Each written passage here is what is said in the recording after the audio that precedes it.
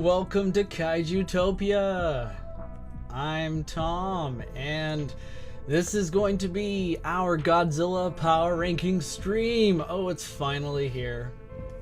So, right off the bat, I'm just gonna say throughout this stream, I don't know how long it's gonna be, but I will be going into my ultra geek form. It's going to be quite the sight, I can tell you. I'm not going to really be getting into the nitty gritty of every minute detail because power scaling can be, a bitch. But perhaps I'll do a series of more extensive videos in the future. I mean, I do want to do a more polished sort of video of the, trying to put all the evidence, everything together and make it look, better. But we'll see. Just let me know what you think about that, guys. So just a heads up, these kinds of discussions are meant to be fun.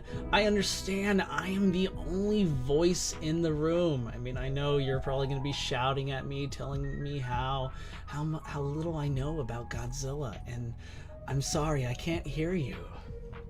So this is a one-sided discussion already, but still, I promise, it's all in good fun. And to avoid confusion, I'm not really trying to convert anyone. I mean, this is just my list, these are my thoughts and such. I mean, hence the video, hence the channel. You guys are more than welcome to make your own. I included a link to the tier maker I made for this. It's in the description box right to your left. So, you know what? Throughout the stream, if you're just like, Tom does not know what he's talking about, I'm going to show him. I'm going to make the best, most definitive Godzilla power ranking list. All the more power to you. If you are not into this stuff, if you're usually here because you're like, Tom, I love your kaiju stop motions, animations, but this is just not for me, totally cool. It's not for everyone, totally fine. Feel free to stop by, say hi and stuff. I totally appreciate you being here. If not, then cool, I'll see you guys another time. We got more VFX streams and videos in the works, so all the more power to you. So kind of going off what I was mentioning earlier, while I do take these topics seriously, and I get it, it's Godzilla, Godzilla can be a very serious character or a very silly, entertaining character. The discussions, the topics abound, there's a diversity there. But you know what? We're also talking about which Godzilla could beat up another Godzilla. None of this makes sense. But I still take these topics seriously anyway because, you know what? I enjoy them. But here's the thing. I do not take them personally. The main reason why we're here is because this is supposed to be fun. But let's not forget these are fictional characters limited to a fictional universe governed by fictional physics. There is no right or wrong answer. However, there are better ways of presenting your argument, and I happen to have the best argument. Boom! Stream over. Mic dropped. Okay. I have some notes and bullet points here, but I'm not going to go over them all. I just have a different tiering system on how I determine, power ranking and such. And all I could just say here is I'm more like empirical driven. I do take empirical feats into consideration and expositional feats as well, but I really strongly lean towards the empirical side. And I'm always looking for consistency. That doesn't mean I discount weak and high-end feats and such, but there are such things as outliers. If you need me to go into detail, guys, just say something. I don't know. Let me know and I'll go into more detail there. But as far as this list goes, I'm only accepting movie, TV, comics, and manga Godzillas. Not every movie, TV, comic, and manga Godzilla has made it onto the list, but that's generally where I'm going with this. I think we have like 37, 38 Godzillas here. You'll see in just a moment. I'm not including any video games. You're not going to see any novel Godzillas from like the Mark Serrazini novels. There's so much. Godzilla is everywhere, guys. It's pretty cool, but we're not going to make this a 24-hour stream. Maybe for charity someday.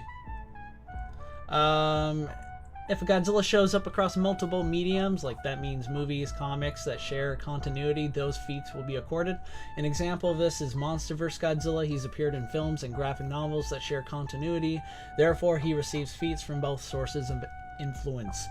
And not every single version of Godzilla made this list, as I mentioned. However, there will be variants that you might flinch at the thought of calling Godzilla. I'm of course referring to Roland Emmerich's Godzilla 1998, the red-headed Godzilla stepchild of the Godzilla fandom. I'm a redhead, I can say it. I lost everyone there. I don't care if Godzilla 98 hurts your sensibilities or not. G98 and his cartoon son and cyborg incarnations are, as far as I'm concerned, legitimate Godzillas. Therefore, they're on this list. However, a case can be made that Final Wars and the IDW comic Zilla are not legitimate Godzillas. I'm willing to hear any arguments for or against their inclusion. As of right now, they're included mostly because they share a striking likeness to G98, and also, as I'll explain more in detail later, I really like their placement here because it kind of adds more diversity to the list, and it also helps illustrate, you know, the margin of power and stuff. I know there are a lot of comments. Please bear with me, guys. I'm almost through this. I'll read you guys. I see you. Don't worry. Also, you'll notice Heisei Godzilla's son is on this list. This too can be argued for or against. However, I'll add Junior ultimately succeeded his father, not only in appearance and power, but lives up to his name, the Godzilla legacy, which is why he's here. That and Godzilla is in his name, so why not? If I did a Mecha Godzilla or King Ghidorah power ranking, what do you guys think about this? If I ever did that, would I include Kiryu in the former, like in the Mecha Godzilla category, and Mecha King Ghidorah in the latter? I mean, the Kiryu, I should, but then again, he's got Godzilla's skeleton. Is he like technically a Godzilla just with robotic armor? What about Mecha King Ghidorah? That's good. Oh, this is very important. We are using official stats. Ladies and gentlemen, official stats. I know they can be like a thorn in our side, but it really does help like separate us from the wild beasts of the internet. Official stats just kind of act kind of like I think kind of like a compass. It's just going to help it's going to help us formulate a better argument. As I mentioned earlier, my power rankings are based on empirical and expositional feats, so think show and tell. Empirical is all about showing, telling is about expositional. I prefer the former, but you know what? I usually try my best to find a sort of balance between that. My whole philosophy at this point is always lowball your feats. It's best to establish a foundation than a ceiling. This logic should not be confused with using only low-end feats. Lowball and low-end are two different things. Alright, you know what? There's a lot here still, but I'm kind of tired of going through all this. You guys are probably bored, so what do you say? Let's get into it. I have a full list of all the tiers. My tier ranking is, again, in the description box. We're going to get to that in just a second. But first, let's go. All right. So, Talisian Tirado, whatever. You're here. I'm happy to see you. Glad you made it. IQ Bug made it back as well. You guys are quickly becoming like really good friends. I'm kind of really touched by just this sort of camaraderie I'm seeing in the chat right now. Everything seems fine now, but we'll probably all hate each other in like 10 minutes, so don't worry about it. Let's see. What, you don't have a mic that can drop, Tom. That's actually true. My mic is kind of, I mean, I guess if I unhooked it from the table right now, it would fall, but you have me there. Yeah, there apparently is you guys have your own anime going. That's pretty awesome. I like this comment from IQ Bug. Showa Godzilla's main ability, defying physics. It seems to be like the superpower every Godzilla has. So let's get to the tiers here. From strongest to weakest, and I'm just gonna make a note here. No matter where they're placed, most Godzillas have feats that surpasses and or falls beneath the standards of their criterion. Some Godzillas, for example, have what I'm going to call Monster Zero. That's the weakest tier. Monster Zero ranked atomic breath, but they might possess Titan ranked physical strength and an even higher ranked level of regeneration. Go figure. Who'd have thought this stuff would be complicated? Please bear with my cough again. Still have a cold. I told you guys that before. But anyway, what do you guys say we start get going? I mean, why not, right? You want me to share my screen? Well, here we go. Look at all these Godzillas lined up. Some of them are the same. They just have a different thumbnail picture, so don't worry about it. Again, the description has a link to this tier list. If you go, well, I'm using the presentation mode, but each number kind of tells you which Godzilla is which, so don't worry about it. Oh yeah, Talicio did mention the kaiju in the 1998 movie and the cartoon and Cyber-Godzilla are Godzilla. Agreed. Rulers of Earth Zilla and 2004 are Zilla. That's technically true. And honestly, if I do make a more, I guess, a bigger video about this in the future, a true most powerful Godzilla power ranking video, yeah, I likely won't include them, but they're here because it's going to be fun. So, we got some live action Godzillas here. We got some cartoon Godzillas, we got some manga, we got some comic book Godzillas. It's gonna be a good time. I have spent a long time just trying to go over, making bullet points of feats, trying to get an idea of where to rank these guys, but guess what? Nothing is conclusive. In fact, it's inconclusive. I am going to be doing a lot of talking and also kind of reminiscing, relying on, granted, my very terrible memory. So this is where you guys come in and can really help me out. So if I get something wrong, please share, and if I don't see it or read it the first time, just at me, just say, hey Tom, Kaijutopia, yo, let's go. So let's go over the first tier, the weakest, Monster Zero. These are most of these Godzillas that kind of tend to lack empirical combat experience against other kaiju. However, most still know how to wreak havoc and such. Their atomic breath power levels vary between destroying a car to blowing up, a few city blocks. They're highly resistant to conventional weapons, with some exceptions, like modern day weapons are of course more powerful than some of the Godzillas we from the earlier years, or at least the weapons those Godzillas encountered, I should specify. High yield bombs, bunker busters, Moahabs, all these weapons pose a serious threat. Monster Zero strength levels around like the 10,000 ton range, so some of these Godzillas can't really bench all that much, is what I'm saying. Their healing factor is unknown or non-existent. Are you guys ready? There's a delay in the chat, so it's okay if you're not ready, guys. But I'm ready. Let's get to it, man. All right, so we're gonna start with the weakest Godzilla on the list, and I'm sure as no surprise to anyone, it is actually Godzilla 1998. It's a shame because in certain respects, I personally feel like Godzilla 98 should be like one of the strongest Godzillas. I mean, just looking at the physicality of it all, this guy can run like 200 miles per hour. He can run faster than Apache helicopters. He can swim fast enough to evade torpedoes. He can burrow through the earth at tremendous speeds.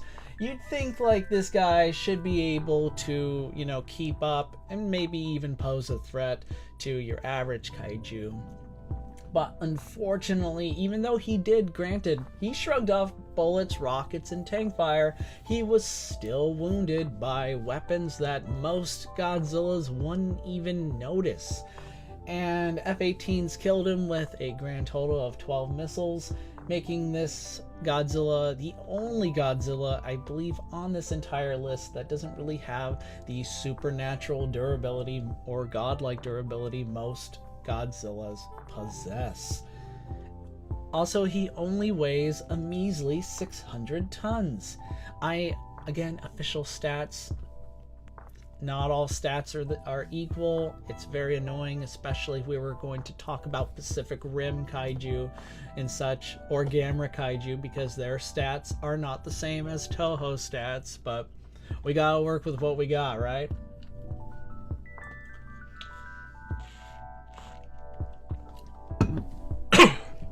Here's something cool about, I'll say about G98 here. He actually, since he reproduces asexually, he could spawn maybe, I think in the movie I mentioned 40,000 offspring within 1 year. So believe it or not, the weakest Godzilla given time could pose the most significant threat. I thought I would just throw that in there. I mean, it's a bummer to be the weakest, but all hope is not lost, right? All right, coming right up next, let's see. I'm gonna go with who I like to lovingly call Grandpa Zilla. And if you notice, any Godzilla that's on the left side of each respective tier will be the strongest in that specific tier bracket. So Gojira, the one that started it all. Where to begin? Well, his atomic breath is highly radioactive. Even while being submerged underwater, Gojira's flames burned ships and set the sea ablaze. Not exactly, that's pretty good. It's all right. This Godzilla also curled a bridge that was calculated to be around 25,000 tons. You could maybe argue he's as strong as his successor, who we will be seeing on this list eventually, but unfortunately there's no evidence that supports that. He waded through conventional weapons just fine. The oxygen destroyer was the only thing that really not only harmed him but ultimately killed him. It liquefied his organs, his atoms, reduced him to a skeleton, and even that, depending on the version, at least in the original, even the skeleton was erased, dissolved.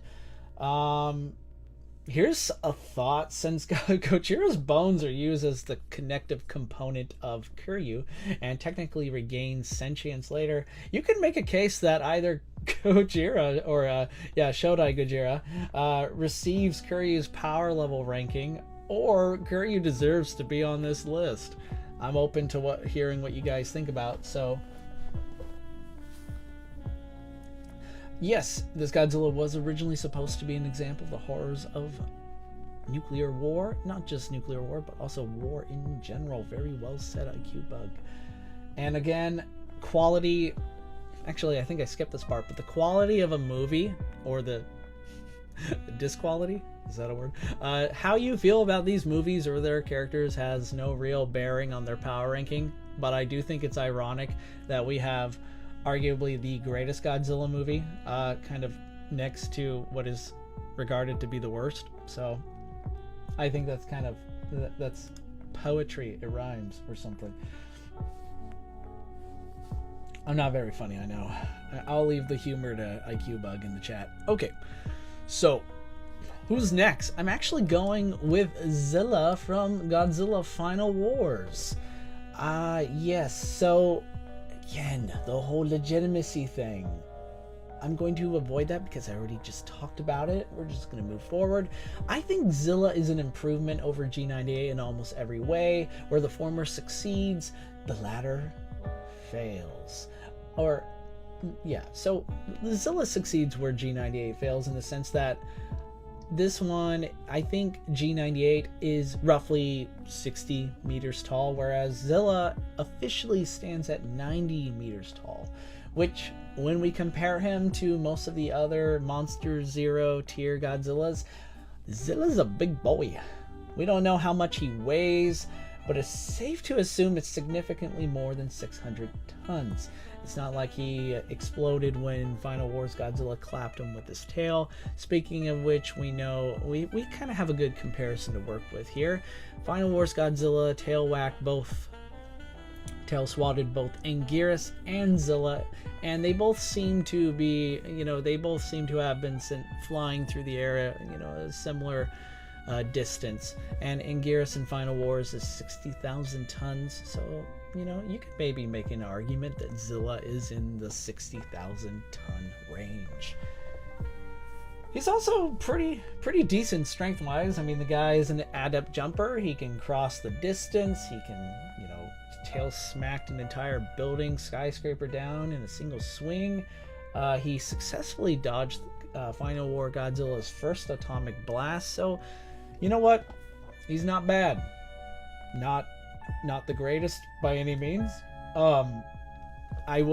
I don't know if this is a good durability feat. I mean, usually when we go, he didn't die right away, is not exactly the most compelling durability feat around, but Final War Godzilla's atomic blast, technically after being knocked into the Sydney Opera House, Final War Goji's atomic breath did not kill Zilla right away. So take that as you will. Who's next? I'm actually gonna go with Godzilla Junior. Now, this is Heisei Junior, and we last saw him in 1995's Godzilla vs. Destroya. You know what? The Prince of Monsters here, I think, is he packs a wall up, as one of the Destroya aggregates discovered. Godzilla Junior withstood several direct hits from Destroya's I said Zilla for a second. From Destroya's oxygen destroyer beam, and even after having his chest totally massacred, just ripped open by the Destroya xenomorph-like mouth, and, you know, infected him with some micro-oxygen. Junior rebounded by blasting the demonic crustacean into a fiery blaze. So, Tom, you've already failed this. I am sad for you. I am happy to hear that. I take that as a high compliment coming from one such as yourself. Ooh, smack, let's go. Anyway, it took the final form Destroyer dropping Junior from the sky and bombarding him repeatedly with energy beams to finish him off. I think one thing to also point out here is that Godzilla Jr. was able to absorb Meltdown Godzilla's radioactive fallout, the very energy that reduced the elder Godzilla to a steaming puddle of radioactive goo. Junior actually was able to absorb that and not only be resurrected, but also grow to his adult size without any Meltdown caveats. So, not bad, not bad. Ooh, got my own atomic breath coming. This next one's gonna break my heart. It really does, because I feel like this Godzilla actually probably deserves to be in the top spot. Here we go. Snow Godzilla. Snow Godzilla is from the Shin the movie.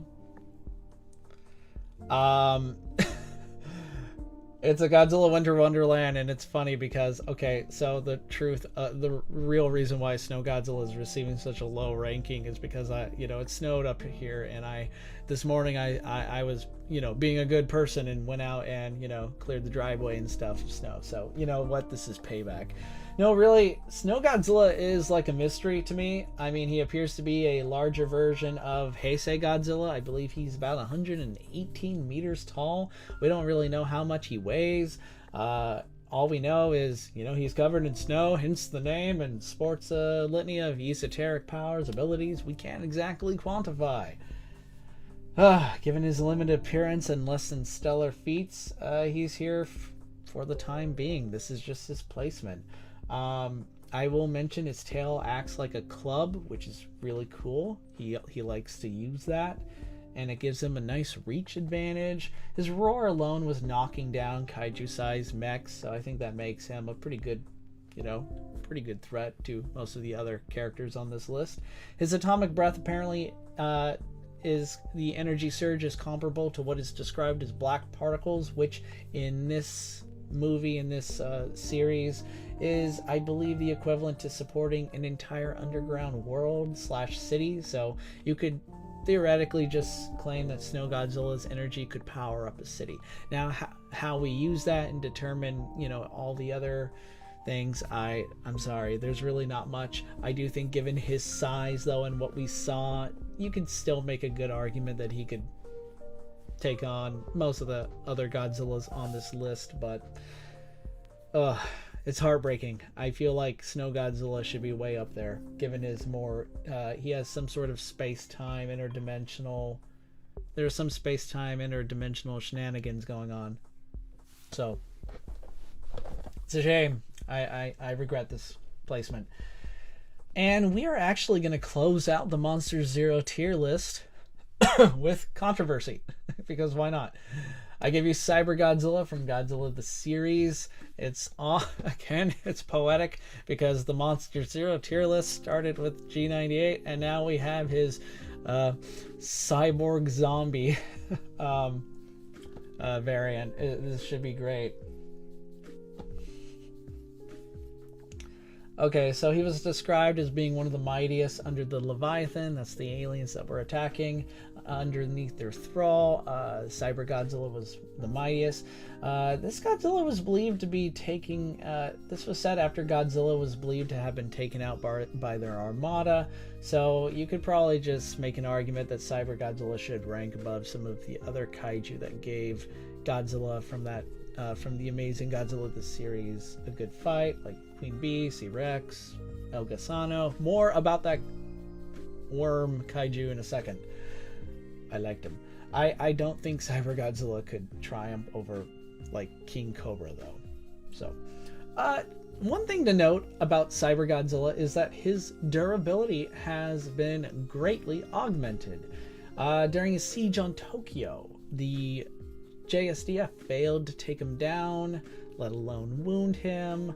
Leviathan energy weapons could hurt him. I mean, they managed to blow off one of his, I think his cybernetic arm, but then again, those things packed a wallop too. Overall, Cyber-Godzilla's best durability feat is actually taking his son's immensely powerful atomic breath to the face, which in the same shot was hot enough to turn sand to glass. You're looking at around 1700 degrees Celsius, and Cyber-Godzilla walked that off.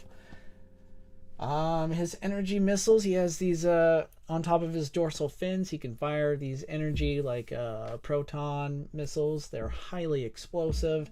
In the final battle, they made impact craters deeper than kaiju footprints, so they pack pretty good explosive force, and he can spam these like crazy. He does have an atomic breath. It's a nice homage to the original Godzilla, or the true Godzilla, but unfortunately we don't really know how powerful it is. It doesn't really do anything noteworthy. And that's Monster Zero tier. These are the weakest Godzillas so far, subject to change as always, depending on how the next, I don't know, hour or two goes. You know, these aren't set in stone, so I understand some of these might be your favorite. Or not, or least favorite.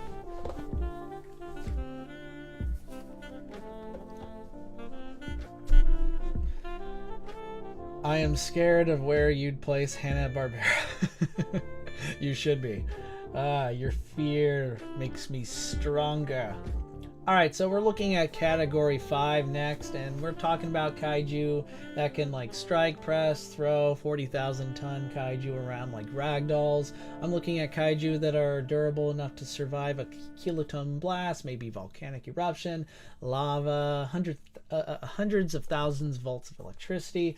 Regeneration level is healing superficial wounds within seconds. Impressive fighting skills. These Godzillas pretty much know how to fight other monsters. They're well experienced. And finally, the atomic breath. We're looking at atomic breath that's hot or as hot as lava, so around 2000 degrees Celsius. They can annihilate skyscrapers, no problem, disintegrate average ranked kaiju, blast 20,000 ton kaiju a respectable distance, or all of the above. Tom, I'm going to throw my IQ in the trash. IQ bug, did it ever occur to you that that's where your IQ belongs? I'm so mean. I'm sorry. Not really. Glad you're here, bud. All right. We're going to start with...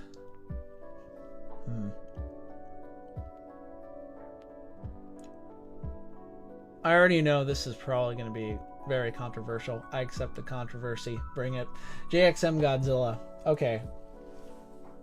JXM Godzilla, or Gira Goji, as he's also known. He's unique because he actually shares direct continuity to the original 1954 classic, just kind of rebooted in a way.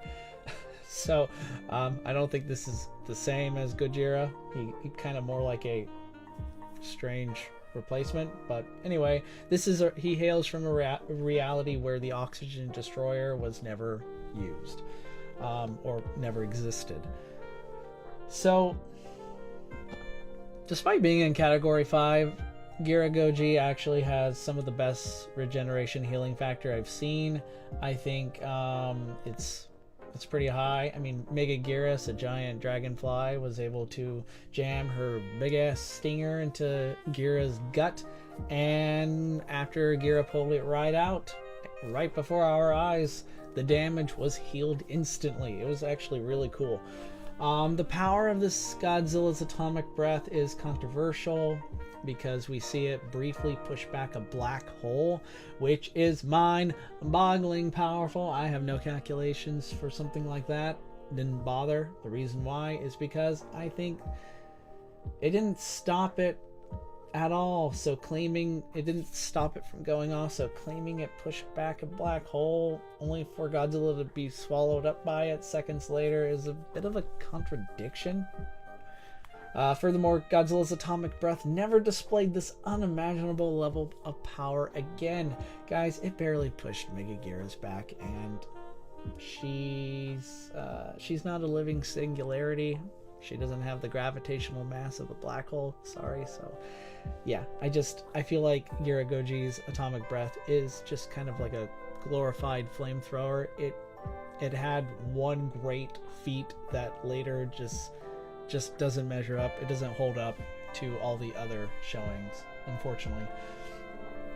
However, even though you could make the case that the whole pushing back a black hole is an outlier, I think Gira surviving the dimension tide is impressive. Whether or not we agree it's like an actual black hole or should treat it like one is another story, but the fact is it still shredded downtown Tokyo, and Godzilla was at ground zero, and later we found out he survived and seemed to be doing okay. Given his regeneration, I'm sure he made a full recovery. He's a fast, nimble fighter. He's got a pretty cool prehensile tail that can wrap around enemies and drag them down into the dirt.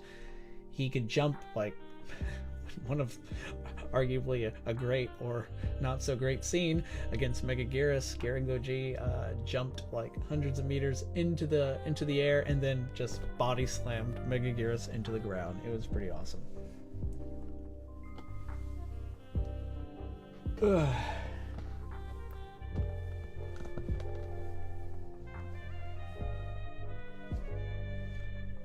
Yes, so I would like to object to this placement because a black hole is star level. Regarding the star levels and other things, we'll get into that in a second, but again, my tiering system is different. I assume you're familiar with Versus Battle Wiki's tiering system. I don't use theirs, so already we're probably off to a lovely disagreement, which is epic. He was never swallowed. You know what? That's debatable, I admit. Watching the after credits, we do apparently hear him emerging from under the ground, so an argument can be made that he was not swallowed by a black hole. Totally open to that part. It's a good thing that his placement still doesn't change either way. But that is a great I do agree though that he probably was not swallowed by it, but I do think there is an argument for and against. But still, good point. I love it. Oh, I don't use Versus Battle Wiki. We just became best friends.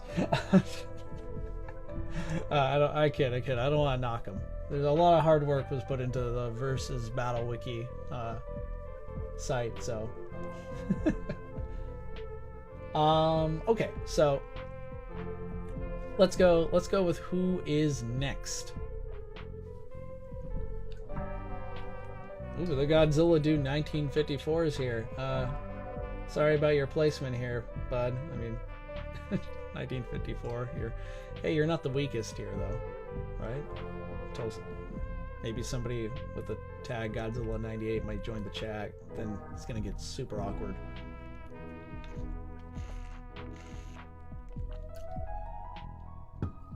Ah, yes. As I was saying, who's the next one? I'm actually going with Dark Horse Godzilla. This sucks. I really like the Dark Horse comics, and again, the Godzilla Color Special is one of my all-time favorite comics. But again, personal opinions aside on the quality of the comics, we gotta stick to power levels. Okay. In terms of physical strength, I mean, this Godzilla is pretty decent. I mean, he was able to lift the Titanic, which I believe was like 55,000 tons out of the water, and I guess he triggered the 1906 San Francisco earthquake, which would mean he would have to somehow affect or upset the San Andreas Fault. Now, of course, a lot of things can do something like that, so I can't really say this Godzilla is strong enough to move a tectonic plate or so, but causing it is still a clear sign that, hey, he's decently strong. I mean, he was also, I believe he also like just ripped the Lord Howl monster, this giant like anthropogenic crab monster, just ripped his arm off, so it's pretty brutal. And of course, this Godzilla's fight with the alien, the Stranger, was a pretty good tussle too. Despite sharing many looks and similarities to his Heisei counterpart, he's not as durable. After all, lava actually seared his skin. He does seem to have some regeneration, though. He can heal superficial injuries pretty quickly, so good on him. His atomic breath, I actually think, is decent. It actually, unlike Heisei Godzilla, this Godzilla's atomic breath can actually expand to the point where it can envelop an entire kaiju, like Gekirojin, for example. So it's decently strong. We know this Godzilla its durability is impressive. I mean, he was able to take the Tarantula's energy blast, which sent this Godzilla like flying like hundreds of meters back. Kind of reminded me of the Heisei Mecha Godzilla plasma grenade in a way. He shrugged off Bagora's skyscraper shattering sonic screams. Gekirojin tried battering him with his sledgehammer to no success.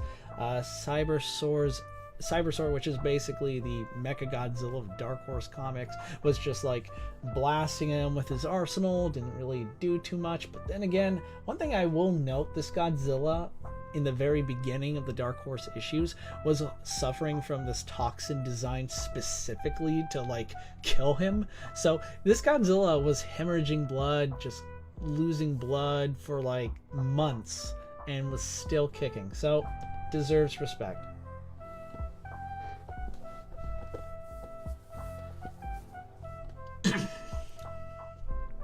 I really don't have much more to add. I'm definitely open to anything. If this Godzilla did anything really awesome, please let me know, because it feels wrong having him here. Alright. You guys are gonna hate the next one.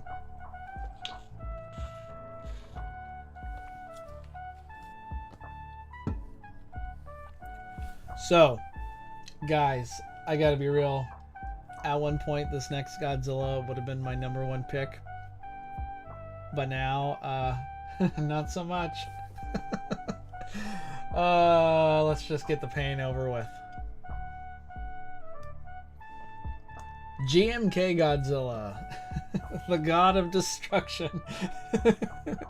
Fueled by the ghosts of the Pacific War, more supernatural than beast, and probably now this will trigger an onslaught of just, you know what? Bring it. I have my case. So here's the good. GMK Godzilla can pretty much throw around Ghidorah and Baragon like ragdolls. They're like around the 30,000 ton range. Not bad. He can bulldoze through mountains. Pretty good. But here's the thing about this Godzilla that I see happen that I just kind of rubs me the wrong way. Listen, I understand his atomic breath is pretty powerful. Right? I mean, the first time he uses it, it causes a massive, like, Hiroshima level blast, right? I mean, there's a mushroom cloud. It must be powerful. And I do think that atomic breath was strong. It's also not his default state. He had earlier consumed a nuclear submarine, which made him more powerful. Throughout the rest of the movie, he wasn't exactly causing like massive nuclear explosions, was he? Those explosions were still massive. And, you know, his atomic breath is still pretty powerful. I mean, he can disintegrate kaiju. That's not bad. That's actually, you know, formidable. But at the same time, I will grant that his durability is impressive. This Godzilla was at ground zero of that mushroom cloud atomic blast, seemed to be just fine. He survived King Ghidorah's like mystical holy fireball at the end that did wound him, and ultimately that would lead to his destruction. But you know what? He still was able to tank like a barrage of D03, I think D03 missiles that could, you know, drill through solid granite just fine. Yet a couple seconds trying to dig into this Godzilla's hide, they just, you know, blew up. Mothra stingers didn't really do too much besides temporarily like disorient him. Baragon's jaws or Ghidorah's electric bites seemed to bother him just fine, but they didn't really leave any wounds. Here's what I think makes this Godzilla have the potential to go higher. This Godzilla can absorb energy. Like, he was able to absorb Ghidorah's lightning bolts or the nuclear energy from the nuclear submarine, and by doing so, he can augment his pretty decently strong atomic breath into like just new heights, as demonstrated when he disintegrated King Ghidorah in the end. Spoiler alert, by the way, if you haven't seen GMK. It only came out in 2001. I also want to mention this Godzilla is very hard to kill. Even though he can't really regenerate quickly like most of the other Godzillas, this guy, first it's pretty much said this is the same Godzilla from 1954. Oh my god, am I going to push Shodai Gojira here? I don't know. Which means he came back from practically being atomized by the oxygen destroyer. It just took him decades to return.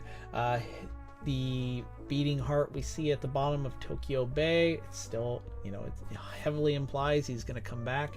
So you could maybe argue that this Godzilla will one day come back. So the question is, would we factor that in? Maybe in a long-term battle, sure, but as of right now, I don't really see that as, yeah, well, if you blow me to smithereens, I'll come back in like 80 years and stomp on your kids. I mean, it doesn't really sound threatening. I love this comment. You can't absorb energy when you're reduced to nothing, Tom. True. That's well said.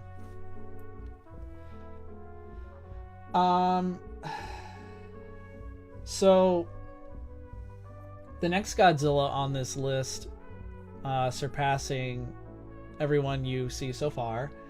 Let's see, I gotta check my screen to make sure y'all can see these guys okay. Cool. Sorry for the coughs again. I want to get better so bad. The next Godzilla on the list, I feel like deserves to be even higher, and he probably will advance further. I will defend this Godzilla because I see him being like totally underestimated almost all the time. Every time some sort of Godzilla versus thread pops up and this Godzilla is here, he's usually just considered to be weak. It's not true. and I'm going to prove it. I'm going to prove it here and now. Okay. Kiryu Goji. My mouse died there for a second. Kiryu Goji is next, and he comes from a universe that's very interesting. The original Gojira film plays out, but it seems to actually, it's officially connected to other non-Godzilla Showa films like Mothra, War of the Gargantuas. It's actually really interesting. This Godzilla poses an existential threat to Japan, compelling its government to take drastic Mechagodzilla actions.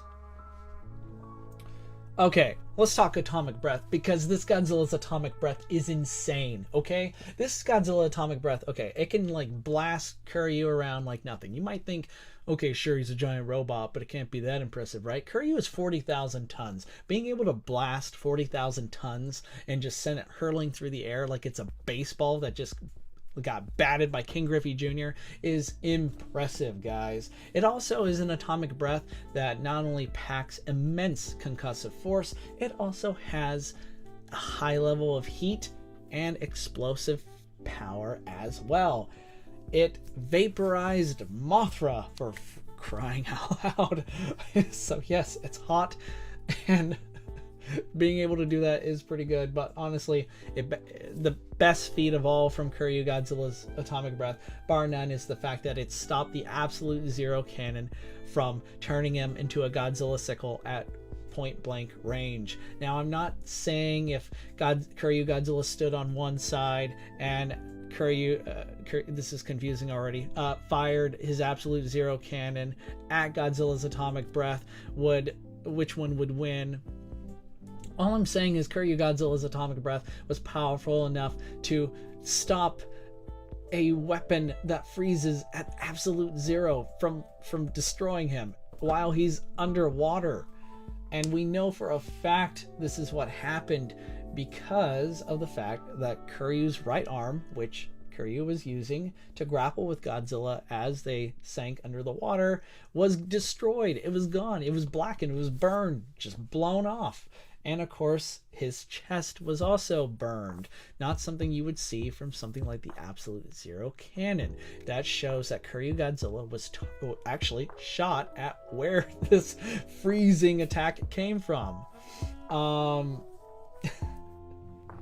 Yeah, so I think this Godzilla has a very powerful atomic breath. Another cool thing to point out, though, is right after the Absolute Zero Cannon fired underwater, it created this giant like glacier.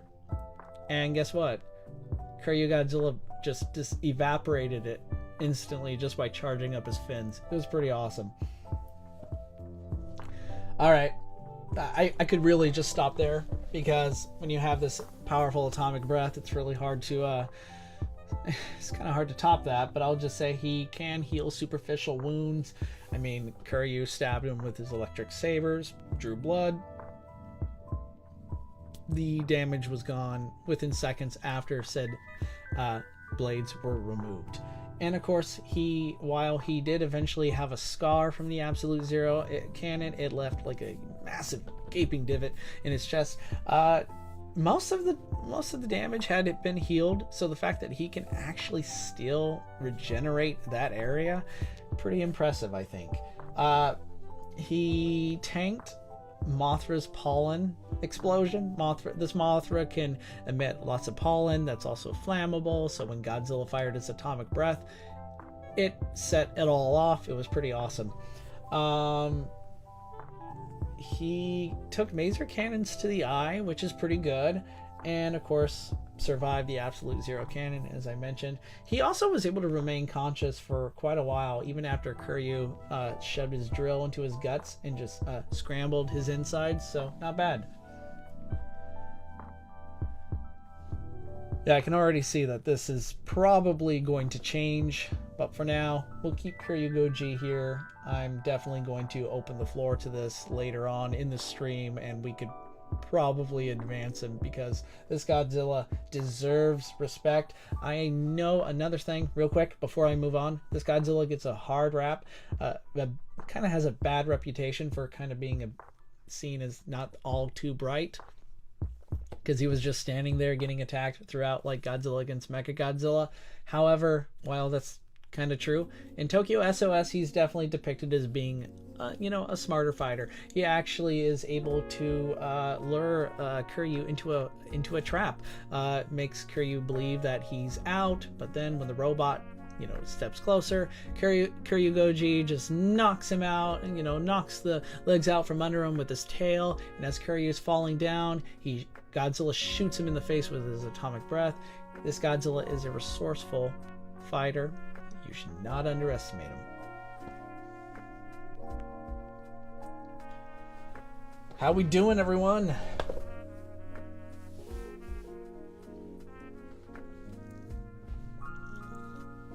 Doing okay? Looks like we're getting some good discussions going. You can already tell just by listening to me that I'm almost in real time going to like just change so many placements later on. Okay, we're almost done with this tier, but the next one is still probably going to make things a little rough, but here we go. Here we go, guys. Showa Godzilla, I think, will be my next one. He's a menace, a villain, a leader, a hero, a father. Showa Godzilla, one of my favorites. He's also, pound for pound, one of the strongest Godzillas around. We could go over his feats from the movies, but I'm also including his live action feats from the Zone Fighter show. So, let's talk about this. He is strong enough to grip some monsters, just manhandle them with impunity. We're talking repeatedly slamming the 48,000 ton Hedorah like nothing. Or he could do something similar. He could throw Megalon and Mechagodzilla's 40,000 ton bodies around through the air. He can even knock the 91,000 ton Zandora off his feet and physically overpower him. This Godzilla is a powerhouse in the strength department, to be sure. But with great power comes prestigious fighting skills. He is highly intelligent, he's a well-disciplined fighter, he has years of combat experience. Moreover, he's a proven leader in battle, having successfully marshaled Earth's monsters against alien threats like the Keloks. And as far as durability goes, it's pretty good. I mean, he was frozen in ice for 7 years, emerged just fine, didn't seem to suffer any negative effects. He's waded through all manner of conventional weapons just fine. In terms of resistance to blunt force trauma, Godzilla has traded blows with King Kong and King Ghidorah, two very strong kaiju. He kind of fared pretty well, but here's something that I thought you guys would be interested in knowing. Ebirah, horror of the deep, pinched him with his claws and drew no blood. Understand that crab pincers can generate around 90 times of force of their own body weight. So are we saying Ebirah's pincers could exert 2 million tons of force? If so, dang, I should probably reconsider Showa Godzilla's placement already. Titanosaurus, one of the strongest kaiju from the Showa era, easily a physical peer of Showa Godzilla, swung Godzilla around with his jaws, failing to draw any blood. He didn't make any bruising. This Godzilla just got right back up. He was originally susceptible to electricity, but he later adapted it and actually turned it into a strength, eventually becoming a living magnet. Of course, this power was temporary. Seems to only be triggered by lightning storms, because we never saw it happen again in Terror of Mechagodzilla.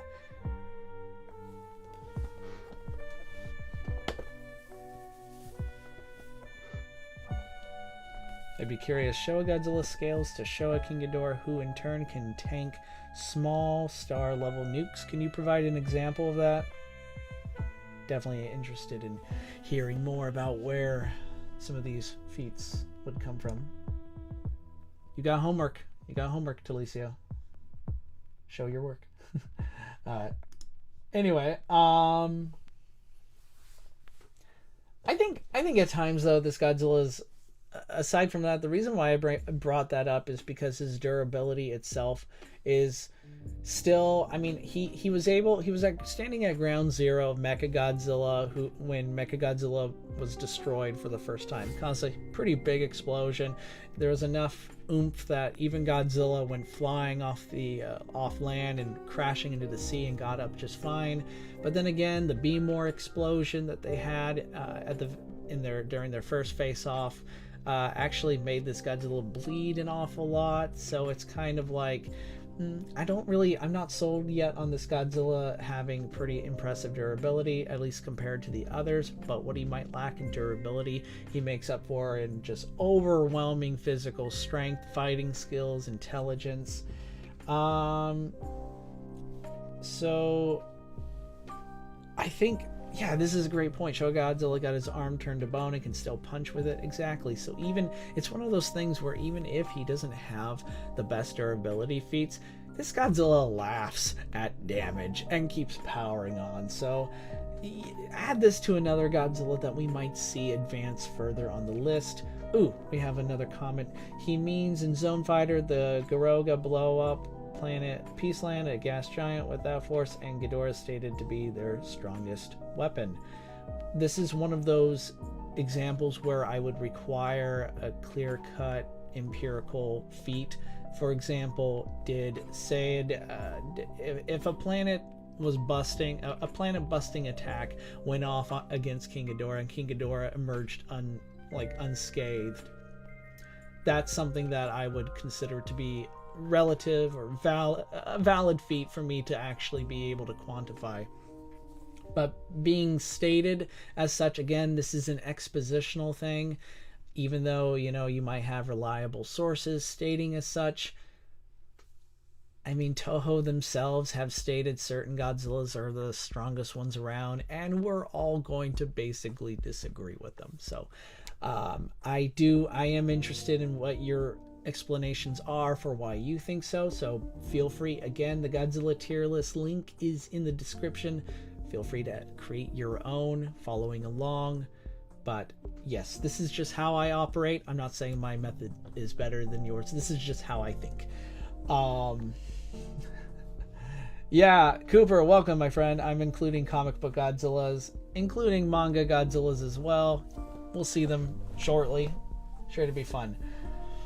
But we're now about to close off Category 5. And it's going to piss everyone off again. I love it. I'm going to take a water break real quick.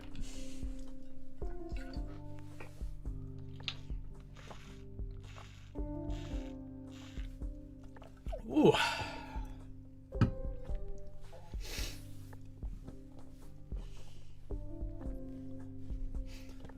Are we good? Are we ready for the next part where everyone, once again, I'm going to lose everyone's respect and I accept it. It's the greatest news I could possibly receive because I know I'm right, you're wrong. I'm the best Godzilla power analysis out there. That's what I'm doing. Okay. That was embarrassing. Forgive me. Anyway, Toon Godzilla from Godzilla the series takes the top spot in the Category 5 lineup. And this is, of course, I will probably later on go, when this whole list is done, I'm going to come back to explaining why I think certain Godzillas are ranked higher than others. Toon Godzilla versus Showa Godzilla is a match that I have been very fond of for years. I've gone back and forth on it. You're probably going to see me go back and forth on it in real time in the next hour or two, depending on how long this stream lasts. Godzilla willing, it doesn't last long. I know, too much high IQ, too much Tom particles are just it's overwhelming to my viewers. But I have nothing but respect for this Godzilla, even though he's 55 meters tall, making him about the size of like Gira or Kiryu Godzilla. He's actually 60,000 metric tons. So imagine Heisei Godzilla with Showa Goji intelligence and fighting experience mixed with Godzilla 98's agility and speed. This is one big reason why this Godzilla is ranked so high. He's actually one of the strongest Godzillas around. He can leap several hundred meters in a single bound, catch Elgasano with his jaws.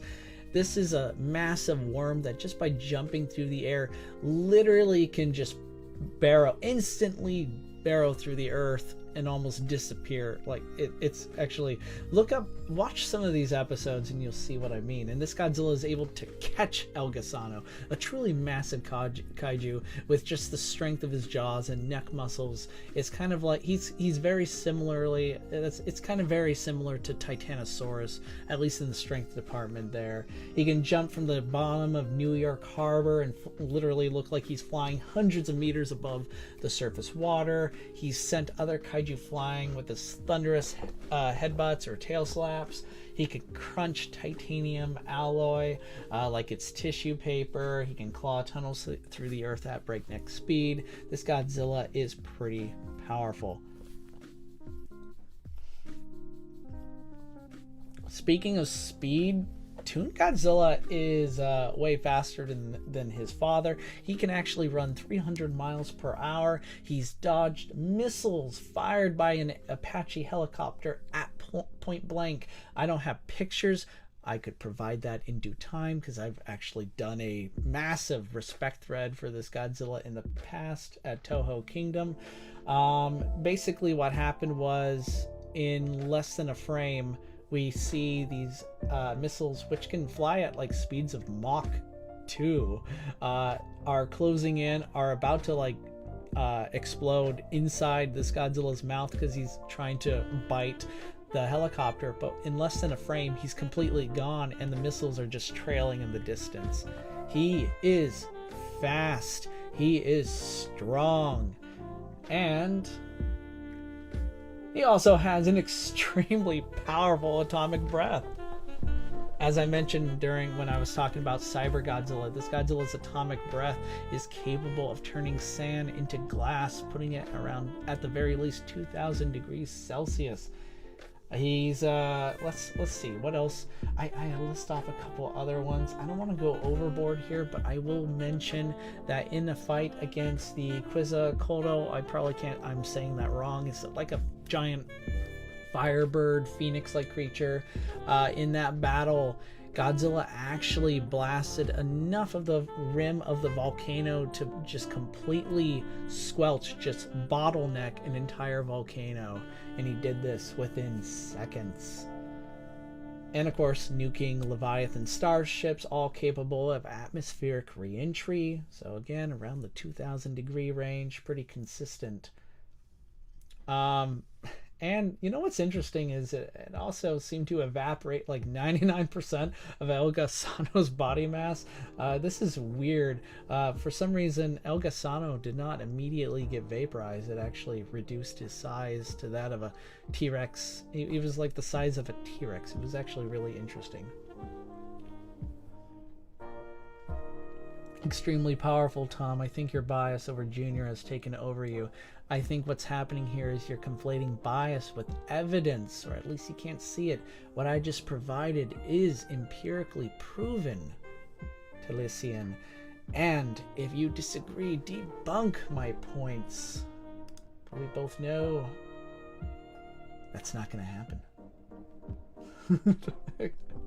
Oh man, it's all in good fun, right?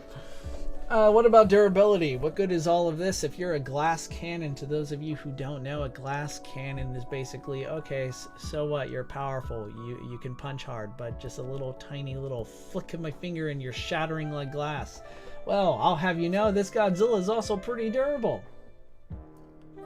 He was at ground zero, literally fighting the Queen Bee within an erupting active volcano, which then of course went off and melted an entire island. This Godzilla emerged unscathed. He's fought against the fire monster, this creature that could actually emit flames that, according to heat instruments, were calculated to be hotter than lava, and this Godzilla received no burns.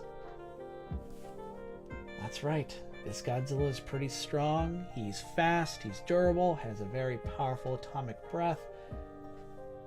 But I will admit, he does have some embarrassing low showings, because there are times where, despite all his strength, he gets trapped in a bridge.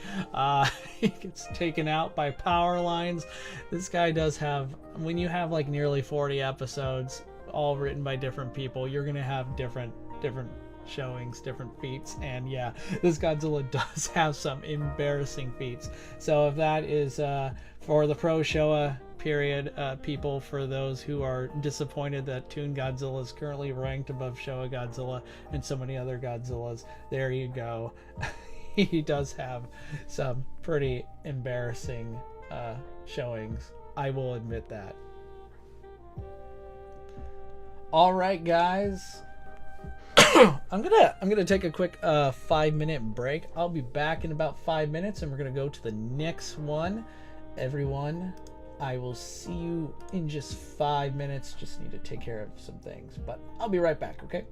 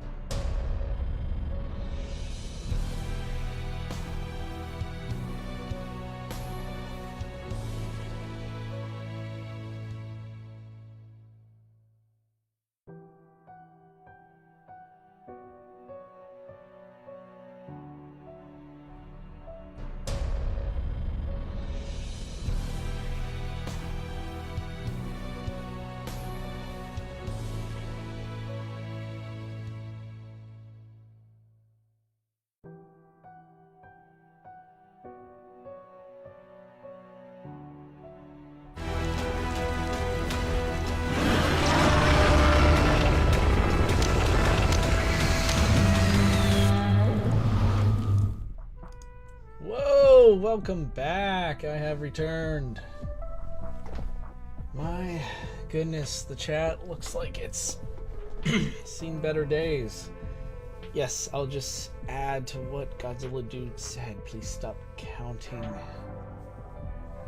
My goodness. You guys are lost without me. But that's okay. We're back. Let's get to it. Alright, so we are now going to go to the Titan tier.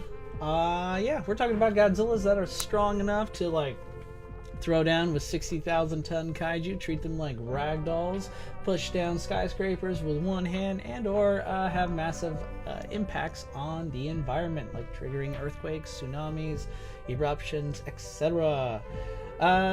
Let's see what else. Durable to survive a multi-kiloton blast, cellular destruction and or decomposition. These Godzillas, Titan class Godzillas, usually have a super healing factor, like being able to heal superficial wounds instantly, regenerate fatal injuries within moments, etc., etc. Routinely, these Godzillas also have the upper hand in most of their battles. And of course, their atomic breaths can be anywhere from like 50,000 degrees Celsius, annihilating or destroying several skyscrapers at the same time, destroying or hurting very powerful monsters. You get the gist. It's all right there in the description where I share my, my tiers, my rank, my criterion. Anyway. Without further ado, let's get to. Considering just how butthurt some fans were about my placement of Toon Godzilla and Godzilla, Cyber-Godzilla and Zilla, I am pleased to report that the whining will continue. Because leading, or the weakest Titan ranked monster here, or Goji, even though he's not technically a Godzilla, alright, is Zilla from the IDW Godzilla comics. So, I'm going to keep this short, because I'm just going to go over the amount of, like, amazing, like, just the punishment alone that this monster was able to withstand. So, Zilla was able to withstand one of the strongest, most powerful Godzillas on this list, the IDW main storyline Godzilla, who we will see later. Zilla was able to take this guy, two fists smashing into his skull, biting down on his neck, which then Godzilla was able to have the neck and jaw strength to toss this Godzilla around like nothing. But somehow it didn't lose his tail, which is pretty cool. This Zilla took the Godzilla biting down on his neck, and I do think this would have proven fatal, however, if the humans did not intervene. And of course, this Zilla somehow managed to... This is really interesting. So in the final battle, there's this giant monster called Megiddo, I think is what it's called. It's just a super kaiju size, like almost 400 meter tall beast, right? And this Godzilla, Megiddo kicked Zilla, with her Godzilla-sized foot, and eventually recovered a few panels later. He was also around Ground Zero when the main Godzilla went supernova, right, and unleashed a huge, massive nuclear pulse that destroyed Megiddo, but the Zilla seemed to be just fine later. You could even see the smoke, rising off his skin. It's amazing what sort of what you can get away with in a comic or even an animated show versus live action, but definitely in the comic we're starting to see some huge power-ups, pretty impressive feats, but that doesn't necessarily mean comics are more powerful, of course. So what else did this guy do? Yeah, I think another thing that makes Zilla pretty impressive is that he is fast. This guy was able to blitz, I believe it was a actually he blitzed a couple. He blitzed a Godzilla trilopod hybrid monster and a Titanosaurus trilopod, who he actually ripped to shreds, which was really impressive. He was able to also resist the Titanosaurus trilopod's hurricane winds, something that was giving Godzilla and Gojira trouble, and of course went straight for the jugular. I think this Zilla is pretty dang impressive. He's powerful. I think even though he doesn't have a projectile, he doesn't have an atomic breath.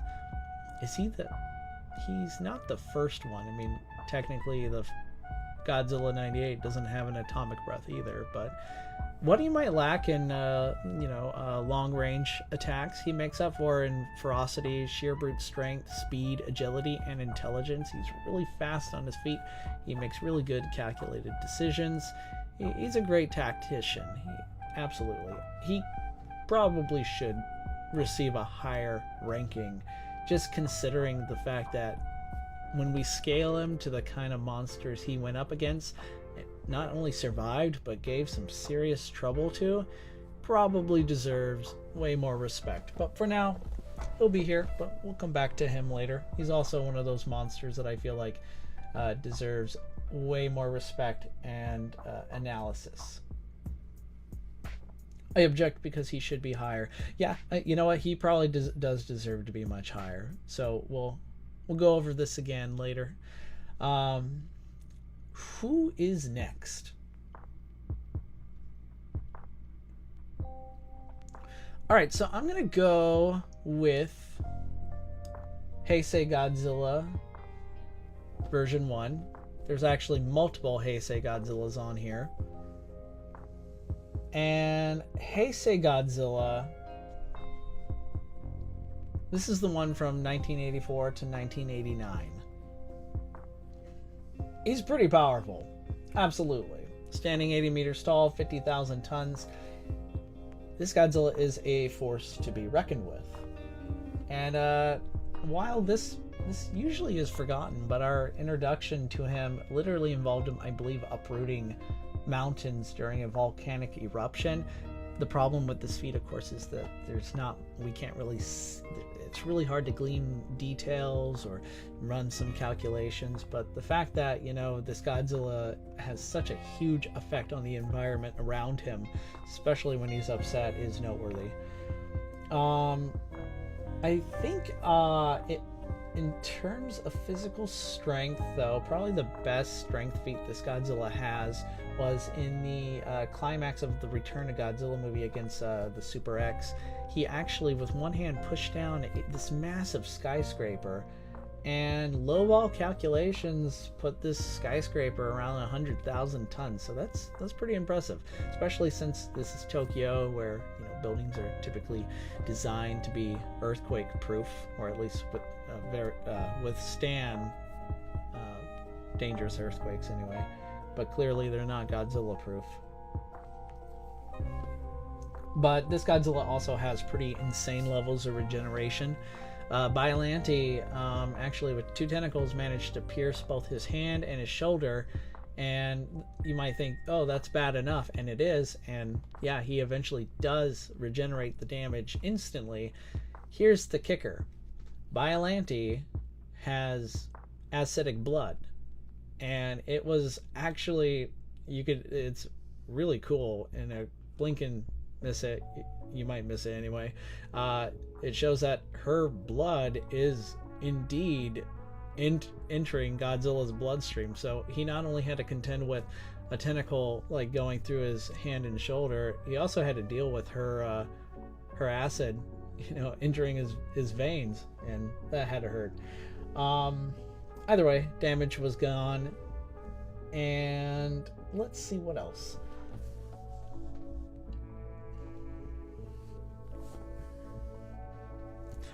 Well, no, his better strength feat is withstanding Biollante's charge. He didn't move when she rushed him, but the question is, did she actually slam into him?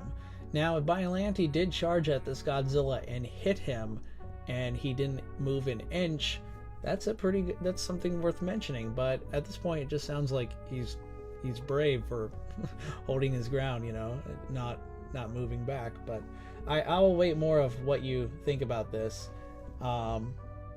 Because that is something, if that did happen, I would definitely consider giving this Godzilla way more. I absolutely love this Godzilla and rooting for him. As far as durability, hey, guess what? I'm coughing still. I'm dying. This Godzilla was plunged into an active volcano where he lived for 5 years, and he emerged unscathed. This Godzilla was also able to withstand the Super X2's fire mirror, which absorbed Godzilla's heat ray and reflected an augmented beam right back at him. This only infuriated Godzilla. It didn't actually inflict any noticeable injuries. His atomic breath is impressive. It was able to, I guess official sources peg this beam at being around 500,000 degrees Celsius, making this one of, if not the hottest Godzilla atomic breath, although technically it does get hotter when we get to the more powerful later versions of Heisei Godzilla. Spoiler alert. There are kind of many instances, however, of this atomic breath clearly not being 500,000 degrees. So if you're kind of reluctant like me sometimes to accept official sources that may or may not have been written by an intern that has never watched a Godzilla movie, shots fired, then consider the fact that it managed to scorch the Super X titanium alloy armor. So, titanium typically has a melting point around 1600 degrees Celsius, so pretty hot. It melted the fire mirror synthetic diamond, so about 1400 degrees Celsius. That's pretty hot as well. It obliterated naval battleships and punched cleanly through large skyscrapers. Finally, this Godzilla was the first, I believe, to introduce the iconic nuclear pulse. It's where Godzilla is kind of pushed into a corner, can't seem to physically, which is funny because, I'm sure Godzilla in his entire life never really had a trouble to do much of anything, but Biollante had him entangled up with her tentacles, and this Godzilla unleashed a nuclear pulse which shredded Biollante's tentacles. So pretty strong. It does get a lot stronger though.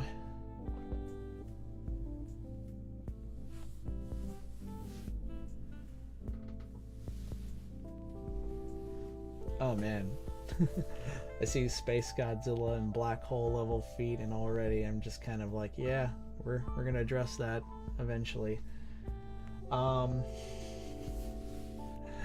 So the time has come for me to bring the Hanna-Barbera Godzilla into this, and I'll probably, truth be told, I've gone back and forth on this guy for so long, because the Hanna-Barbera Godzilla, or the Godzilla Power Hour cartoon, has anywhere from that's actually highly impressive, oh my god, most powerful Godzilla ever, to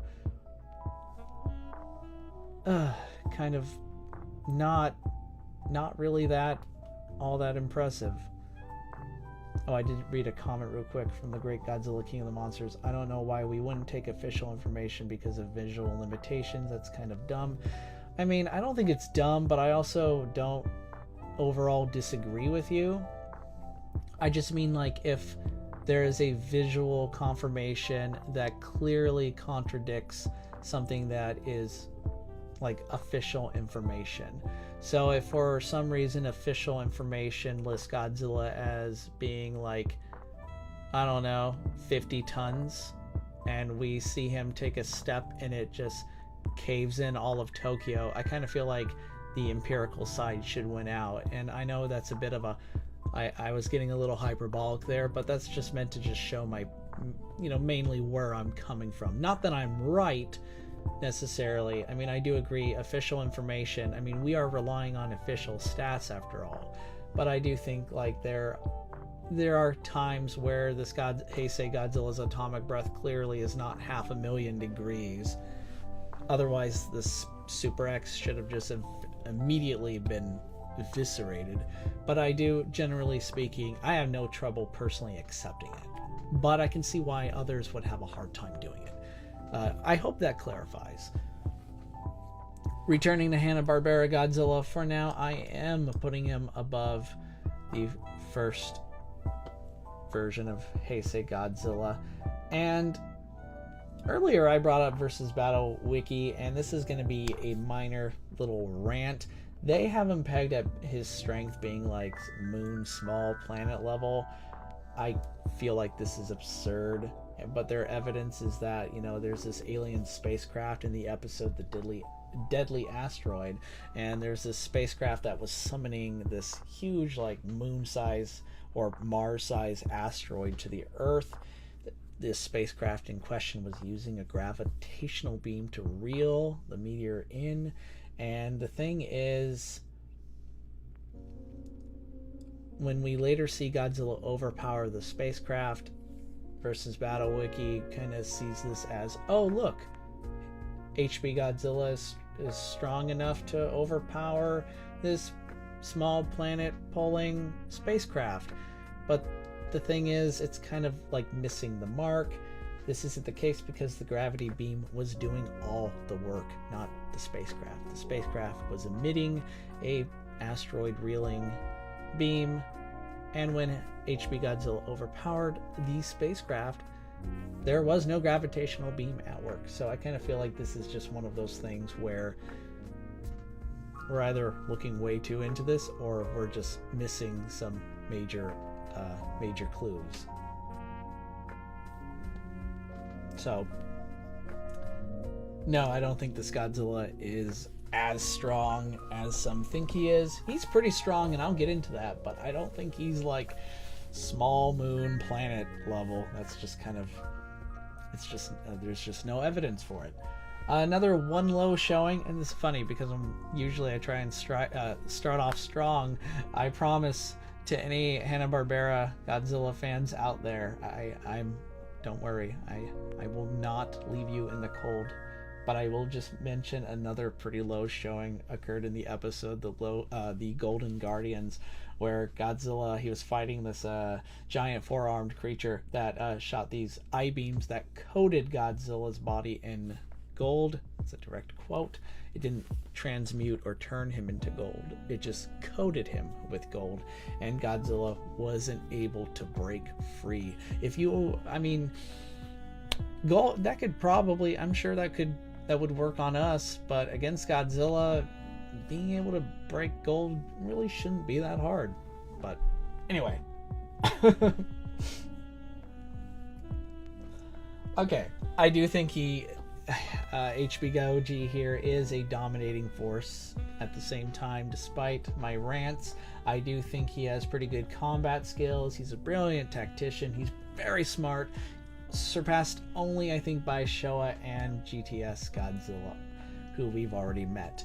Throughout his many battles, this Godzilla used his brain and brawn to win the day. Speaking of brawn, because I've been spending so much time impugning his strength, I will just say this Godzilla is one of the strongest monsters around, and this is great right here. He was once fighting at the bottom of the ocean against this creature called the Gravity Goliath, which is an immensely powerful being. I mean, he's easily super tiered if you ask me, if he's being directly empowered by the moon. This dude was launched from the moon and landed on the Earth without suffering any damage, so he's pretty durable. HB Godzilla grabbed him and threw him up to the surface. Again, from the bottom of the ocean, you're able to grab someone and just throw them up to not just the surface, but beyond the surface. I mean, I feel like this is the equivalent to an Olympic athlete tossing up a tennis ball in an environment where the gravity is more intense. Godzilla King of the Monsters says, to be fair, that's more of a transmutation ability. It very well could be. Perhaps I am mistaken. I'm just using an actual quote from the episode, which described it as coating him. If he was transmutated, then of course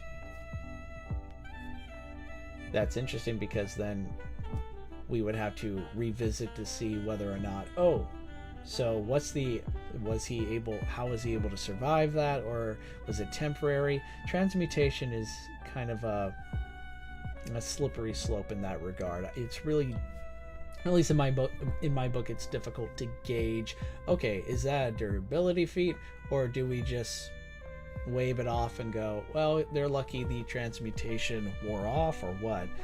Definitely working on hearing more of what you guys think on that one.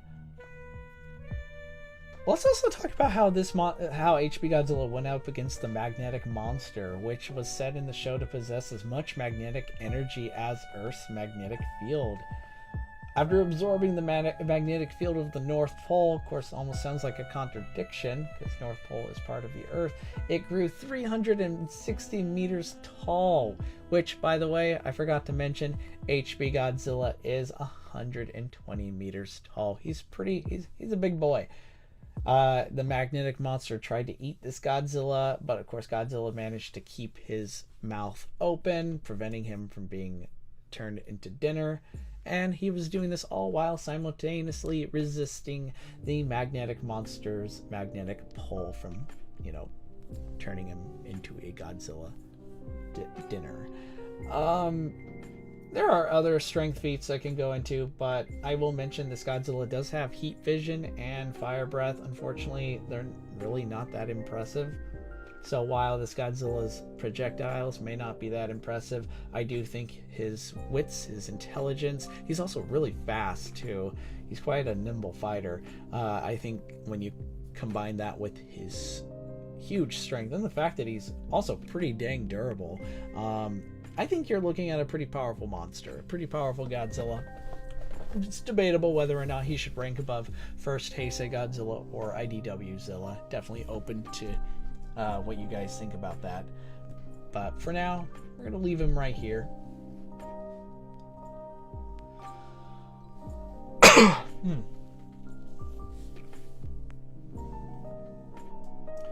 Alright, so let's go with the Godzilla that kick-started the Millennium Era. We're going to go with G2K, or Meyer Goji.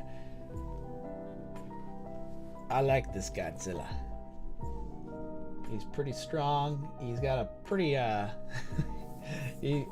man, where to begin with this guy? So, one of my favorite things about Godzilla 2000 are the Millennium aliens, mainly the UFO. I actually think the UFO turned out to be a more formidable fighter than Orga. You kind of, I don't know, I think you kind of devolved there, guys, in the end. But I do think the one thing to note about this Godzilla's durability is just by looking at how powerful the UFO's energy blast is, as when it has a pretty intense amount of concussive force. It kind of reminds me of Kiryu Godzilla's atomic breath, as it actually sent this Godzilla hurtling through water before crashing into a building on dry land.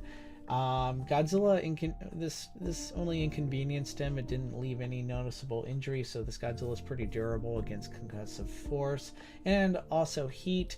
The UFO was able to create microwave-like energy pulses that were frying nearby buildings, and this Godzilla was pretty fine. Emerged fine. You could maybe say it's due to his super regeneration, so it's kind of hard to tell if he ever actually really received any injuries. But again, given how he responded to the full metal missiles, which did injure him, blew off scales, damage that he healed in a relatively short amount of time. This Godzilla is pretty potent as far as defenses go. Also, there's that point where the part where the UFO casually tipped over a skyscraper like a big Jenga piece, and if you measure it, it's about 130 meters worth of skyscraper crashing into Godzilla's head or falling on top of him. So this Godzilla, it did knock him out, however, but he did regain consciousness like several minutes later. Okay, also this Godzilla has a massively powerful atomic breath. I mean, within seconds, it vaporized the UFO's many layers of rock because the UFO had been hibernating at the bottom of the sea. It's solar powered, but it was covered in rocks, which is why it looked like a flying rock in the beginning. Yeah, all that rock was instantly vaporized. And of course, speaking of the UFO, and this is the better feat here, the UFO is capable of withstanding atmospheric re-entry, and Godzilla's atomic breath just completely obliterated it. Pretty hot atomic breath, if you ask me. Also, just ask Orga. Orga, being a Millennium Godzilla hybrid, inherited some of Godzilla's traits. None of that stopped Godzilla from carving Orga open, and direct hits created kaiju-sized explosions as well. I really think the UFO is probably... The Orga and the UFO make a really great team as well, with the UFO being this sort of kind of like a techno-organic sort of being. The Millennials are very interesting. They're probably the most interesting alien race from the Godzilla mythos. I would love to see them expanded upon further, or to be brought back in some way, because they're really cool. But I will just close on this Godzilla's ultimate trump card, which is Organizer G1, or Regenerator G1 in the English dub. G2K's healing factor is off the charts, and I think Orga is a great example of this. Remember, he's an imperfect Godzilla clone, and guess what happened when Godzilla's atomic breath blew apart his shoulder? Orga regenerated the damage within seconds, albeit because he's an incomplete Godzilla clone, he wasn't able to, say, fully regenerate his shoulder cannon, but he was still able to heal, I'd say, like, most of the damage just fine. He even suffered, there was this point where Godzilla just hit him for several seconds with his atomic breath, and Orga suffered clear, like, 3rd degree burns. It was nasty to look at, but he still regenerated within mere moments. Alright, we're gonna have our first manga Godzilla on here. And we just saw live action G2K Godzilla. Well, guess what, guys? G2K Godzilla from the manga is basically a lot like his live action counterpart, but because it's, in the manga comic-like format, that means you can get away with, certain feats of strength that unfortunately, a rubber suit is not capable of doing. So G2K manga is basically a lot like, he's kind of more of a souped up version of his live action counterpart, but I thought this would be really interesting. So I mentioned earlier the Full Metal Rockets. Well, in the manga, according to the manga, the translation, the Full Metal Rockets are said to be made of the strongest metals on Earth, and the strongest metal is tungsten, which has a melting point of 3,400 degrees Celsius, making Manga G2K's atomic breath even hotter. It's possible it might not be tungsten, given that tungsten has poor impact strength, so I kind of think it's possible that it could be made up of multiple metals like tungsten and titanium. But anyway, the Full Metal Rockets not only penetrated Godzilla's flesh, by the way, they 3 struck with enough force to send him hurling back. 1 even sliced through his neck with a mere graze, and of course he regenerated the damage instantly.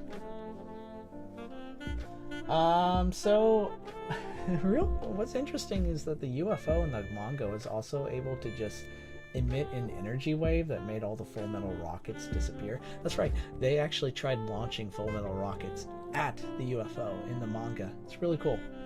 But somehow the UFO just erased them from reality. It was wild. Like his film counterpart, Manga G2K destroyed Orga in a similar way. However, the difference is Orga in the manga grew several times larger, like around Biollante size, and G2K Godzilla vaporized him anyway. I'd say, overall, right now, pretty satisfied with where G2K and his manga counterpart fall. But here's somebody you might not be too familiar with. And we're starting to, on this channel, cover the Godzilla Power Rangers comic book, but we got the Mighty Morphin Godzilla here, and he's quickly becoming one of my favorites. I absolutely love the design. And this Godzilla being he's going up against the Power Rangers, and the Power Rangers themselves, and namely their kaiju-sized Zords. Lords. That's good, Goo. The kaiju-sized Zords are formidable fighters, so to see Godzilla just strike fear, just strike terror in their hearts, and just completely bring the pain was awesome. It speaks for itself. Mighty Morphin Godzilla was able to slash Dragonzord's chest. He was able to throw down with the Megazord. This Godzilla also has a pretty cool club-like tail that he can use to just launch and just batter opponents down off their feet. He's a physical beast. I mean, this guy was also able to go up against.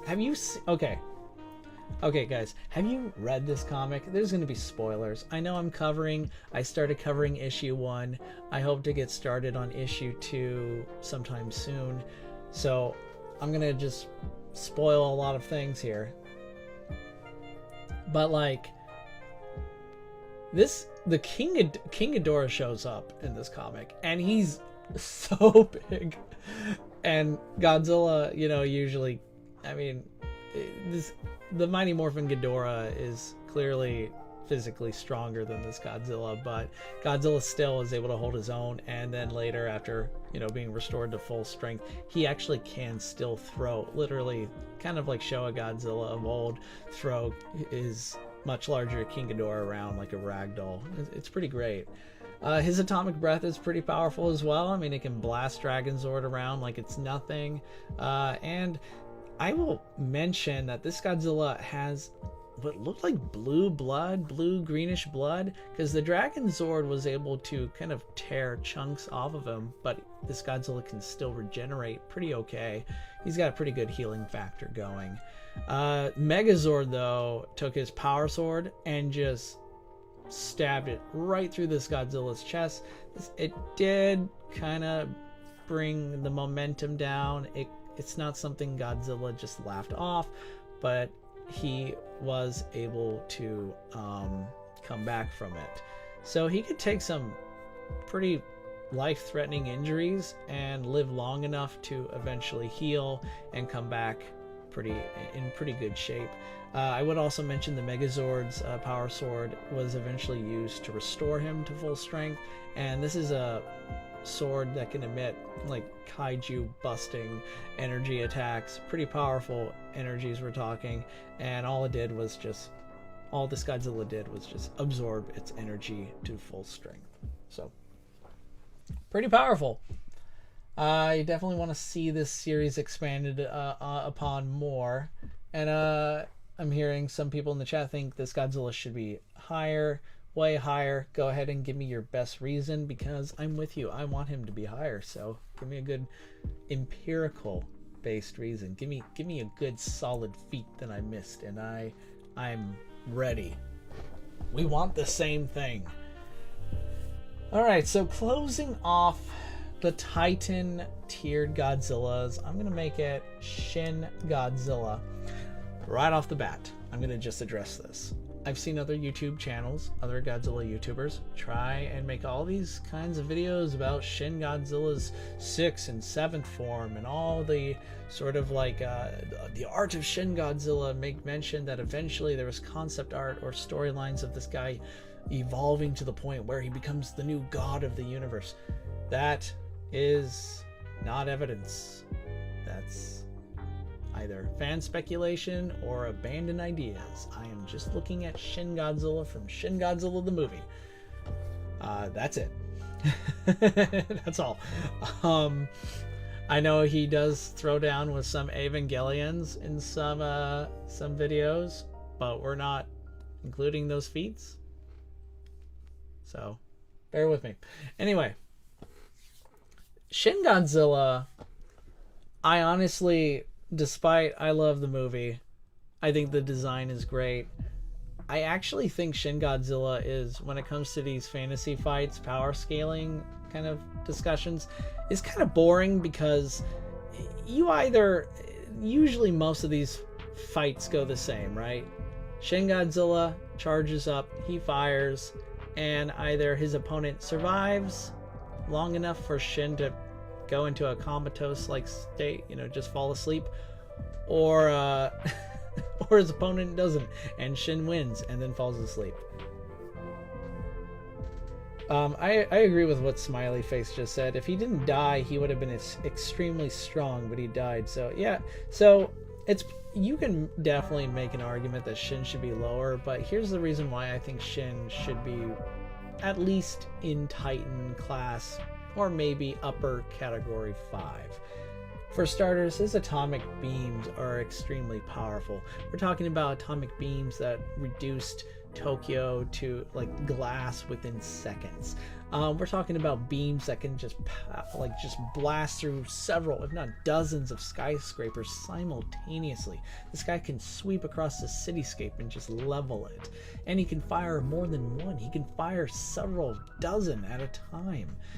In the finale, when they're trying to shoot him long enough to distract him so they can get to a point where they could try and use these sort of chemicals to just, I think it's kind of like similar to Return of Godzilla, where they use cadmium to cool him down.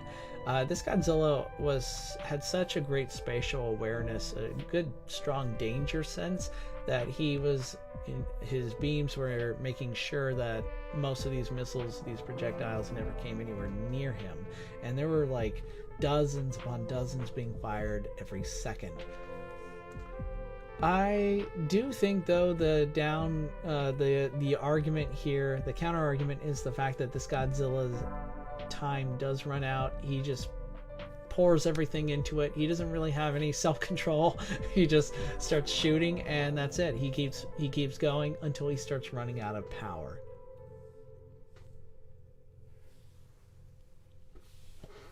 That's not true. He cut through 3 wards, not a whole city. That's correct. Thank you. That is true. I still think that's pretty powerful, though. But yeah, you are right. I misspoke there.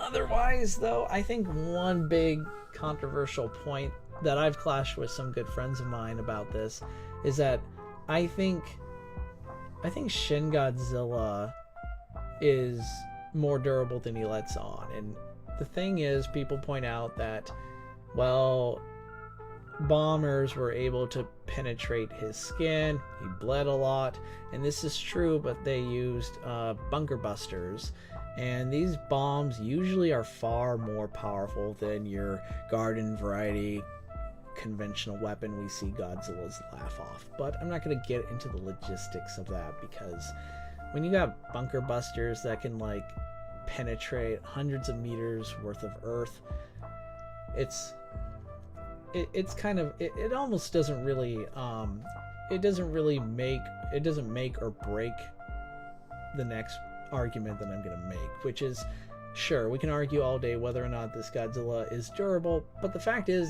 he still had these highly explosive bombs blow up inside his body, and he fared rather well and came back from it. And not many Godzillas, I feel like, could just shrug off having bombs like obliterating their insides like within seconds.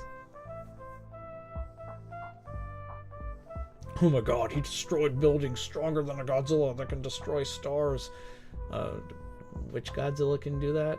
Please point out the time that happened. I'm waiting.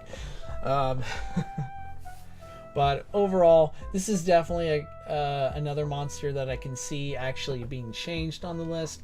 But I do think Shin Godzilla belongs in the Titan tier. But I'm definitely my mind's not made up here. I definitely could see, say, a good matchup would be like Zilla taking on Shin Godzilla, because I feel like Zilla here, he cannot risk getting hit by many beams. They would definitely mess him up. But I do think, given his intelligence and how quickly he can evade and barrow, I actually think he can tunnel under the ground and can come up on Shin and shank him. But hey, we'll leave that for another fanfic another time.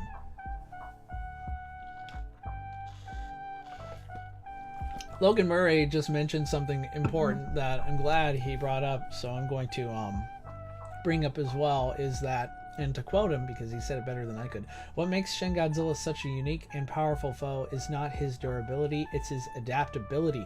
This is true. He has self-guided evolution. He's able to mutate at an accelerated rate and seems to have some sort of control over it. In fact, some of the biologists speculated whether or not in the movie that he would eventually sprout wings and fly to another, become an intercontinental threat. But yeah, his adaptability is very impressive. It's just one of those things where, if you guys have ever heard like a no limits fallacy, we could all sit here all day and just say Shin Godzilla will evolve and become, the most powerful Godzilla around. Just give him time. I'm not saying that's not the case, but also it kind of defeats the point, right? We all could just start. That's like quickly drifting into the making stuff up realm. I'm not saying he's not quick at adapting. He clearly is. He's highly adaptable. But then when you start saying, or I'm not saying anyone here is suggesting that, but I've read quite a number of people who seem to believe this Godzilla can just quickly adapt in becoming like a cosmic universal god. And at that point, it's just not cool. Oh, we got some spam. Oh, yes.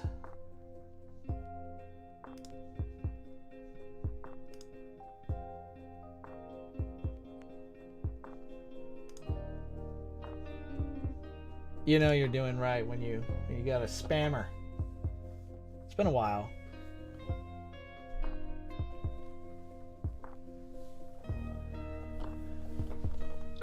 Yeah, Shin Godzilla's adaptation, however, can't be used in combat as it takes him hours or even days. That's very well said. So I do think, though, this brings up potentially a new tier that I haven't added yet, which, I don't know, would kind of fall in the kind of wild cards kind of area, where what about Godzillas who maybe they can't win in direct combat, but perhaps they could in time. Maybe if they have prep or they have a chance to evolve, get stronger.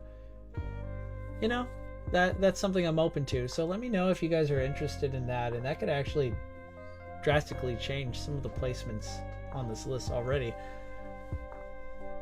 We are now entering the alpha phase. Alpha Godzillas. These are, for all intents and purposes, these Godzillas are the rulers of their respective kingdoms. Alphas are true power incarnates, wielding seemingly unstoppable levels of strength and destructive weapons, with millions of years of fighting experience, facing down all manner of kaiju gods, aliens, cosmic terrors, and beyond. These Gojis would humble their Titan counterparts.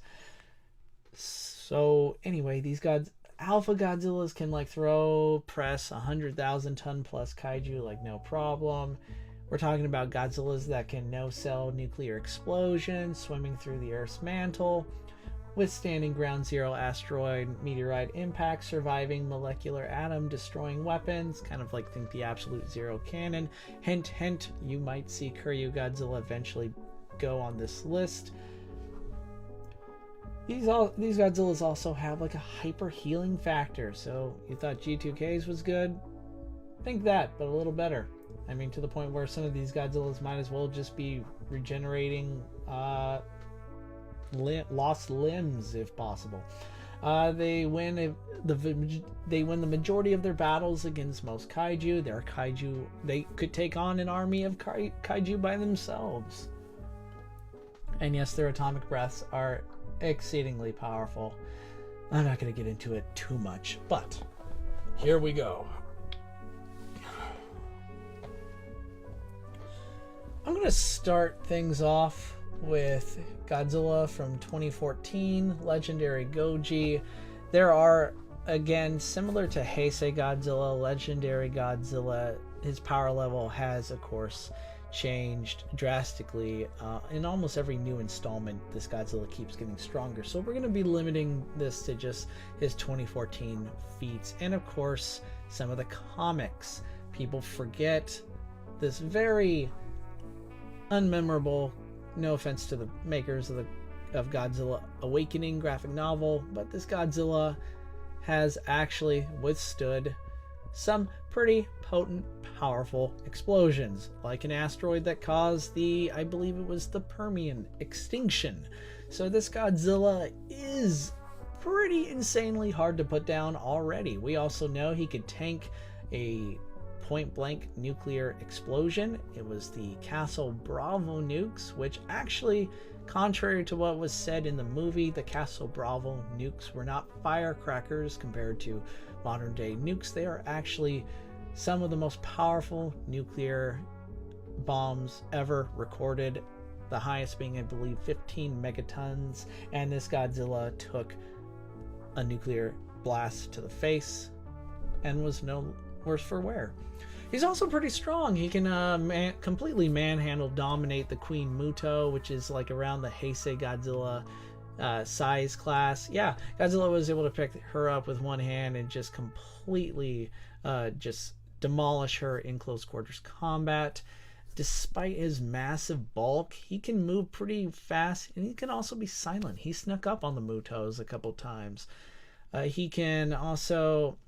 his atomic breath is pretty lacking, I'm going to admit. It really doesn't have much we can really go off of, even in the graphic novels.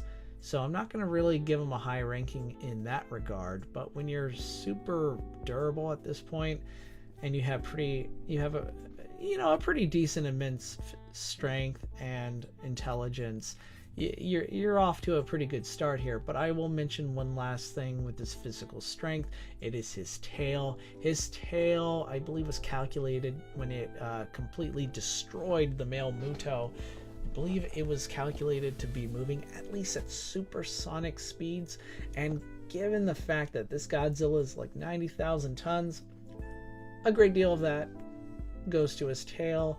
A rough calculation puts the amount of force in that tail smack that just demolished the male Muto is around 1,000,000 tons worth of force. This Godzilla is pretty powerful, but a good challenge. I'm going to be open here. I'm trying to be fair anyway.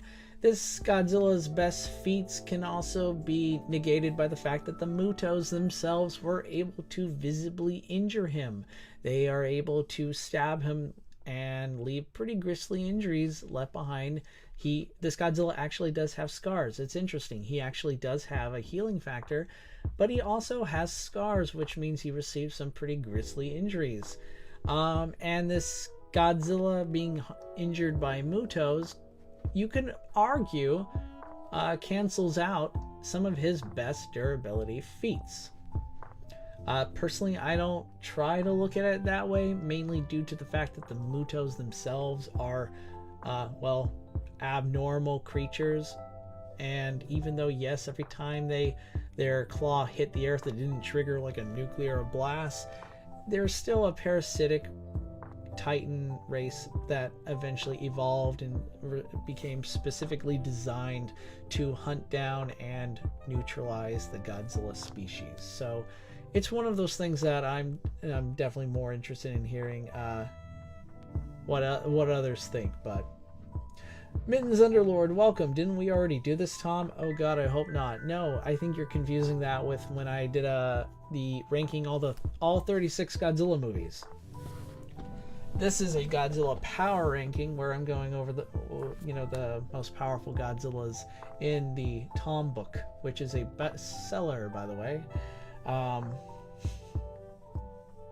Yeah, well, that would just mean the Mutos are strong enough to damage him. Absolutely. But again, I'm just trying to be open and point out some, there are counter arguments. I do think it's a pretty decent counter argument to point out that, okay, if this Godzilla is strong enough to shrug off nukes, how is it that the Mutos are able to hurt him when their attacks aren't really nuke level? But then again, it's kind of like it's a staple in fiction anyway. How oftentimes have we seen a character, like from Evangelion, for example, these beings can tank like city busting attacks no problem, but then they get injured by a knife. A knife that happens to be designed specifically to do such a thing. It's fiction. At this point, you just let it go. You just accept it. But I thought I would try to be open-minded. I don't know if I succeeded, but there it is.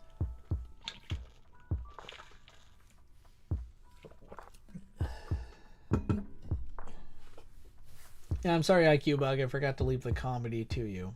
I'll move it back over to you, my friend. Take it from here, please. Yeah, it's also interesting to point out that legendary Godzilla was fighting the Mutos throughout the night. So, excuse me, I do think this Godzilla, you could argue his stamina is not quite comparable to the other Godzillas on this list, but the guy was able to go up against two fearsome opponents throughout the night, hold his own, and these Mutos, according to the novels, I know, we're not accepting novels, but just keep in mind, they do mention that the Mutos' electromagnetic pulses were designed to kind of turn off Godzilla's atomic breath. I do think it's interesting that Godzilla rarely used his atomic breath in this movie, especially since in later films we see him use it far more. So I think there's there's actually a case there. The next Godzilla on the list is Goji from the graphic novel series Godzilla Monsters and Protectors. I actually really love this graphic novel, by the way. I thought it was really cool. But this Godzilla is a powerhouse. Let me just say, oh, did you rank Final Wars Goji? No, not yet. We'll get to him. Protector Godzilla here is pretty dang strong, guys. I'm going to start with the best of the best. This guy was able to pick up Biollante, literally hold her, like just pluck, just kind of like you pull a carrot out of the ground. This Godzilla lifted Biollante up and then threw her up into the sky, where he then proceeded to torture her, like literally engulf her entire body in his atomic fire. This Godzilla is also highly intelligent and seems to have some sort of like telepathy and being able to communicate with not just humans but also other monsters like Mothra. And this Godzilla also appears to have a sort of cosmic awareness, like take Monsterverse Goji's, whole balance, restoring balance shtick and expanding it to an even greater level. But again, nothing that really gives him much of a combat advantage. But this is the thing. Oh, Godzilla King of the Monsters in the chat. It's only fitting Godzilla beats me to the main point in chat. I'm just going to read the comment because it really works. That Godzilla is confirmed able to cause a world-ending ice age, boil the oceans, and blow up the earth. His mind also holds a whole universe. The last part, I think, is a little hyperbolic, but yes, this Godzilla. Now here's the thing. Technically, that what blowing up the earth doesn't actually happen. It's a vision. It's something they're trying to prevent. But I do think this Godzilla has that power. I think he's fully capable of doing it. It just requires a major avatar state charge up time. And of course, we don't know if that's something he himself would actually be willing to do, because if Godzilla blows up the earth, where does he go? But yes, he's extremely powerful. Extremely powerful. I'm prepared to grant him, at least, I don't know if he literally blows up the Earth Death Star level, but it doesn't matter because his atomic breath power in that vision clearly causes an extinction level event. So yeah, he's pretty strong, both powerful atomic breath and he's got insane levels of physical strength. I do think his durability may not be the best in the world, but hey, if he can survive his own, human wiping out atomic breath, then it must be pretty high.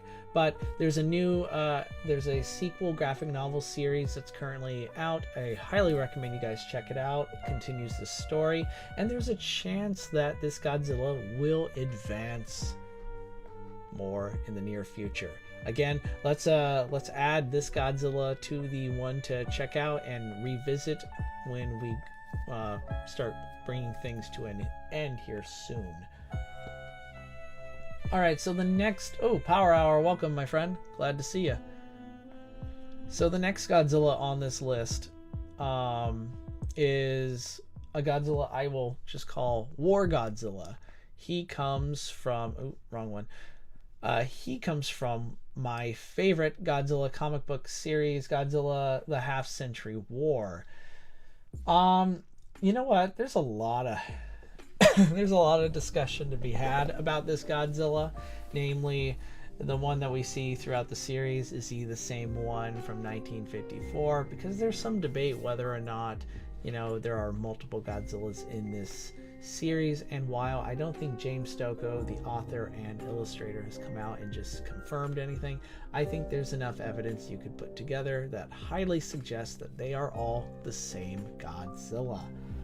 But we can get into that if that is a debate or something we want to discuss.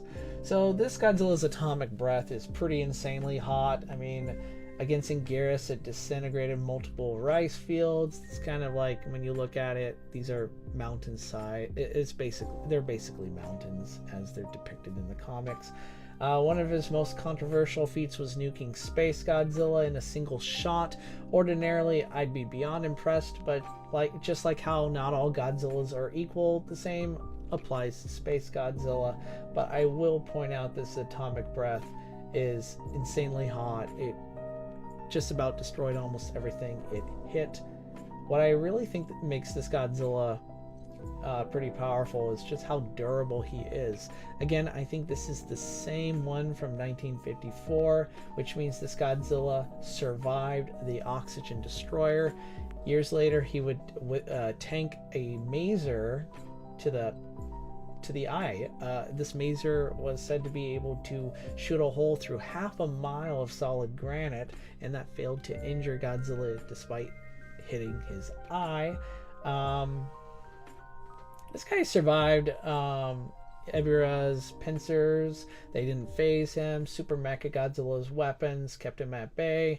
And of course, these same energy attacks could destroy Space Godzilla's crystals, which I keep bringing this up. Perhaps we should start a trend or take a shot every time you hear me say this, but these same crystals withstood atmospheric re-entry. And War Godzilla was at ground zero when Space Godzilla's crystal fortress just crash land into the city. He even took Space Godzilla's Corona Beam, which just freaking ravaged Super Mecha Godzilla, just blasted him across the city. And this Godzilla also held his own against King Ghidorah and Gigan's attacks. Understand that King Ghidorah and Gigan literally reduce half the world to cinders. That's not an exaggeration. We literally see half the world burning in the beginning of issue 5. I'm not, of course, suggesting that Ghidorah could vaporize half the planet instantly. The narration outright stated it took the space duel a year to do this, but of course it still would require a hefty amount of firepower and energy.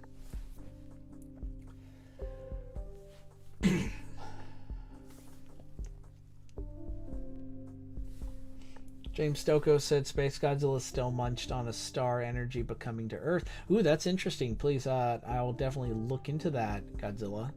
If so, then this Godzilla is about to go up even higher. Just a nice little reminder to anybody joining the chat or is still alive. Thank you for tuning in and watching me totally go into ultra geek mode here. I do plan someday of making a more coherent Godzilla power ranking video, as there are so many Godzillas and there are so many pros and cons, especially to the choices I made. So your feedback is appreciated, and please continue to let me know what you think and provide pretty good reasons why, guys. Just speak your mind and explain why you think certain Godzillas should be ranked where they are. And hopefully in the future I'll be able to make a more polished video. I will mention that this Godzilla's performance against a black hole, kind of in the interest of fairness to Gira Goji, I don't think, unlike the GXM scene, I don't think this is an outlier. And I also don't know for sure if Godzilla survived it or if it's actually a different Godzilla in the very end.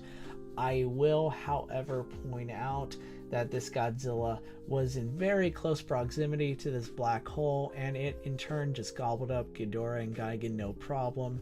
But Kiryu was just being picked apart. Godzilla, however, was relatively fine. I will also point out that Kiryu is strong enough to like blast and just go toe-to-toe against Ghidorah and Gigan, albeit very briefly, and also push them across the ground through the air in front of the black hole, and yet Kiryu couldn't make Godzilla budge when he's right next to the freaking space vortex of death. So yeah, I'd say this Godzilla, just by being in close proximity, is pretty durable. This guy also was able to take Anguirus's bites. I mean, his teeth was piercing. I guess this isn't a durability feat, it's more like a regeneration feat. Anguirus's teeth punctured his skin like no problem, but left no blood. Gigan even slashed open this Godzilla's shoulder, and again, the injury, the wound was, if there ever was one, was just gone a panel later. I also think he's pretty strong. I mean, a nice little tail whack was able to send Anguirus flying like several hundred meters. He was able to bend forcibly, like turn one of Ghidorah's heads to blast his own partner Gigan out of the sky. Yeah, so this Godzilla is a pretty strong, powerful Godzilla, a welcomed addition, I think, to the alpha tier. And ooh, who do we got here? Fine Love. Oh, thank you. Sorry, we're Godzilla fans. We don't really believe in that. That's a nice cell phone. Sorry to anyone who's like listening and you're just wondering like what the hell was that about. Just spam in the chat. Anyway, I think an interesting thing would be to wonder, did Godzilla actually survive the black hole or not? And I actually don't think it actually swallowed him up at all. I think it actually ejected him out, but I'm not going to count it as a feat because, again, it's not something I can actually prove, but that's okay. Whoa, IQ Bug agrees with me. Only because I wasn't joking. Because again, I leave the jokes to him, but yes.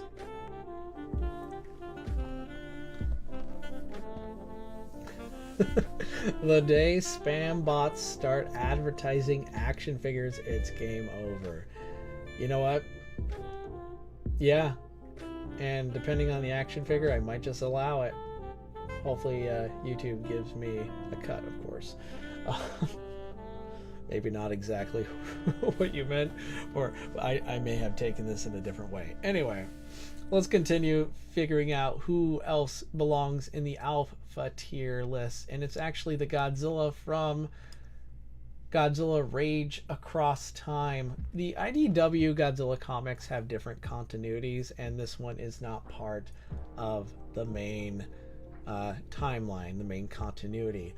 All I'm going to mention,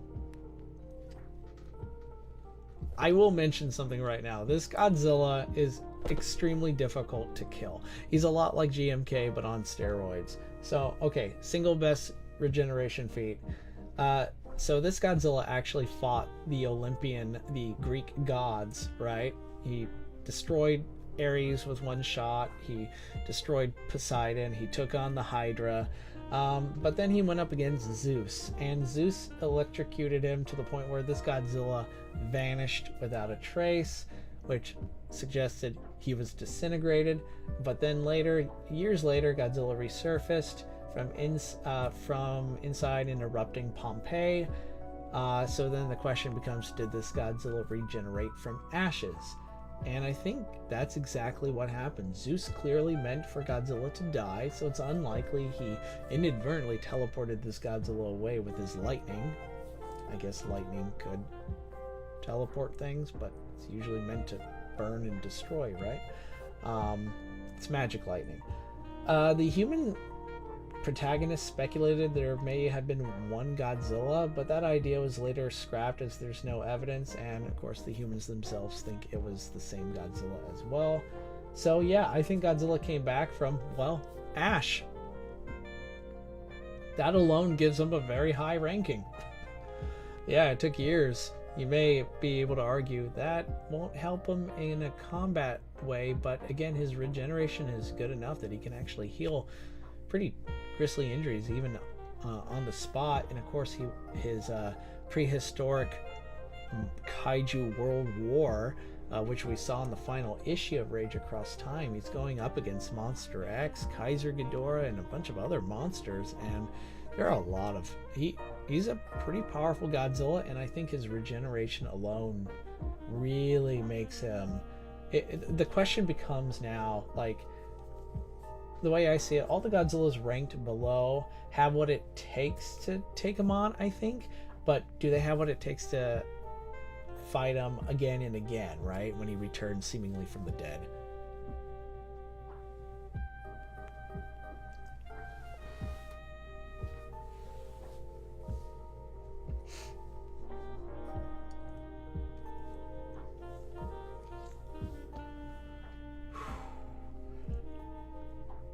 Here we go, guys. This is when I hope. That's right, I said it. This is where I'm hoping I am inviting everyone to join me in going full geek, because this is where the fireworks are going to start flying, right? This is where it's going to go down. The next Godzilla on the list is Final Wars Godzilla, or at least his base form. Final Wars Godzilla is one of the most powerful live-action Godzillas around. He has an extremely powerful atomic breath, being able to blast both Ebra and Hedorah thousands of feet into the sky. When you take their combined mass, that's over 120,000 tons. He can also nuke an incoming meteor, just blow it up at point blank, and of course just shrug off the massive city-busting explosion like it's nothing. This is a guy that's so durable, even not just against explosions, but the 60,000-ton Anguirus just bounced off his chest like a pinball, like it was nothing. He's so damn strong that even though I don't think he's stronger than some other Godzillas on this list, I think overall he has pretty dang good strength. He's kind of like a Showa Godzilla, Heisei Godzilla hybrid in that sense.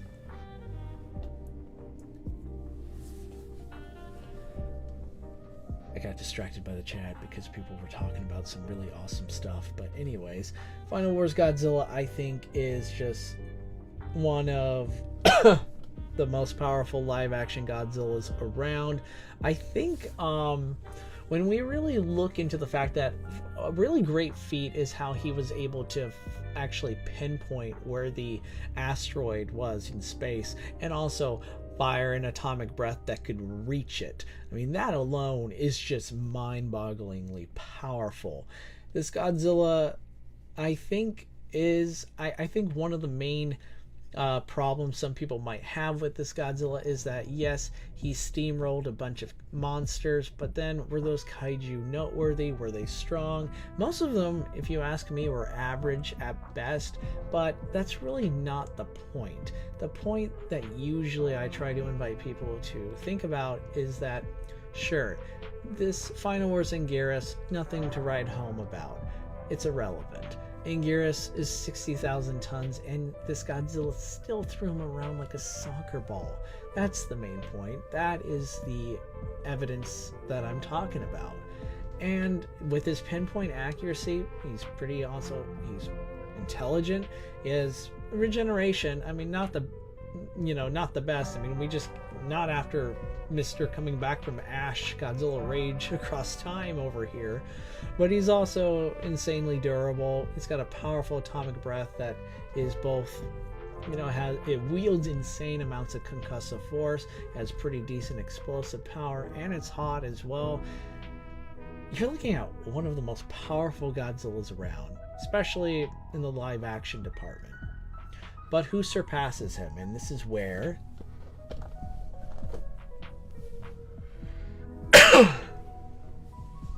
This is where we're going to have a lot of fun. But again, we got more spam bots. So let's go. There we go.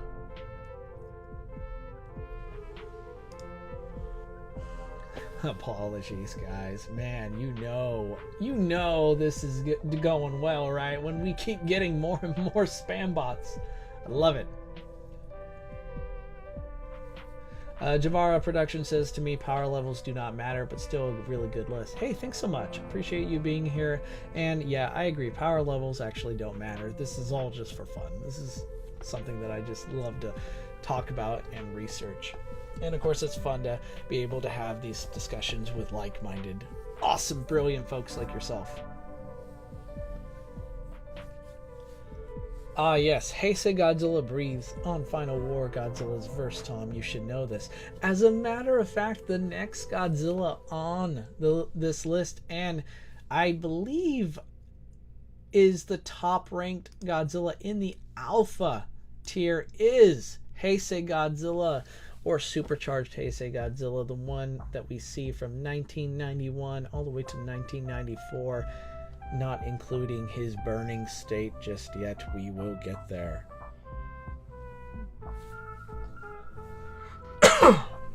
Heisei Godzilla is stupendously powerful.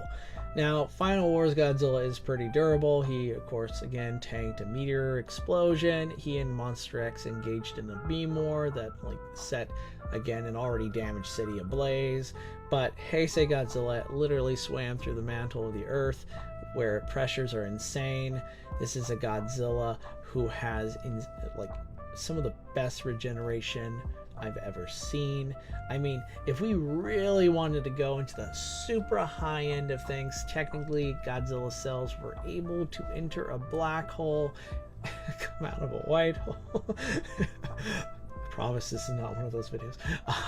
And mutate into Space Godzilla. I know, the whole thing is ridiculous, but Godzilla cells are apparently very, very, highly resistant to the gravitational forces of the universe. Personally, I don't really count that as a durability feat, as we've seen Godzilla get injured by obviously weaker forces than a black hole, but still, I had to say it. Heisei Godzilla's atomic breath varies from being 500,000 degrees Celsius to even around 900,000 degrees when he starts bringing out his spiral blasts. He is a Godzilla. You know what? He is a Godzilla. Best thing I've said all night. This Godzilla reminds me of the Incredible Hulk. You know how the Hulk gets stronger the madder he gets? Well, Heisei Godzilla gets stronger the longer he fights, and this is a Godzilla that can fight for days and get even stronger, as demonstrated in his fight against Space Godzilla. Oh, his only real, I think some of his weaknesses is the fact that he's just kind of really slow. He's not exactly the most graceful fighter around. This is why I think in a matchup between him and Final Wars Godzilla, yes, I'm going into it right now. I'm not waiting till the end of the stream. I'm gonna do it now. I think Final Wars Godzilla would mostly dominate a fight with Heisei Godzilla, at least for 80 to 90%. For 90% of the fight, it looks like Final Wars Godzilla is going to win, because he's going to literally be he's so much faster, he's just about almost as strong, and he's going to be closing the distance, blasting him with his atomic breath. It's going to look so one-sided, because Heisei is a glorified Heisei punching bag at this point. But the difference is Heisei Godzilla will keep coming back. He's going to eventually overpower his Final Wars counterpart and just take the majority. Heisei Godzilla, his power has stood the test of time. Let me tell you something. We're talking about a Godzilla that can curl 150,000 tons. He was able to lift Mechagodzilla up from his neck. I mean, just looking at the proportion, the angle, it is insane. This Godzilla was able to pick up 150,000 tons and chuck it like it was nothing. So yes, while I think Final Wars Godzilla is overall stronger, he doesn't come anywhere near Heisei's incredible upper body strength. Interesting. Heisei Godzilla can fight beings who have infinite energy. I will point out that if we follow that same logic, if you were paying attention to Godzilla Final Wars, friends, he technically does receive an infinite energy, right? I mean, after all, we see the infinity symbol when Ozaki and the Gotengle powered him back up, revived him, and gave him a lot of Keizer energy. And Keizer energy is supposed to be infinite, so good thing we haven't seen the last of Final Wars Godzilla on this list. I totally expect everyone to concede when we get to that point.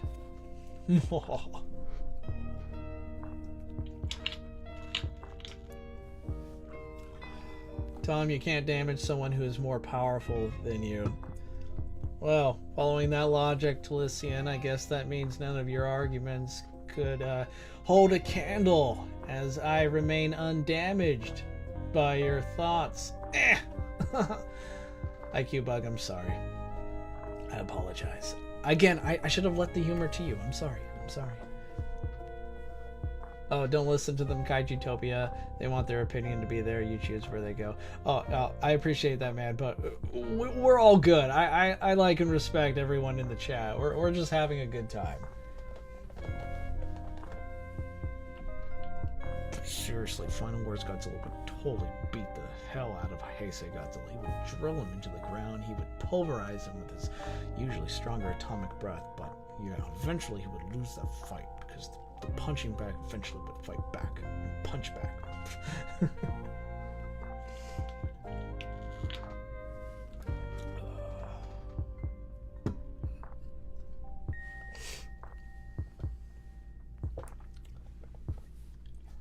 My main reason for why I think Final Wars Godzilla would severely hurt Heisei Godzilla is the fact that when we compare Final Wars Godzilla's atomic breath to Heisei Mechagodzilla's plasma grenade, a beam weapon that not only floored Heisei but severely injured him, when you just measure the power output of Final Wars Godzilla beam compared to the plasma grenade, they're very comparable. In fact, Final Wars Godzilla's beam just eventually gets so way stronger, to the point where I think something similar would happen if Final Wars really took this fight seriously and started blasting him with its most powerful attacks.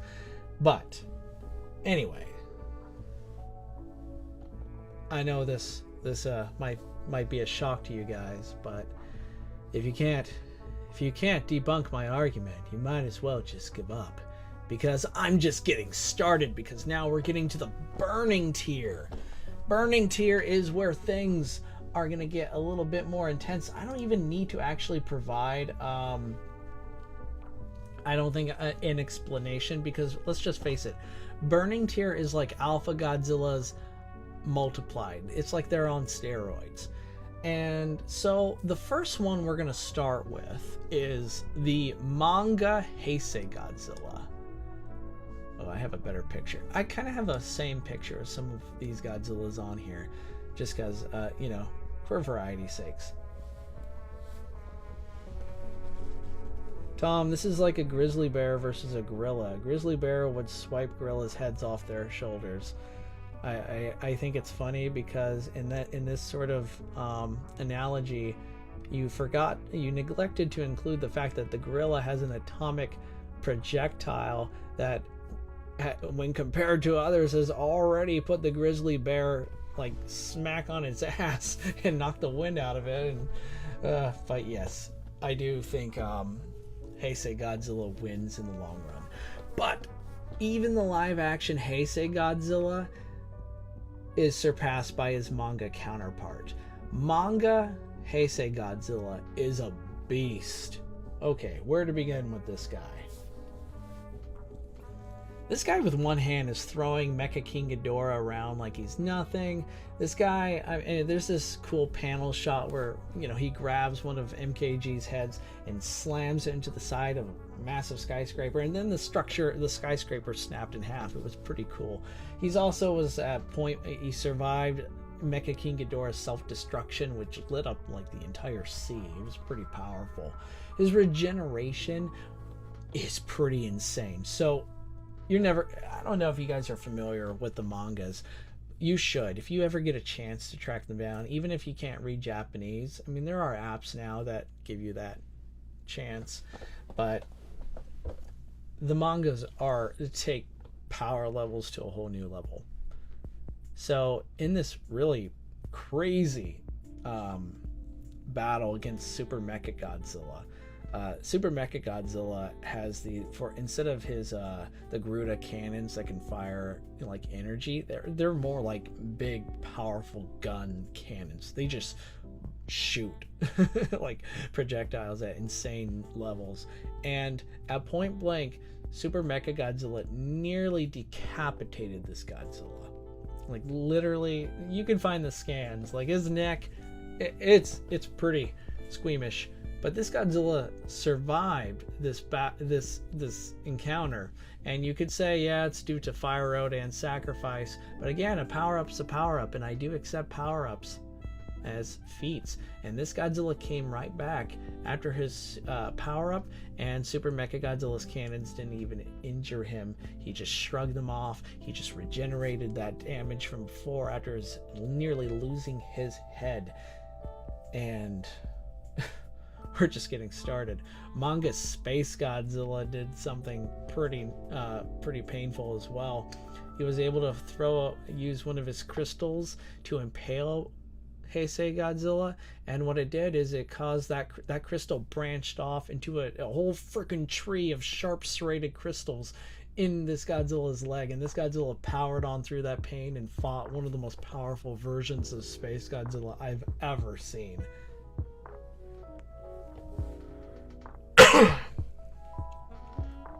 Also, your list says Manga Heisei Godzilla twice. Any reason for that? Yeah, you're gonna see a couple of the same Godzillas here. Like Dark Horse Godzilla is the same here. IDW Godzilla is the same. Kind of have them here. It's just for variety, in case you don't like some of the pictures that I used. It doesn't mean they're going to be added twice to the list or anything. I'm just going to take a step back and point out that the Godzilla Fest Godzilla is here. The one that fought Hedorah and Gigan in those Godzilla Day short videos. I figured most of you probably weren't familiar with him, so I didn't really include him. I'm not going to go into so much detail, but if I had to add him, sure, he would be in category 5 there. He wasn't too impressive, but still enough to rank way above. Manga Space Godzilla could light up the entire universe, Tom. It's funny. I don't recall that actually happening in the manga, but you're more than welcome to provide your sources there, bud. Remember, if it's something that's in the narrative, sure. But I personally wasn't able to track it down, so help me out. Show me where to look. And if he actually lit up the entire friggin' universe, then yeah, this list is gonna change drastically. But remember, I'm operating on my own sort of tiering, my own standard, where it's one thing if it's actually outright, if a character like a reporter says, oh my gosh, Space Godzilla just lit up the entire universe, why am I going to take the reporter seriously? Or why? It just sounds like hyperbole to me. Give me something to work with. Again, empirical feats. Give me something like, is there a comic panel that literally shows the entire universe being shaken, like Dragon Ball Z level? If you can do that, you got me. I'm on your side. If not, then at this point, I'm just going to have to go, sorry. It does not meet my criterion. Who is next? Why, it's the main IDW Godzilla, of course. Oops, sorry. The main IDW Godzilla, again, is kind of similar, he's kind of like a Heisei Final Wars Godzilla hybrid, or maybe Kiryu Godzilla just on massive steroids. This guy took, of course, point blank nukes, no problem. His atomic breath seemed to be able to overpower contraptions designed to, you know, powered by like black hole energies. It's pretty crazy. He and Batra and King Ghidorah engaged in beam wars and beam attacks that leveled entire cities. He's pretty dang up there. And of course, in Rulers of Earth, in the final battle against the Trilopod kaiju and Megiddo, the giant super trilopod monster, this Godzilla was able to like actually stop her blows, actually overpower her a couple times before going super Gojira and just disintegrating her. The main IDW Godzilla is pretty up there in the power ranks.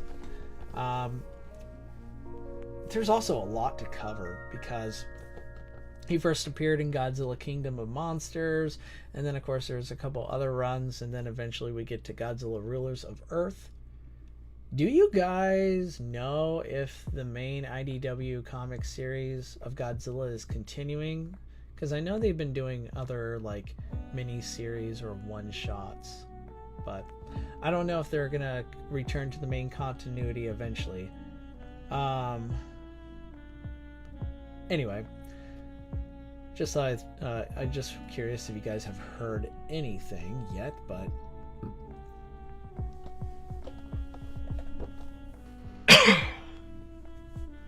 yeah, so anyway, I think the IDW Godzilla is kind of testifies to the fact that, you know, when the manga or even the comics in this sort of format, kaiju are able to fight in ways that suits wouldn't allow.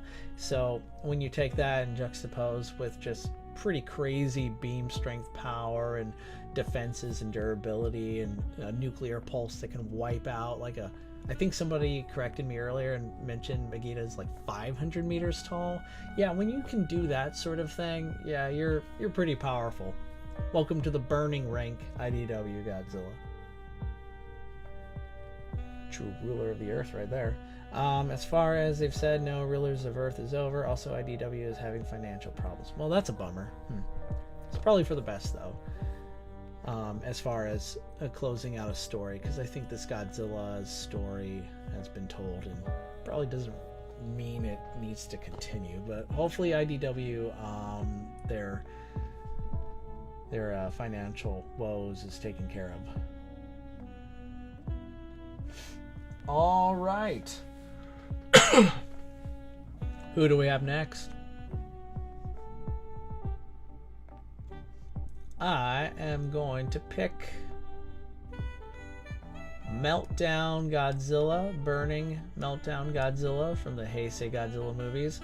As we can already see, the burning tier is just dominated by Heisei Godzillas, but Meltdown Godzilla is, again, you take Heisei Godzilla and just soup them up, which is funny because Heisei Godzilla practically undergoes numerous, power-ups throughout the series, and this one just takes the cake. So I'm going to start with the fact that yes, if this Godzilla were to blow up, he would just annihilate the planet. Yeah, of course he would. But I don't really see that as a sort of power that he can really control or use in any sort of combat situation. But I do think that is a testament to the sort of power this Godzilla wields.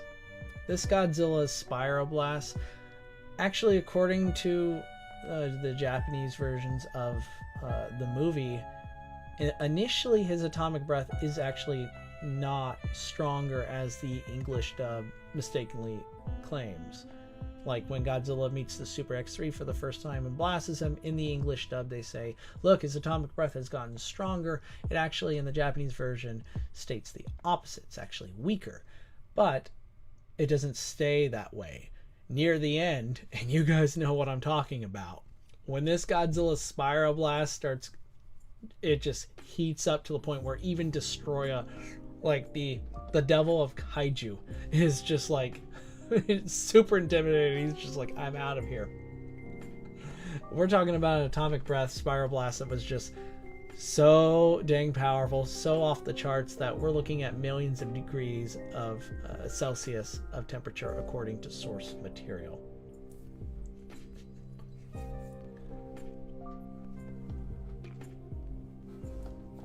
Oh, geez. Got something in my...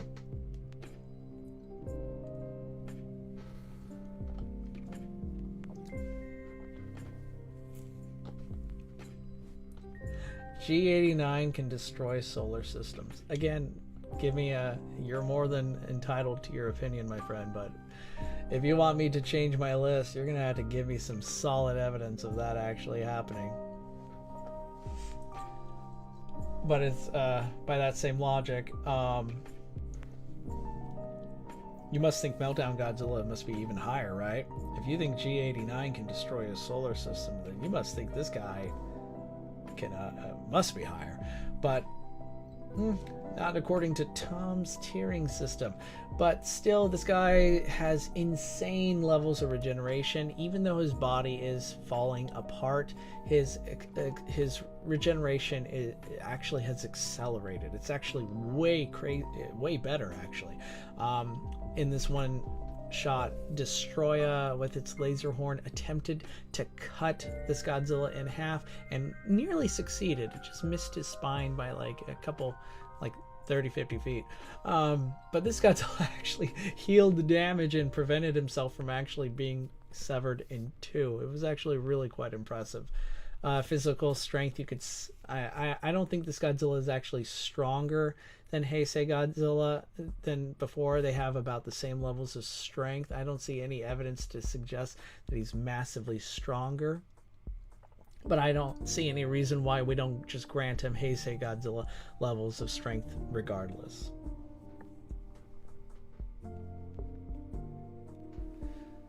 Where did you see that? I watched the movie in Japanese and they were surprised they survived the beam. Oh, that was just the translation for the subtitles of my Japanese copy. So if that's not the case, if his atomic breath is actually stronger, then good for him. I'd be curious to know what your translation said, just out of curiosity, because it's very possible that my version just had a mistranslation problem. It's happened before. But mine, curiously, didn't confirm that. I think when you compare his initial atomic beams at the start of Godzilla vs. Destroya, it really does look...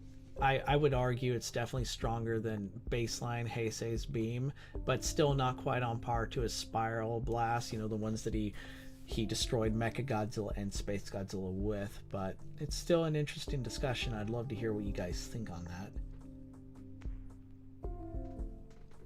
So he actually is. His punches are confirmed several times stronger. See, I don't think so. Although, you know what? That could actually... You're watching me in real time reconsider something. That could explain how he was tearing Destroya apart, at least his chest. But then again, he uses atomic blast to blast a hole through Destroya. So again, I don't really see any... I don't see... Can you give me a good example, instead of just it being confirmed by some source material? Can you actually cite an instance of Meltdown Godzilla performing a physical feat that's like several times greater than anything we've seen him do? I would be curious to know if there actually is. But yes, absolutely, this Godzilla's atomic breath, it does reach insane levels. Don't let my whole, like, it may or may not be weaker at the start of the movie detract you. It does not affect his ranking here. He is here mainly due to just how insanely powerful his spiral blast is. And I think, of course, when we're almost done with the burning ranks here, but I will just say that things are gonna get pretty fun again in just a second. But I do think the next Godzilla on this list is a Godzilla that surpasses Burning Meltdown Godzilla, but for pretty understandable reasons. And I kind of laid the groundwork earlier when I brought up Godzilla Junior. So you guys, I'm assuming, how many of you have watched that short Godzilla vs. Gigan Rex film? It's over on the Toho website, and it's been all but confirmed that the Godzilla in there is an adult Godzilla Junior. And adult Godzilla Junior is who I will add to the list. For starters, this Godzilla enters a state against Gigan Rex that I think is kind of a more controlled Meltdown state, whereas Meltdown, Godzilla's power was destroying him. His son, his successor, seems to have found a way to not only control that power, but become even more strengthened by it. In fact, this Godzilla is adult Godzilla Jr. grew way bigger than his father. He's actually 120 meters tall, according to the filmmaker that made the movie. And this Godzilla is so awesome. The fact that he's 120 meters tall, and he's later, of course, his incredible, I don't even know what to call it, like a divine Spyroblast or whatever. I've heard this Godzilla's glowing white form take on different titles. I've heard him be called Requiem Godzilla. I kind of like White Lotus Godzilla, or Super, Ethos, Divine, whatever you want to call it. This Godzilla's hyper Spyroblast beam of doom was literally creating like 200-300 meter explosions, and ultimately is what destroyed Gigan Rex, who was a pretty powerful opponent in his own right.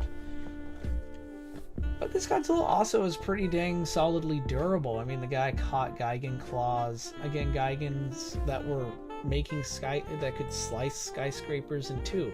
And I don't mean directly, I mean indirectly. I mean Dragon Ball Z style. These Gigans were literally cutting using the air itself to cut buildings apart. And this Godzilla caught these Gigan claws with his bare hands and suffered no damage. Even when a whole gang of them descended on him with their buzzsaws, they did nothing. It literally didn't seem to do much damage to him at all. This Godzilla is truly, I think he makes his father proud. Junior is all grown up. He wields again the power of his father, which he again, as I mentioned earlier, say what you want about Godzilla Junior, but he was still able to not only survive, or actually take the same energy that killed his father, but actually become strengthened by it, to grow from it. So adult Godzilla Jr. here probably arguably should be a lot higher than even where he is now, just because he wields the destructive, incredible power of his father, but has found a way to use it in a way that doesn't put the entire planet in peril.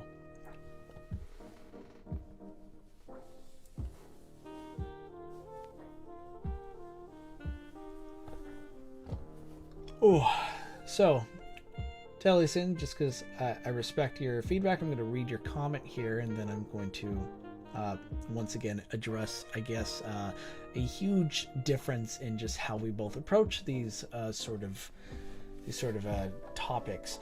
You wrote, G89 is basically confirmed to be stronger than Showa King Ghidorah, who was stated to be invincible in space in Zone Fighter, as Biollante is confirmed to be stronger than Showa King Ghidorah. So again, none of that really repudiates any of the sort of evidence or my argument. Again, I am relying purely on empirical feats. Expositional feats are still important, but when you say things like he's stated to be invincible, guys, Godzilla himself has been stated to be invincible, and yet we've seen Godzilla die. Statements are just that, statements. They're not always matter of fact. If you want to change my mind, some of you have already changed my mind, just give me a good evidence, give me a good empirical example of these Godzillas that you think should be ranked higher doing something that is, again, demonstrably better. Don't just rely on statements or things character have said or word of mouth. Give me something that I can actually quantify, and then I will consider it. Earlier, Godzilla King of the Monsters wrote this was in reference to him tearing Destroyer's chest up, and in the cut ending where he started beating him up and cracked his horn in his grip, though that is when he's in Meltdown. Oh, I see what you mean. Okay, so that was a reference to Meltdown Godzilla being even stronger than his base form. Okay, gotcha. I'm not sure I would accept the cut ending because, again, it was cut, so I don't. It's kind of like, do I grant deleted scenes as being canon? No, because they were deleted.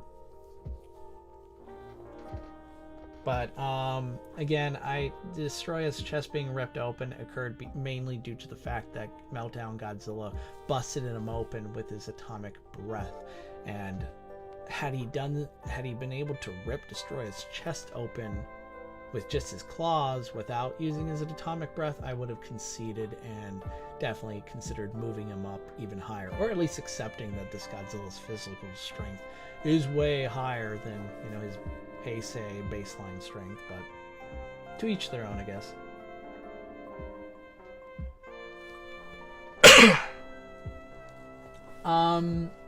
Next on the list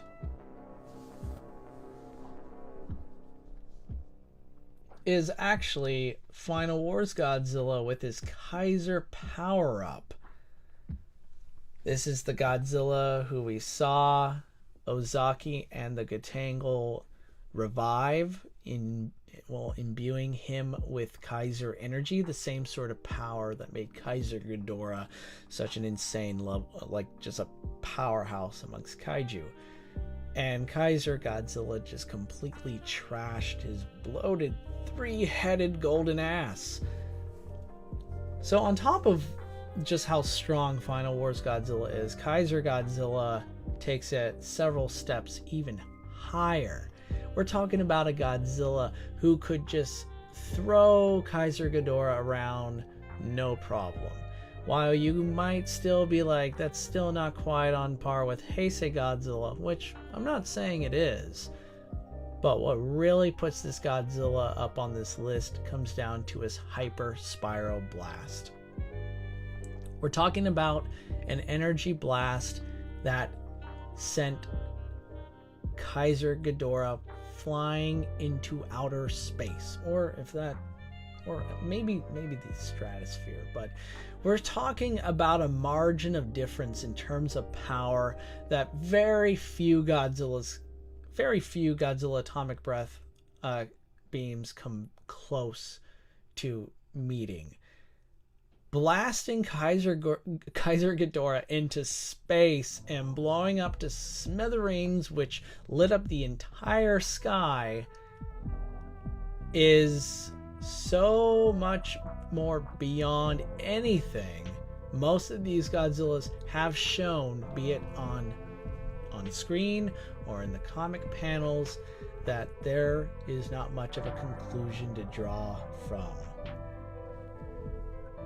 Final Wars Godzilla in his Keizer state, and of course if we're really taking symbiology seriously, is heavily implied to have when Ozaki is using his Keizer energy to power up Godzilla, we see the infinity symbol.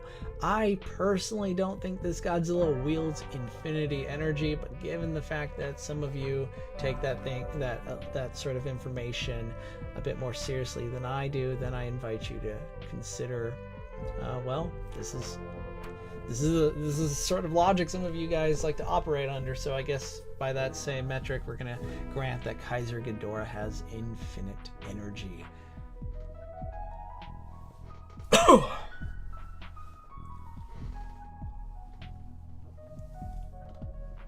Baby, light up my world like nobody else. Oh boy.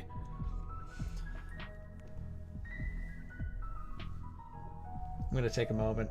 I feel like I've been talking so much more. And again, I had a sore throat not too long ago. God, I'm gonna be hurting later from this one.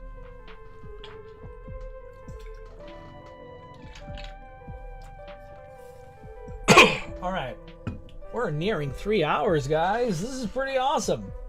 Oh, and make sure, sorry if that was loud, I was excited. I don't know, are you guys able to share links to your tiers in the chat? I don't know. Again, the link to the tier maker that I'm using here, it's in the description box. So you guys, again, please feel free to make your own. Please, can you guys somehow share? Can you share the links to yours? I think you can. But if not, maybe I'll make a community post and we can all share our respective tier lists, because I'm very curious to see where you guys would rank your choices. Do you think Godzilla gets sore throats? I don't know.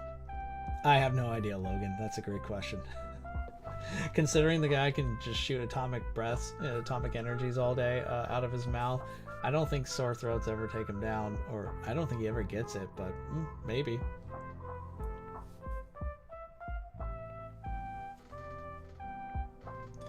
I sent a link, but it didn't work. Okay, so guys, if you haven't already, make sure you're subscribed or just pay attention to the community posts. I will hopefully get a thread going so we can all share our links. If not, I believe Tier Maker, you can actually create an account on Tier Maker and save it, and then it will show on my feed because I created this tier list. So I should be able to see what you guys end up doing. So, you know, I can't wait to see what everyone puts for theirs. All right, let's close out the burning Godzilla tier. Let's bring him on at long last. Even though I mentioned that Keizer Godzilla's Hyper Spiral Blast is, generally speaking, unrivaled, and for a long time, live action wise, I didn't think any other live action Godzilla came close to matching that sort of power, being able to blast an opponent into space. We finally have one. Monsterverse Godzilla, at least as he currently stands, takes the top spot in the burning tier list. Monsterverse Godzilla, I'm going to start off with the insane feat of blasting a hole into the center of the earth, into the hollow earth. I got some hard numbers here for you guys. Let's go over some. So first off, this Godzilla is said to have generated over 600 gigawatts of power, which already puts him up pretty high, at least in the power level department. This Godzilla blasted a hole from Hong Kong to the center of the earth, which means he was blasting through 10 miles of earth a second. 10 miles of earth being vaporized a second. That's 1,800 miles in 3 minutes. I'm sorry to say, but if Monsterverse Godzilla really wanted to absolutely wreck most of the Godzillas we've seen on this list, he can do it with that sort of power alone. I don't really need to go too much into this atomic breath after that. There are some Godzillas that technically beat it, or at least rival it, but man, that is just sold. And then there's the fact that just like his 2014 state, he can just tank nuclear explosions. Technically, 2014's Godzilla Awakening feat of surviving the Permian extinction. This Godzilla right here, Monsterverse Goji, can lay claim to that feat as well. So far as durability goes, you're looking at a pretty dang super durable Godzilla that wields, I believe, to be the most powerful live action Godzilla beam we've ever seen. If you disagree, please give me an example of other Godzillas who have a far more powerful beam feat. and just saying, hey, this Godzilla is said to have the most powerful beam feat. It's not a feat. It's not an argument. Give me something to compare, because right now, I think this Godzilla takes the top spot in the burning tier. He's also pretty fast. He's pretty dang strong. He can throw King Ghidorah's 140,000 ton body around like nothing. So he's definitely within the Heisei Godzilla physical strength bracket. And also he can absorb vast quantities of nuclear energy, which, again, while most Godzillas can do that, this Godzilla does so on the spot. He did that with a nuke exploding in his face. Oh yes, Power Hour is pointing out something very interesting that we should chat about. With the hollow Earth feat, does that take into account the Earth is hollow as compared to our Earth, which would be solid? So it's interesting to be that you bring that up, because still keep in mind this Godzilla is still blasted through, like, again, thousands of miles worth of Earth. So even if the hollow, I'm not saying this Godzilla is being blasted through the hollow Earth itself is the feat. It's the fact that it managed to reach the hollow Earth that makes it very impressive. But also, according to some of the comics, the hollow Earth itself technically, I guess, operates in a different reality. It's that whole energy signature that they needed a titan like Kong in order to unlock, in order to get them there in the first place. So there's a chance this Monsterverse Godzilla beam feat is even more impressive. If it can actually punch a hole through into a different reality. That's crazy. I'll just settle with the fact that when they later go to collect the energy at the center of the hollow Earth in order to power up, Apex, I think that's the name of the people of the company that went down there. They went down there to get energy that basically Godzilla has, and they wanted to upload it to Mechagodzilla. So the thing to remember is this Godzilla is literally empowered by the very same sort of energy that keeps the hollow Earth lights on. So yeah, crazy levels of power here. And of course, we're just getting started. We haven't even gotten to the super tier list yet.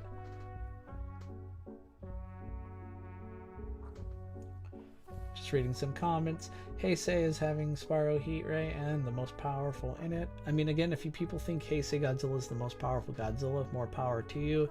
Go right ahead over and create your own tier list. Finals. So finals alone is better. That explosion is significantly higher in energy. It might be, but it's still kind of hard to gauge just how big that explosion was at the end. It lit up the sky, but we don't know exactly the magnitude. Like, just it's kind of hard to gauge. I'm not saying, I'm not going to give a definitive no. Monsterverse Godzilla's feat is far more impressive now and always. No, I think both of these Godzillas wield insane levels of atomic breath, that it might just be a matter of semantics when it comes to which do you think is more powerful. But I do think, again, 1,800 miles in 3 minutes, 10 miles of Earth per second, they're both very close. It's very relative at this point. But, if you think Final Wars or Keizer Godzilla's Hyper Spiral Blast is more powerful, I'm not going to disagree. I'm not going to say that's clearly wrong. I just lean more to Monsterverse Godzilla's blasting into the center of the Earth. I think that, to me, is just more impressive for reasons I've given. But yeah, we're still, I think we can both agree both Godzillas have very powerful atomic beams.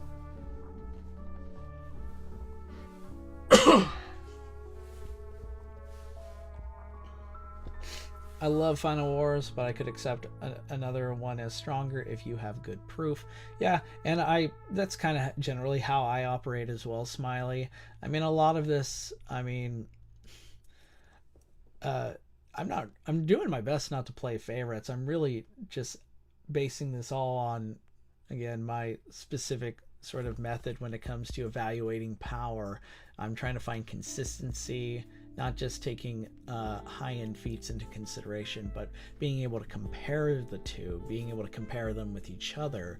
So, you know, again, I've said this a number of times throughout this stream. If you guys chat, if you disagree with me, give me evidence, give me proof, give me something to work with, and then, you know, we can go from there.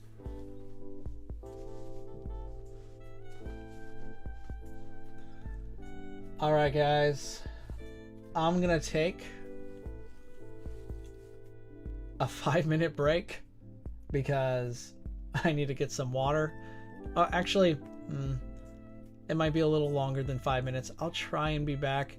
I'm gonna need some coffee for this next one because we're about to enter the super tier and things are gonna get so freaking crazy once we get there. So, all right, guys, I'll be back hopefully within the next 5 or 8 minutes. Please don't spam the chat. I will not be happy when I come back. There will be consequences. All right, take care, guys. I will be back within a few minutes.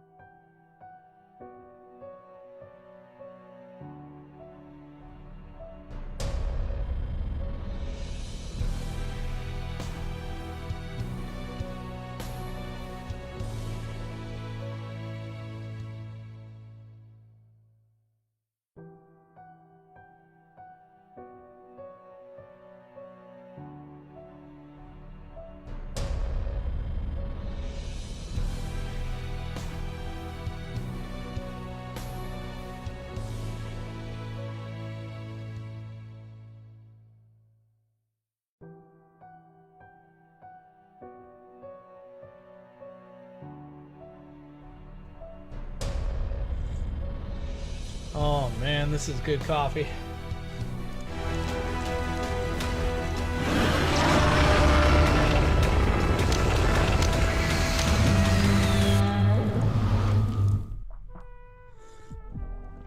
Woo! Oh man, I need that caffeine boost. Wow.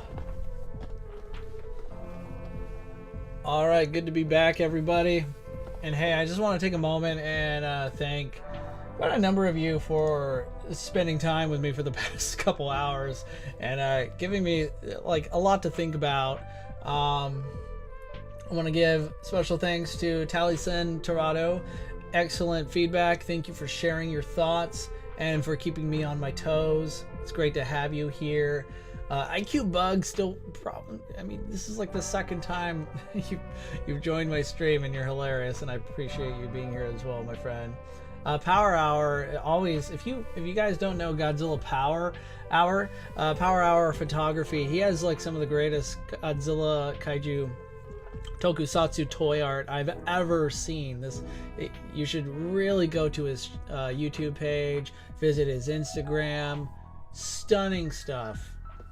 I'm a huge fan of his works, and I'm honored that he's spent time with us.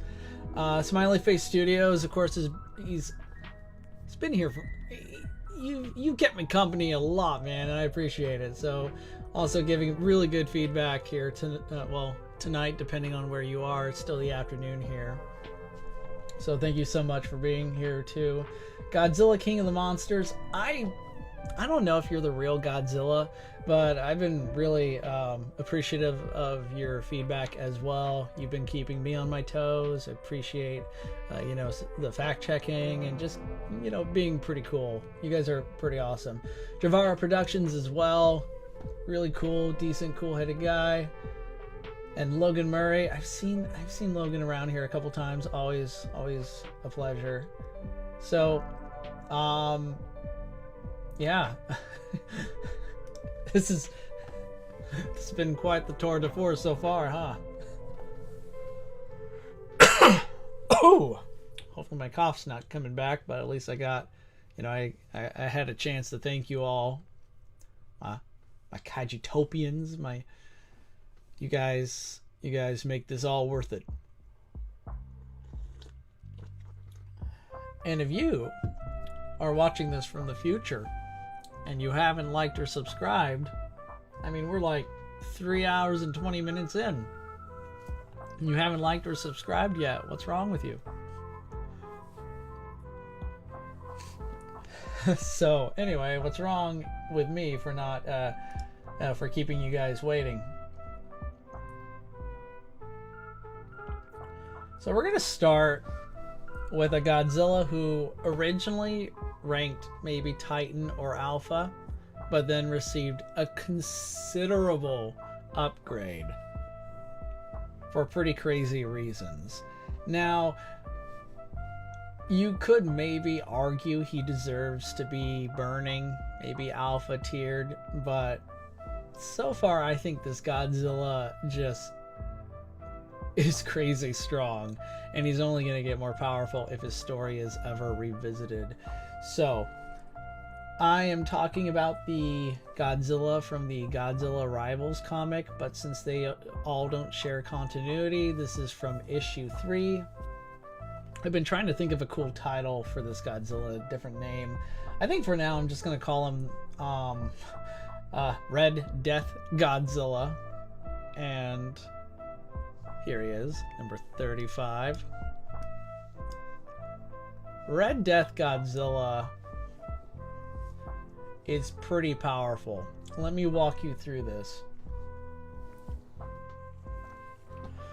So, in the storyline, the Exilians invade Earth, and eventually they kaiju nap Godzilla and take him to their home planet, where they force him to compete in a kaiju gladiator sort of arena. And it's a cool storyline. The comic is really neat. And eventually he takes on King Ghidorah. Now here's the thing.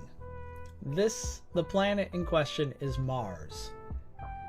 King Ghidorah from the very, according to the comic itself, was deep in the mountain, deep in the base of Olympus Mons, the largest planet we know of in the solar system.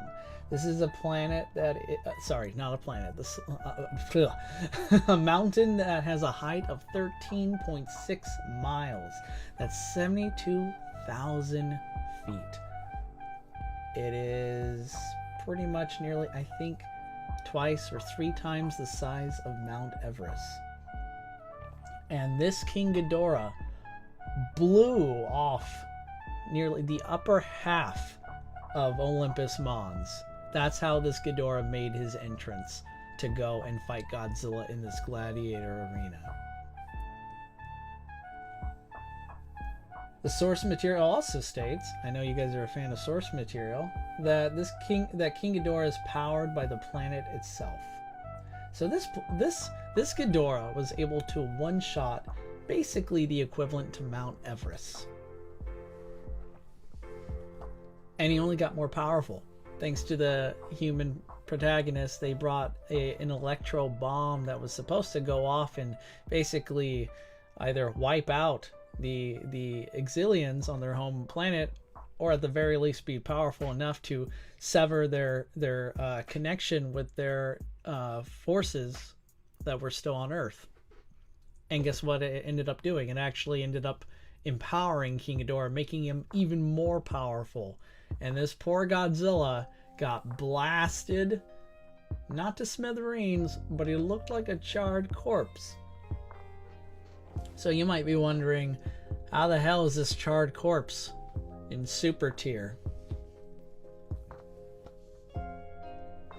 Because in this storyline, Mars is constantly being bombarded by vast quantities of radiation.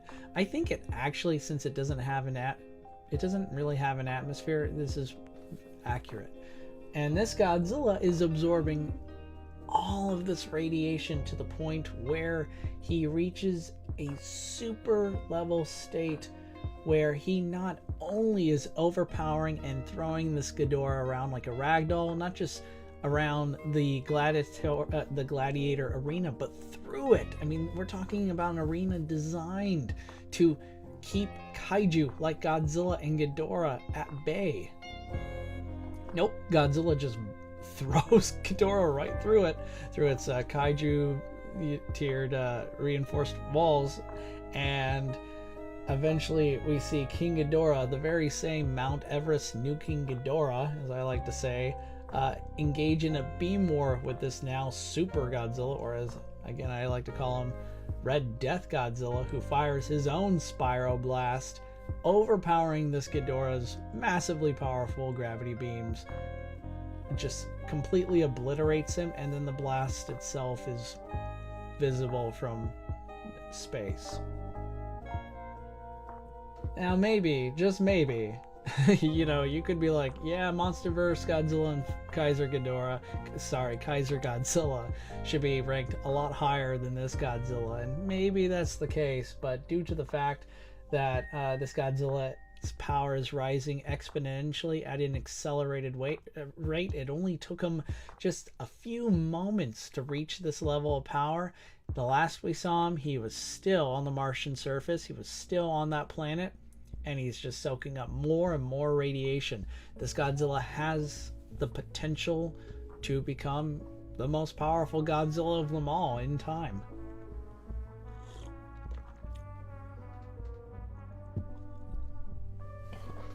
He also burned the comic panels. Is that true? I did not know that. That's like fourth wall breaking, right?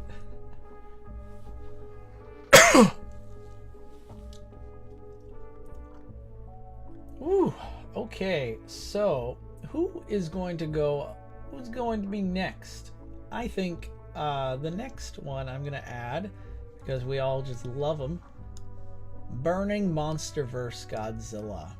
And to keep it short, because I already just harped about how insanely awesome Monsterverse Godzilla is, how super powerful he is, Burning Godzilla, again, just takes everything we've seen and just amplifies it. I mean, this guy quite literally no-sold King Ghidorah's gravity beams. He was literally just vaporizing Ghidorah with his just mere presence, sending out massive nuclear pulses that damn near incinerated Ghidorah whole, and eventually he eventually stomped a massive burning hole into Ghidorah's chest that triggered this huge massive explosion that, you know, this Godzilla laughed off. It's just kind of like, think Monsterverse Godzilla, but again, super amplified. And Monsterverse Godzilla right here in the burning status is super, he's already super amplified. He was already supercharged. Now, an interesting discussion, and I really want your guys' thoughts on this one, because I really don't know, but how do you think Godzilla's burning state became controlled? I mean, you could maybe argue the Godzilla we see at the end of King of the Monsters and in Godzilla vs. Kong is maybe the burning state but under control. But how did he not blow up? Because he was a ticking time bomb, right? But then we see Mothra die and her energy enters this Godzilla, and then Ghidorah also starts absorbing this Godzilla's energy. So what happened? I don't know. Like, did Mothra help prevent him from blowing up? Did Ghidorah?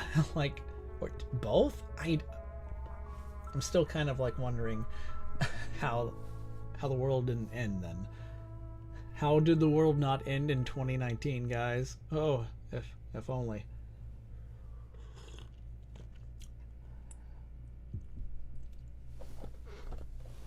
I don't really have to take too much time addressing burning Monsterverse Godzilla's placement here. If you guys want more details, we could probably get into that. But again, it's basically like a living nuclear weapon at this point, just with a lot of attitude.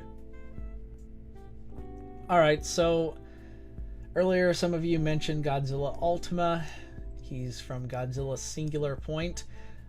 And I'm just noticing 2019 here because I have them all numbered. Wow. Okay.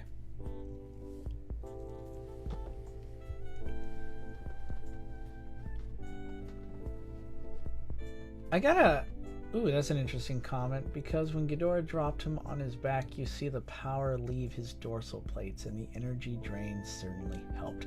Maybe that was a combination. Maybe that's what I'm missing. Ah, good point, Godzilla. Godzilla Ultima's power ranking here, I'm going to be I confess, this Godzilla probably doesn't deserve to be in the super tier. And part of the reason why, out of all the Godzillas on here, their ranking, I mean, I'll defend Godzilla the series to the death, in at least his placement, for reasons I've already described, or the Heisei Final Wars debate, or just Monsterverse Godzilla's placement. I mean, we all have our we all have our disagreements, but Godzilla Ultima's placement, I don't know if this will stick, but Ultima is very difficult to analyze for a number of reasons, because it's one of those things where, and this is why I tend to disagree with the tiering systems of Versus Battle Wiki, because they base their entire tiering systems on one's attack potency, when in fact I think there's more to power than just how much shit you can blow up. So a good example off the top of my head would be, what would happen if we pitted Voldemort against the Hulk? The Hulk should be able to destroy him with just his pinky, right? He's so strong. But then Voldemort has magics that can turn Hulk into a ferret. So in a way, I kind of look at Ultima in a similar light. You're looking at a kaiju, a Godzilla, who, while may not have the most powerful atomic breath around, and it is pretty powerful, but his esoteric abilities is largely where I am just still kind of like trying my best to understand, because there's a lot of physics, mumble jumble, you know, there's a lot of like jargon here that really you got to do a lot of research just to first understand what's happening in Godzilla Singular Point, which is one of my favorite shows. I'll be upfront. I loved it, but there's a lot of rewatch. It's very rewatchable because I feel like I learn something new every time I watch it. But I know it's not for everyone. But Godzilla Ultima was literally, he uses this thing called red dust, which is a type of, otherworldly material that's literally reshaping reality. It's rewriting the building blocks of our universe. And I don't think this Godzilla is universal, right? I think it's heavily implied that he was threatening the universe, but I'm not prepared to grant that just yet because we didn't really see the effects of that occurring since we were still just earthbound. We're maybe in a potential season 2 we might see something like that. But this Godzilla does have the powers and abilities to start rewriting at least the reality as we saw it around Tokyo. And he also was kind of similar to Shin, evolving at an accelerated rate. And unlike Shin, I think you can argue Ultima can actually evolve fast enough to give him a combat advantage.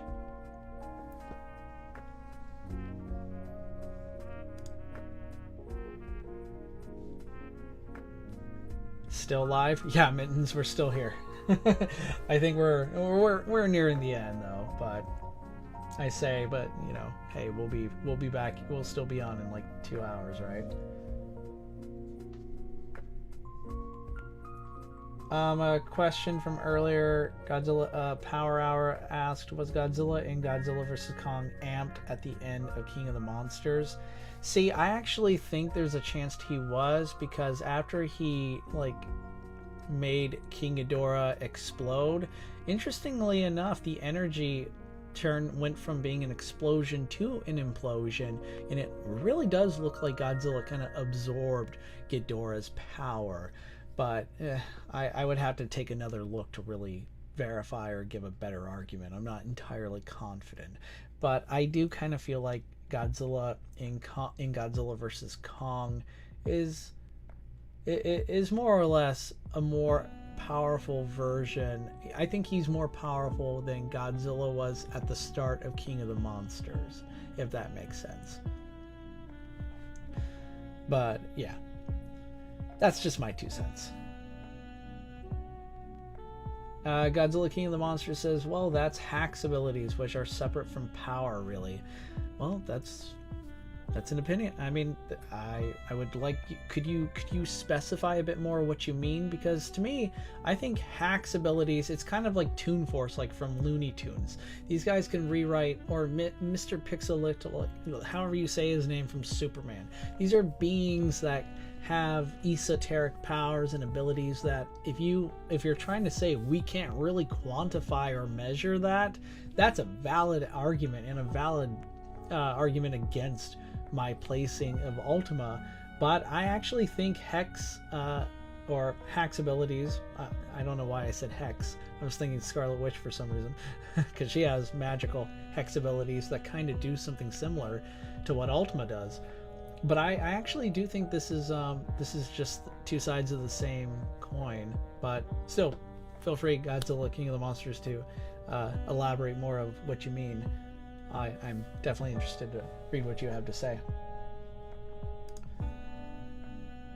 But anyway, just in closing, Ultima was actually warping, not just rebuilding reality itself. There was space-time disturbances as well. So I feel like Ultima, especially just the fact that Godzilla Ultima is actually a higher being, a being that comes from a higher dimension, attempting to enter our lowly 3rd dimensional realm. Again, if you want to use my logic, my own methods against me here, you're free to do so, and I would probably concede, as this isn't full-on evidence we can use, but I think intent is always important to evaluate if the intent is that Godzilla Ultima is a higher dimensional being, and we start kind of seeing that, or at least there's a pretty strong case for it, then who am I to say no? But let's go to the next one, because esoteric, physics jargon doesn't work all the time, right? So the next Godzilla on this list is Marvel Godzilla. Marvel Godzilla, I'm just gonna say, is the strongest Godzilla on the list. This is a Godzilla that was able to match the strength of Thor, the god of thunder, who during this period in Marvel Comics was strong enough to hold up the Midgard serpent, which is a creature that can literally constrict the earth several times over. He was able to stomp the Hulk into the ground and basically proved to be a physical menace to Marvel's greatest heroes. It would be very interesting to see Marvel Godzilla return someday. I would love to see how he would fare today against Marvel heroes and villains alike. But Marvel Godzilla, just with that insane levels of strength alone, just when we scale him to beings like Thor and Hulk and Hercules, he's just a powerhouse. And there's also this comic where he was shrunk down to human-sized, and he still was able to overpower the Fantastic Four, namely the Thing, who, while not a hero not quite as strong as the Hulk, is still superhumanly strong regardless. His fire breath, not sure if we should call it atomic breath, is hot enough to even give the Human Torch issues. And the Human Torch, again, is a guy that can go supernova. He can withstand the temperatures of the sun, and this Godzilla can burn the Human Torch. I mean, it's just insane to me.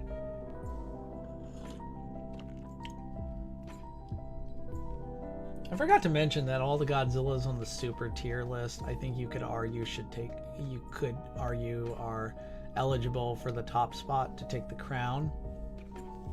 But it's definitely, I really don't have any real order for a lot of those in the super list, and even the burning tier we could probably crunch some numbers and determine, okay, is this consistent or do they belong where they are? We can shuffle the ranks a bit, but the super tier list is really wide open for interpretation and change. But Marvel Godzilla, hands down, the strongest Godzilla there is. Maybe there are some stronger ones in some mangas I have never read or something, but man, this Godzilla just brings both the heat and pain. Fighting fire with fire, but literally. Evan Blue, it's good to see you, my friend. It's been a while. For more on Marvel Godzilla, you definitely try and read those comics. They're from the late 70s. It's pretty cool to see Godzilla and Spider-Man in the same frame. Watching Godzilla and Thor stalemate each other was pretty good.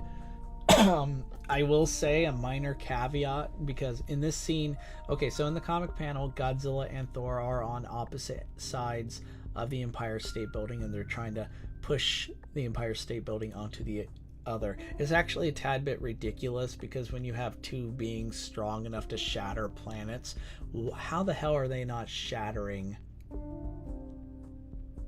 the Empire State Building?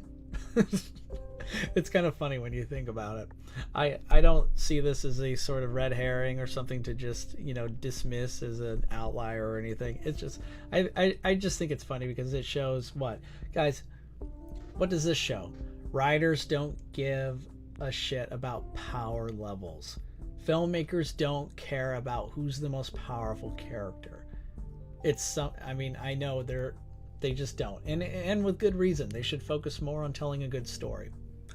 But really, if any panel, any scene is proof of how very little writers care about who's the strongest, It would be that.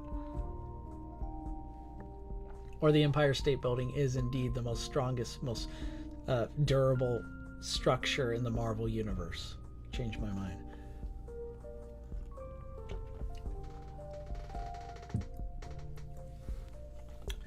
Hey guys, guess what? We're down to 2 more Godzillas. And there's one more that's going to be in the super tier. And then at that point, if you've been paying very close attention, we're going to find out who is going to be crowned the king of the monsters. Who do I think is the most powerful Godzilla around? Well, stay tuned. We got one more Godzilla to go through.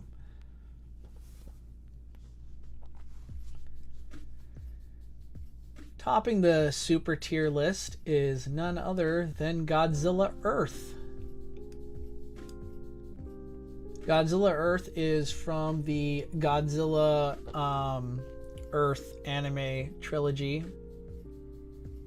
He is unbelievably strong, very powerful, durability wise, and this is namely due to an asymmetrical shield.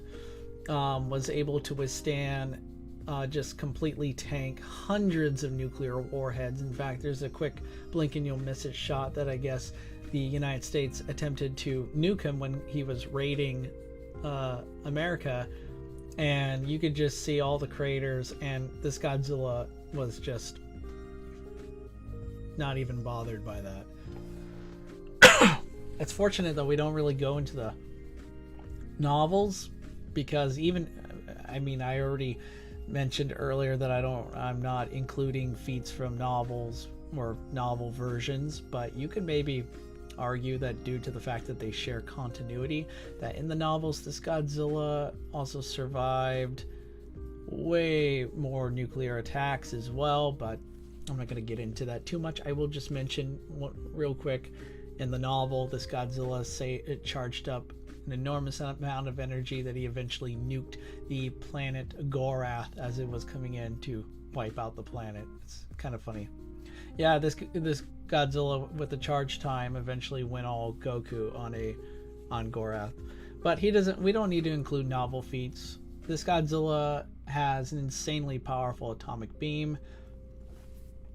It closed not 1, not 2, but 3 singularities, the very same sort of means in which King Ghidorah travels.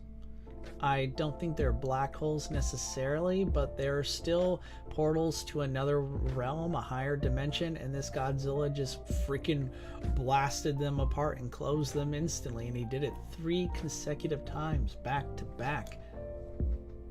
I think there was a sort of calculation made. I mean, if I really wanted to go through my notes, I could look for some really hard numbers, but this Godzilla's power, at the top of my head, I think was around 3, or measured to be around 3 or 4 terawatts. So think Monsterverse Godzilla, but like several times more energy.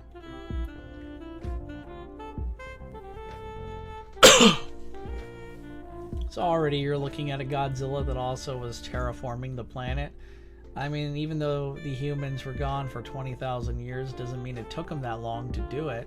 In fact, he radically altered the ecosystem, and it was 20,000 years. It's actually still a lot faster than, as far as geological time, that's nothing. That's a blink of an eye. But yes, this Godzilla lives up to the name. He warped the entire planet in his image. He has one of the most powerful atomic beams around. And, you know, he's insanely durable. It's kind of hard to imagine in a potential. I'll go over potential matchups again to see why I think certain Godzillas rank higher than the other. But you could definitely maybe argue Marvel Godzilla deserves to be ranked way higher. I mean, you could maybe even space toss Godzilla Earth. That would be something. But then Earth might just fly back with his atomic beam. That would be hilarious to watch.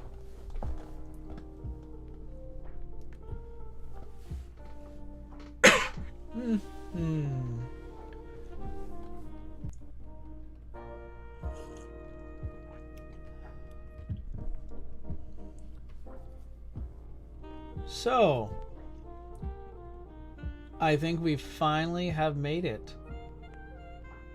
Drum roll, please. who do I think is the most powerful Godzilla? Why, it's Hell Godzilla, of course, from the Godzilla in Hell comic book miniseries. A great, fabulous comic, if I do say so myself. I'm just going to call him Hell Godzilla. Now we could maybe go issue by issue as Godzilla is traversing the hellish landscapes of, well, hell. But right off the bat, when we first meet this guy, he's falling for I don't know how long, hits the ground, creates this massive impact crater, and then proceeds to just completely disintegrate a massive, like, all ye who enter here beware sign, and Godzilla just torches it. I mean, already we're off to a pretty powerful start. Is that something that the Alpha Godzillas or Burnings couldn't do? Every single one of them could do that, of course. But as the series progresses, we learn more and more about just how powerful this Godzilla is. We learn that this Godzilla and Space Godzilla blew up the planet Death Star level. Oh, Gamer Time, good to see you, man. Welcome. Good to see you again. It's been a while.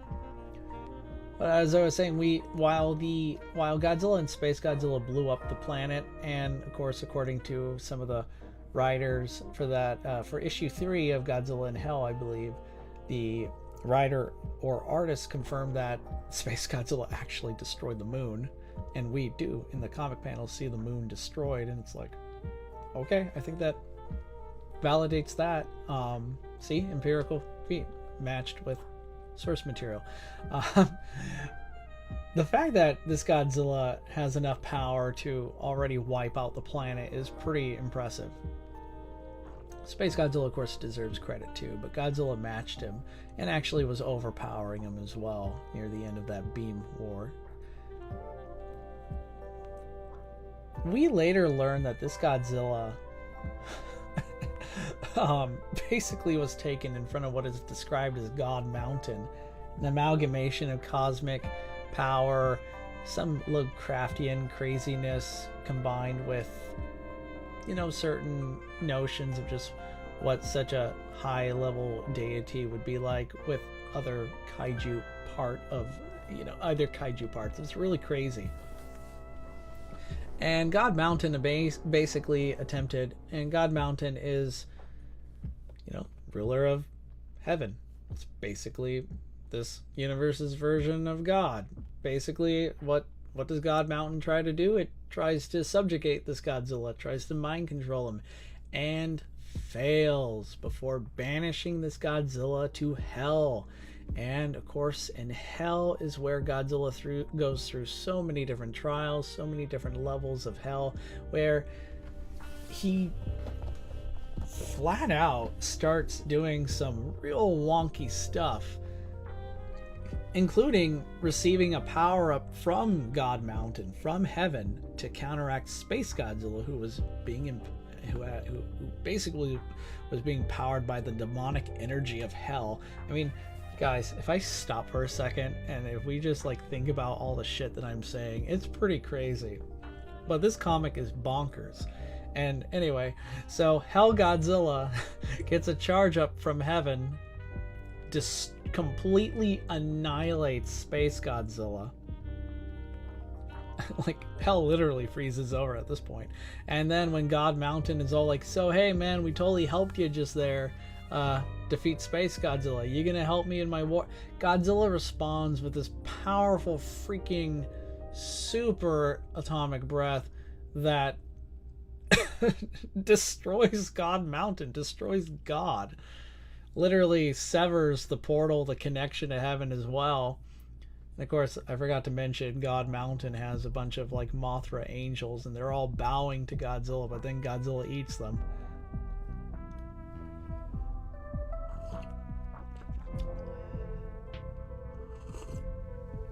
Ugh.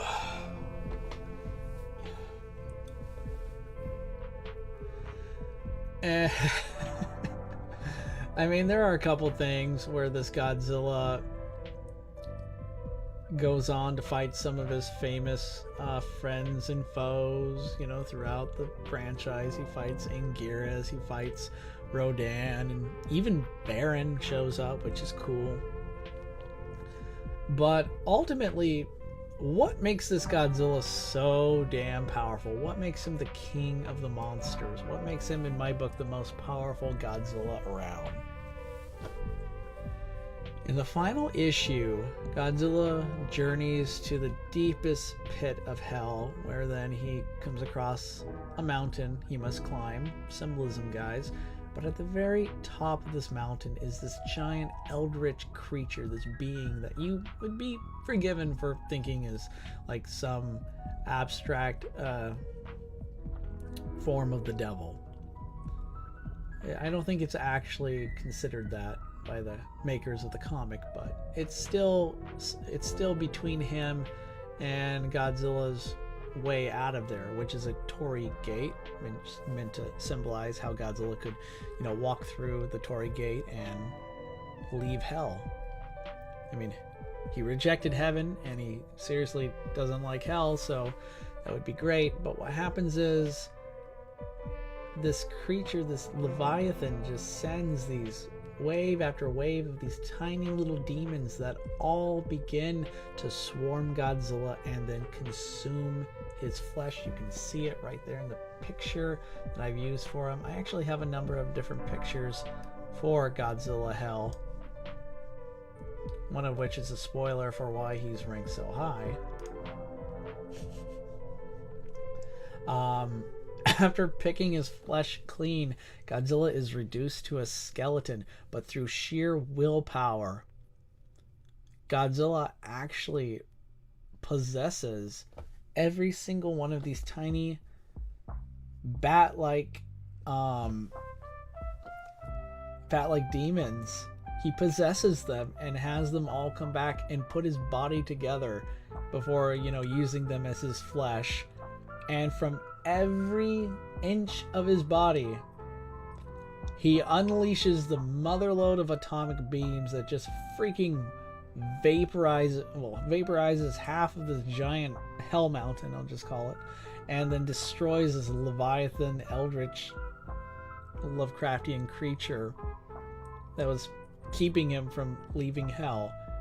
And then there, Godzilla, while still using all these things as basically a new meat suit, just through his willpower alone, manages to conquer life and death and returns. But here's the thing. Returns where? The last frame shows him in the ocean, and here's the thing. The Earth was destroyed. So what happens? What happened here? Godzilla, at this point, has ascended beyond life and death. He's already defied the omnipotence of God Mountain. He defied hell and now has returned to Earth. But wait a minute, Earth was destroyed. So what I gather here is that Godzilla literally just recreated the Earth.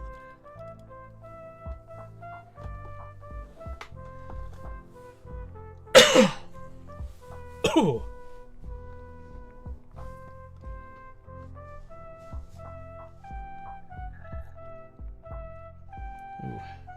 This coffee is so good. Alright, so there you have it. I think Hell Godzilla is the most powerful Godzilla around, at least so far. Godzilla's been around for, in the story, millions of years, but also since 1954, so I fully expect us to see more powerful Godzillas to creep up in the years to come. I will probably be revisiting this list someday, I'm sure, and will probably be making major changes in the years to come.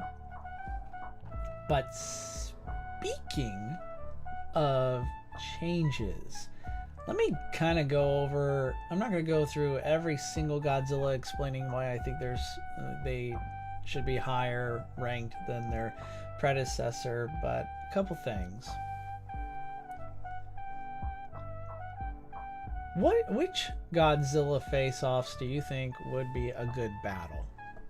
even though I have the original Gojira down here next to Godzilla 98, I actually think this would be an interesting fight, as G98 definitely has the speed and agility to literally run circles around Gojira, or Grandpa Zilla as I like to call him. But the difference is, one, G98 doesn't have, again, that godlike durability. So the moment he gets hit by Gojira's atomic breath, it's going to cause third-degree burns and probably kill him. Although you could maybe say G98 might just absorb the radiation, but I don't think that would happen. Number two, Gojira is like, 30, 40 times heavier. G98 is 600 tons, whereas Grandpa Zilla here is like 25,000 tons. So this is not going to end well. It can literally just fall on him and the poor iguana is going to be crushed.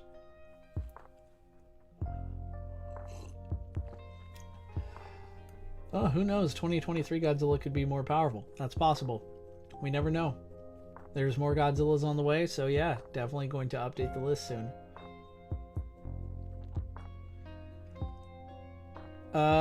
So let's see. Again, if you have any sort of, if you want my thoughts on why certain Godzillas are ranked higher, show them out. Just let me know. Tell me, shout them out. Tell me. Oh, smiley face is asking. Okay, Final Wars versus Showa.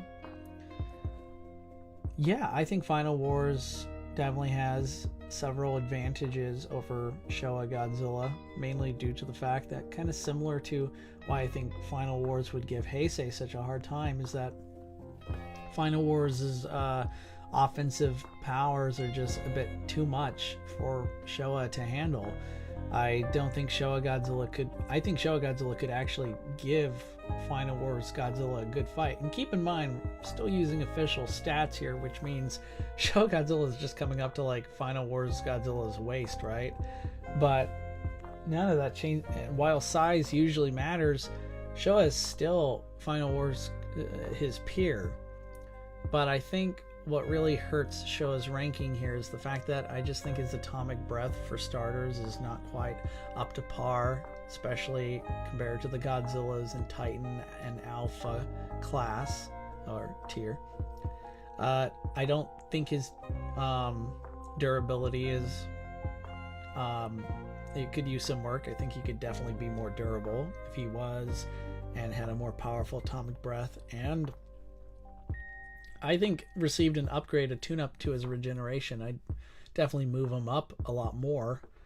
But I do think Final Wars Godzilla would, in the end, still win due to just the overwhelming power of his atomic breath and the fact that he can still match Showa Godzilla's strength, speed, and he's may not be as smart as his Showa counterpart, but he's still a pretty damn good fighter.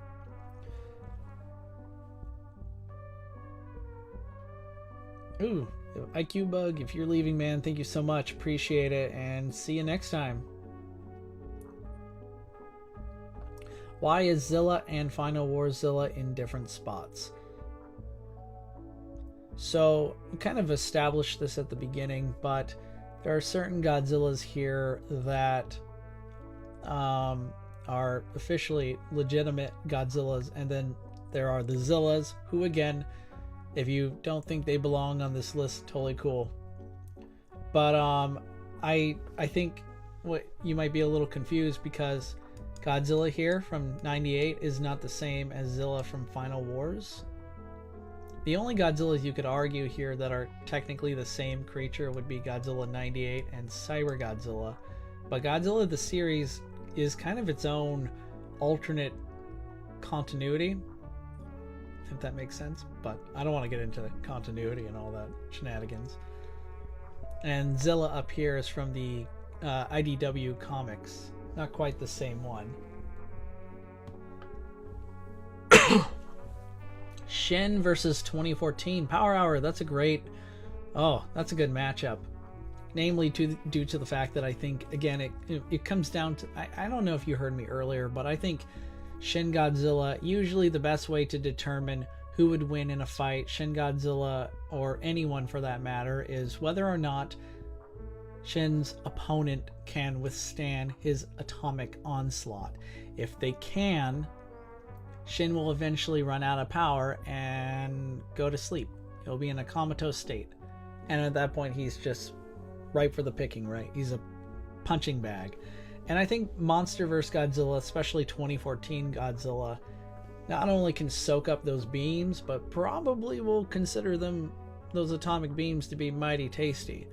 And while I don't think 2014 Goji's atomic breath is going to be much of a threat to Shin, I don't really think Shin's atomic beams, which are the ace in his hand, like that's the best card he can play. I don't really think it's going to do too much. I don't think he's going to kill 2014 Goji, much less incapacitate him or beat him. I think the fight will be quite a spectacle at first, but then Shin runs out of power, and then 2014 just marches over and just bludgeons him and wins just due to knockout.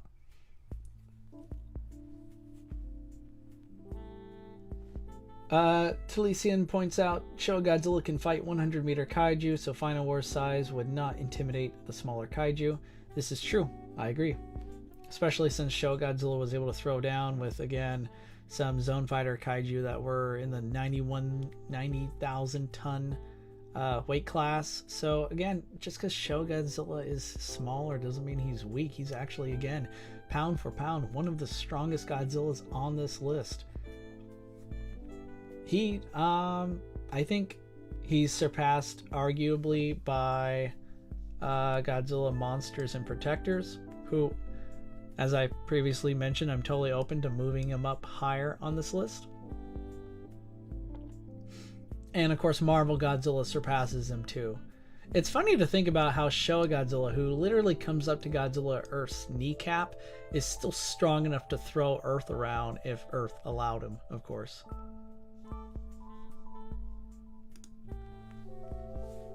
Excuse me. Gamer Time is asking how come GMK is so low ranked. You know what? It's kind of like one of those where appearances can be deceiving. Even though he is technically lower ranked, it's not because I think he's weak. It's just that I think the other Godzillas have stronger atomic beams, are more durable. While GMK, he's really hard to put down permanently. I mean, he's going to heal and come back from almost anything. He doesn't have fast regeneration, he doesn't have a rapid healing factor. I also think his arrogance ultimately dooms him. Even after, like, his own due to the humans, making his shoulder wound worse, Godzilla couldn't fire his atomic breath. It kept blasting out of the hole in his shoulder. And upon realizing that, he just didn't give up. He just kept going before it finally he blew himself up. And I feel like that points out two red flags. One, that means if you have an energy attack or a weapon, or you have the strength to injure him, maybe even wound him to the point you can, put a hole in his neck or shoulder, then all you have to do is just wait for him to blow himself up. And two, his arrogance really got the better of him. He really made a pretty terrible choice by still trying to vaporize the human protagonists of the story, when he should have just stopped and went, all right, I'm vengeance can wait, I'll come back.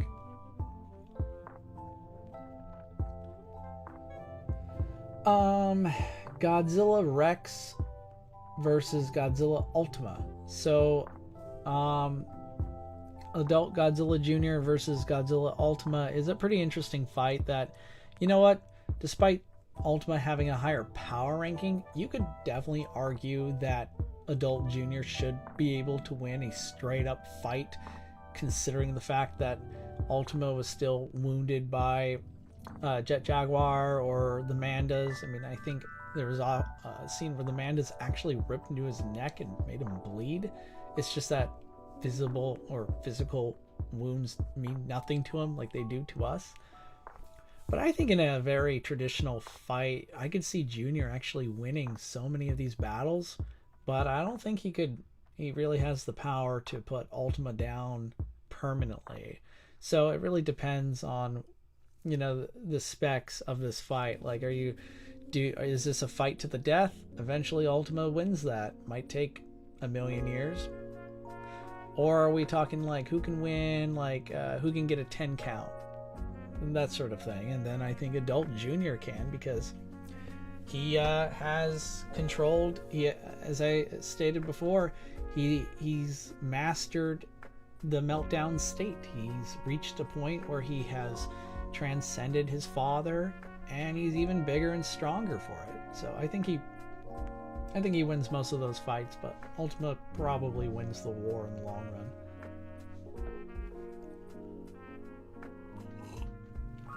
And as always, classic matchup between Godzilla from Godzilla the series and Showa Godzilla.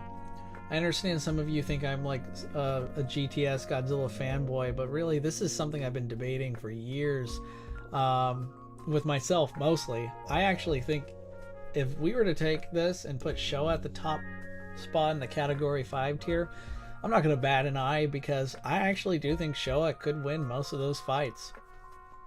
Toon Godzilla, despite having, again, using just empirical evidence, not, you know, not the other thing, he has pretty embarrassing low enough showings, and they are consistent enough that I can't really I'm not going to just ignore.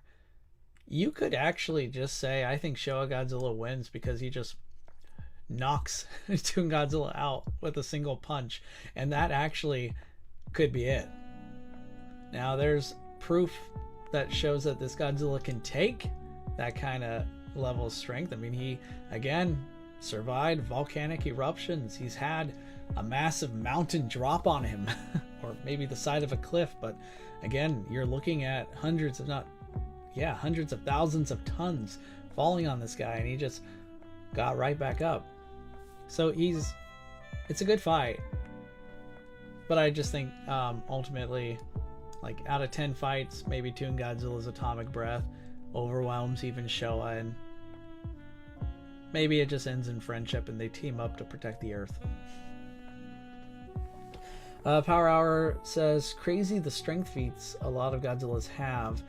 The IRC, the HB Hanna-Barbera Godzilla one has a really crazy one with an iceberg or something like that. Yeah, and you know what? I forgot one. I don't have a screen cap of it available to me now, but like, no joke, Hanna-Barbera Godzilla took like a massive stone, a boulder, that when you measure it to his size is like the size of Showa Godzilla, or very close.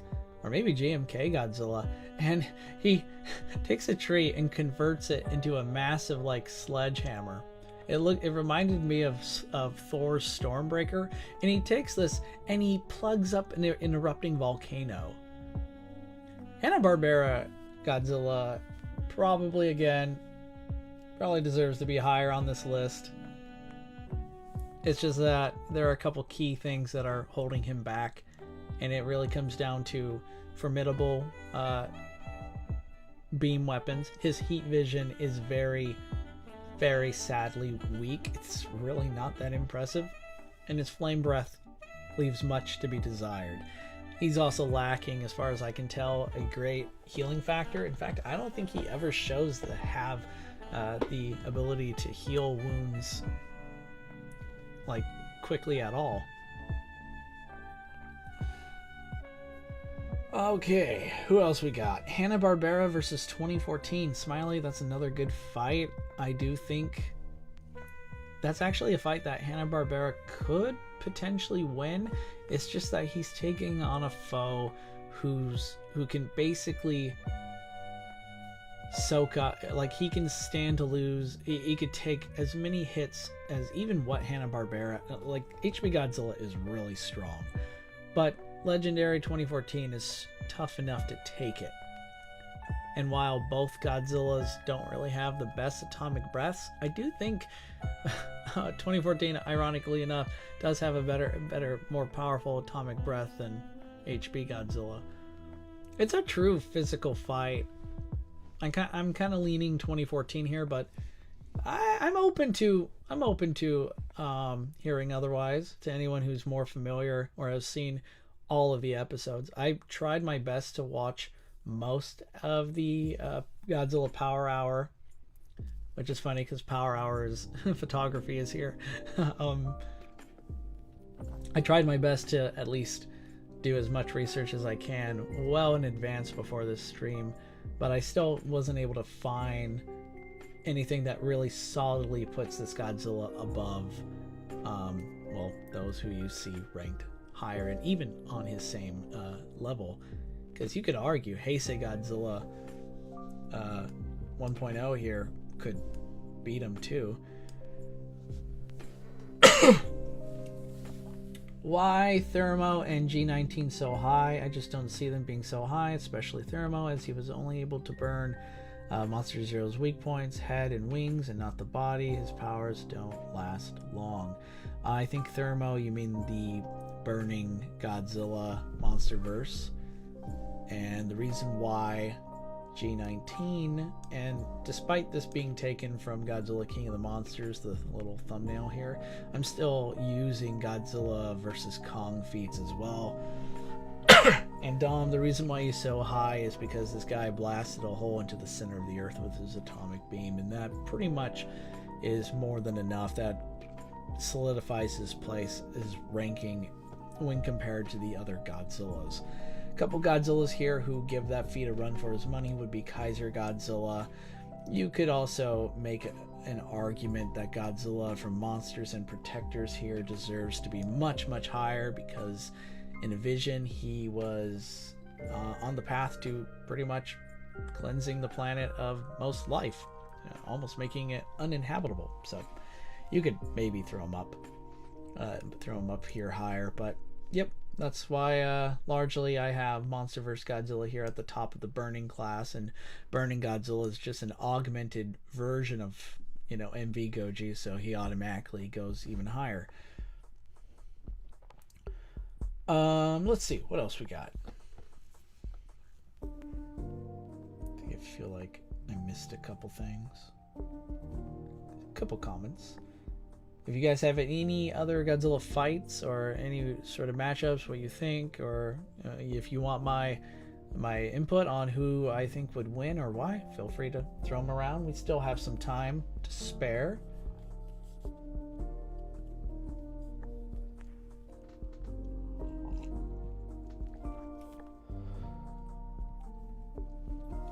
Evan Blue thinks Zilla could beat 1954.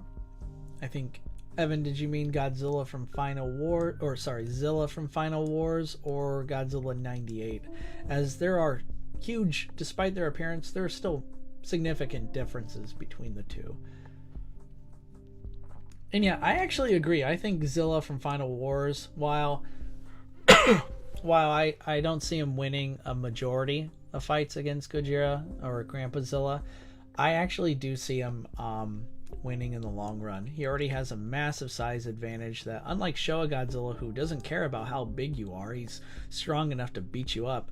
The same can't be said of Grandpa Zilla. And I also think Zilla here has a massive speed advantage, literally running circles around Gojira 54. And I think the fact that he didn't instantly die, in fact, after Final Wars Godzilla just blasts him with his atomic breath and like blows up the Sydney Opera House, you could still hear him screaming over the exilian radio frequency. So he didn't instantly die, and I don't think Gojira 54 is anywhere near Final Wars Godzilla, at least in terms of power output. So yeah, I think Zilla from Final Wars could take like a slim majority here.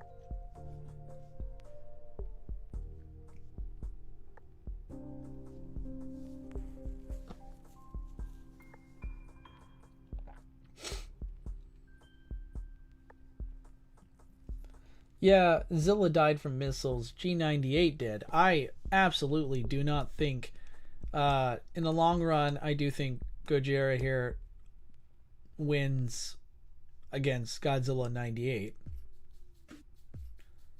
Absolutely. But when you bring other Zillas into the equation, it's a whole different thing. I'm honestly a little disappointed nobody gave me flack about Snow Godzilla's placement. But I guess you all kind of understand where I was coming from. We just unfortunately don't know too much about him. This guy could single-handedly be up there with Ultima. I think somebody earlier mentioned that sort of comparison. And that's a very apt comparison. The only difference is Ultima has more feats, and of course we were able to have more time learning more about his more crazy esoteric like powers and abilities.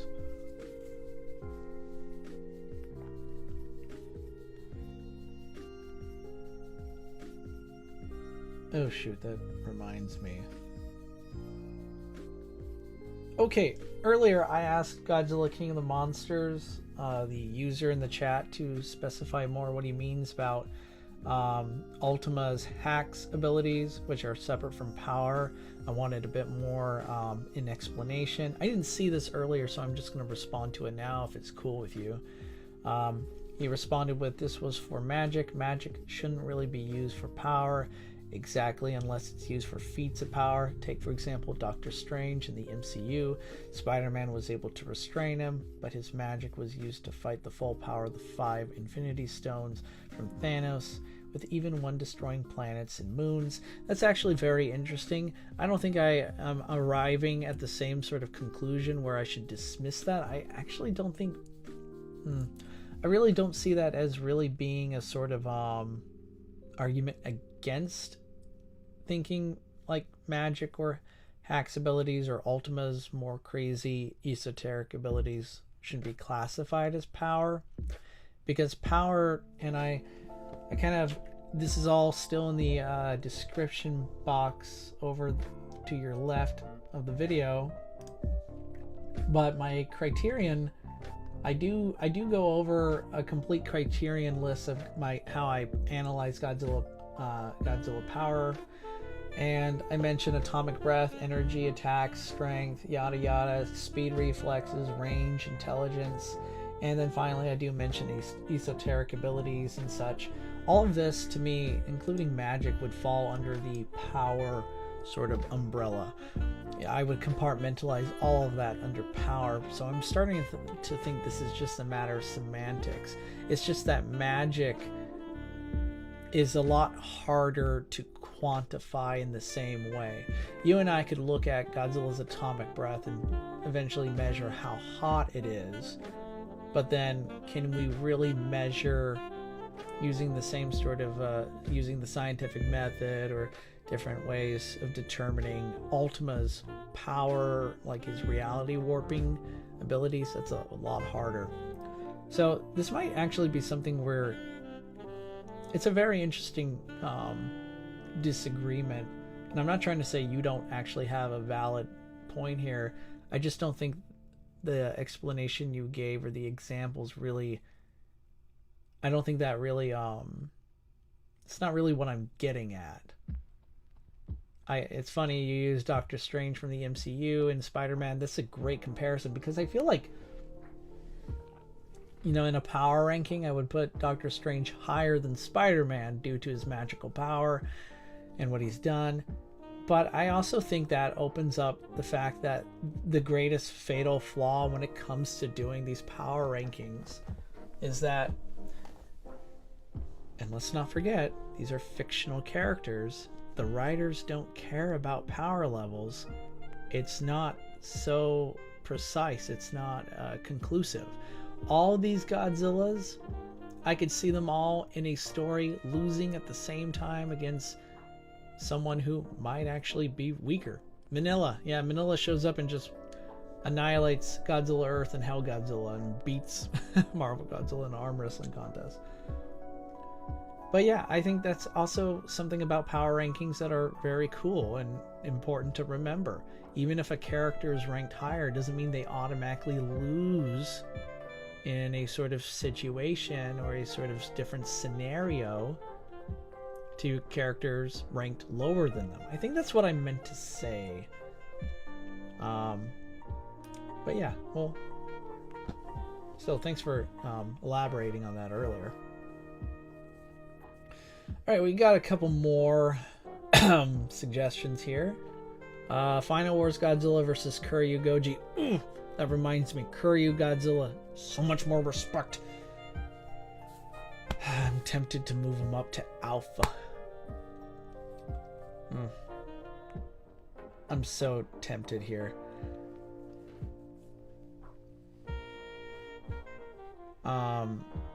As for who I think wins, I honestly kind of feel like Final Wars Godzilla and Kiryu Goji are very, very close, and they have a lot in common. I'm almost more impressed at times from Kiryu Godzilla's durability, just considering he survived the absolute zero cannon at close range, no less. And, you know, Final Wars can tank like city busting meteor explosions, so, but the absolute zero cannon is still something that I would say is, I would much rather get hit by a meteor explosion than the absolute zero cannon. One of these things, you know, is just a massive amount of destructive energy, heat, shockwaves, you know, an explosion. The other is a weapon specifically designed to shatter your atoms. So, like, you could definitely make an argument here that Kiryu Godzilla deserves to be at least on Alpha. So, I'm just going to move him for a second, just because I love this guy. He's also so damn powerful, so damn strong. It's just that I think Final Wars Godzilla is stronger. His durability wise, they're about roughly around the same level, but I do think Final Wars has enough power to eventually overwhelm his Kiryu counterpart, but Kiryu is going to make him work for it. It would be really quite something to watch. But yeah, Kiryu Goji, just moving him to Alpha tier for now. Kind of like him right there. Kind of deserves it. That guy is just underrated. Let's see. What else we got?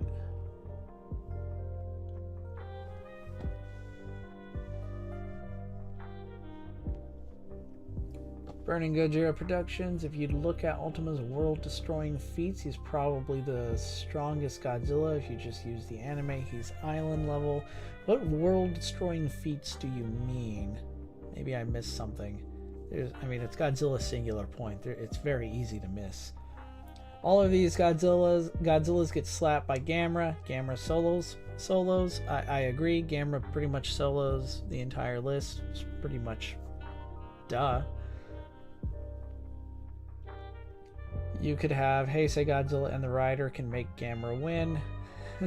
Absolutely. Smiley face wants me to chime in on Hell versus Marvel, which already sounds like an actual plot storyline that Marvel's done a million times. Who do I think would win, Hell Godzilla or Marvel Godzilla? Well, you know, it's one of those things where I could be like, well, duh, look at who's ranked higher.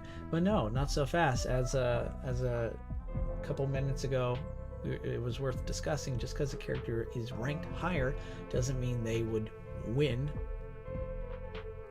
these battles, or even a majority of battles. Some characters do have more power, but that you're not guaranteed to win every fight. In this case, Marvel Godzilla has the raw strength, I think, to give Hell Godzilla one hell of a fight. But here's what I think might happen. Given what we've seen Hell Godzilla do, there is nothing stopping him from possessing Marvel Godzilla. I know, that might seem like a cop-out. But again, I'm of the mind that Hell Godzilla recreated he conquered life and death and remade the Earth. I can't really see Marvel Godzilla doing much against that.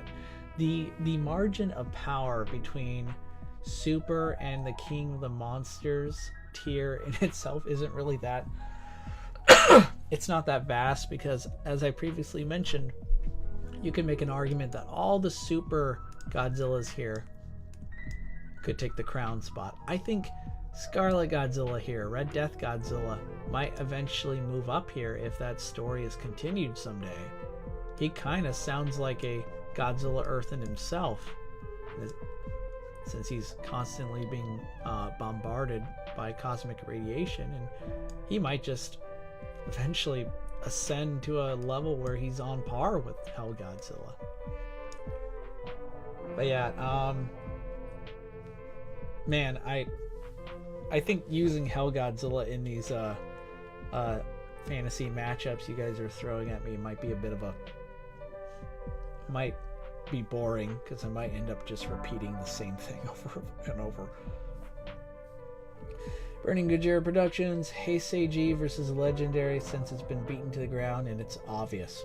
Agreed. Showa defying physics versus Ultima rewriting reality. Ooh, IQ bug. This may be the question that stumps me the most. Speaking of Showa Godzilla, you know what's an interesting thought? And I kind of alluded to this in the Godzilla half-century war about whether or not is this the same Godzilla, you know, that kind of debate. What if Showa Godzilla isn't the same Godzilla? What if, in order to explain why he looks different in almost every movie, it's actually a different Godzilla, and Japan is being literally pranked every other year by a whole family of Godzillas that all take turns showing up? You heard it here first.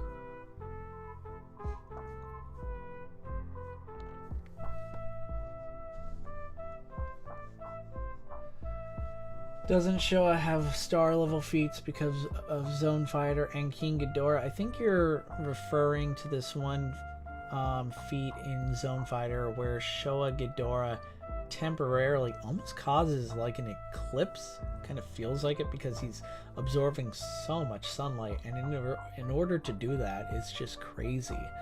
I'm not prepared to. I would have to evaluate that a bit more, because it's one of those things where a character is doing something super supremely powerful one moment and then there's no consistency to it.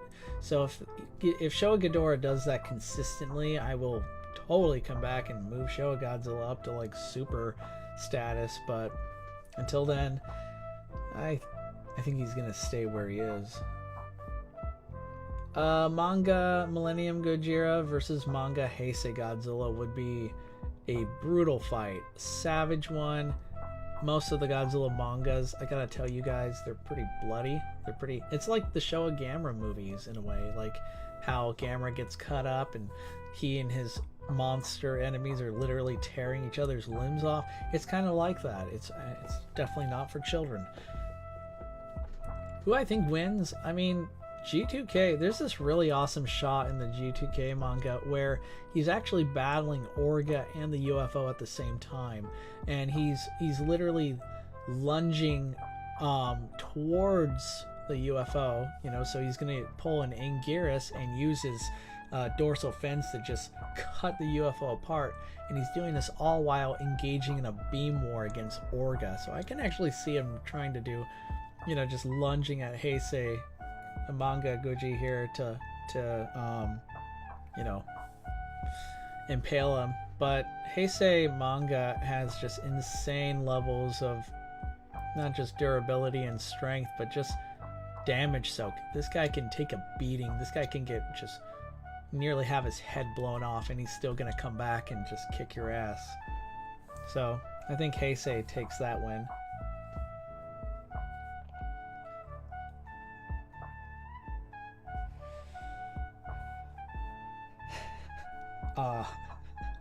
Like a Showa, any respect.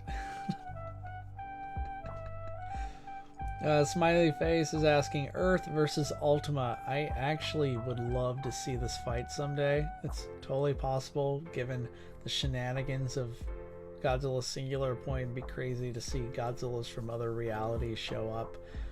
I know you didn't ask this, but I always thought it'd be a cool fight to see Godzilla Ultima square off against Void Ghidorah, as in the King Ghidorah that Earth fought. I think that would be a pretty interesting fight, because I would actually put that King Ghidorah above even Godzilla Earth. He had Earth on the ropes before, you know, humans helped.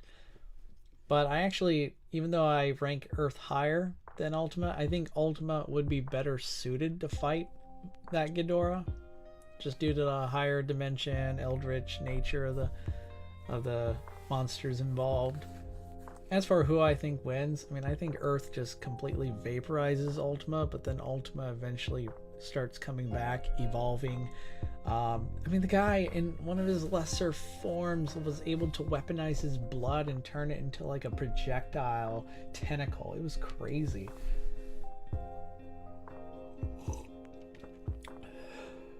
Oh no, it's Godzilla No Way Home. Maybe we can get Andrew Garfield to play one of the Godzillas.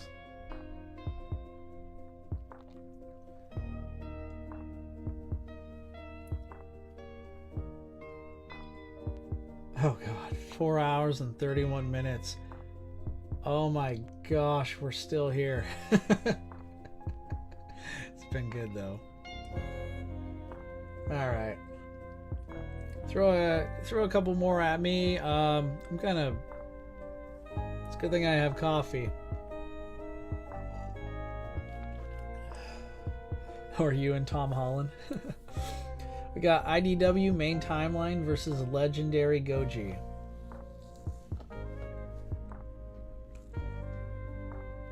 So, I know earlier I kept like talking about just how freaking powerful Monsterverse Godzilla's atomic breath is, you know, reaching the center of the earth, but it's obviously it's not always at that power that required a massive charge up.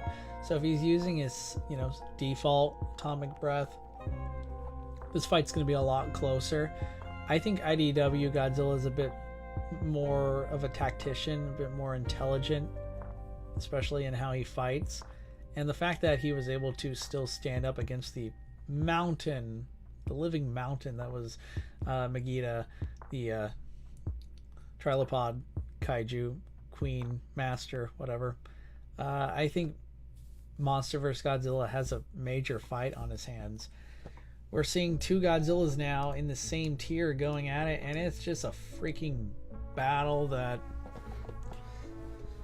I think you could maybe argue Monsterverse Godzilla could win because he's just better at absorbing radiation energy attacks than what I think we've seen. But IDW also, that's how he, in the original storyline, that's how he got his atomic breath, when they dropped a nuke on him. So you actually might be looking at a stalemate where both Godzillas just keep making the other more and more powerful. Which, returning to the Heisei Godzilla manga, that actually kind of happened between Godzilla and Space Godzilla. The two engaged in a massive, not a beam war per se, but Space Godzilla like literally fired a massive energy beam from his entire body, and Heisei Godzilla absorbed that energy and just fired another blast at Space Godzilla. Space Godzilla absorbed that and blasted it back at Heisei. Heisei absorbed that and blasted a more powerful beam back at Space Godzilla, and finally Space Godzilla started melting down from it. But that was pretty. It was pretty intense.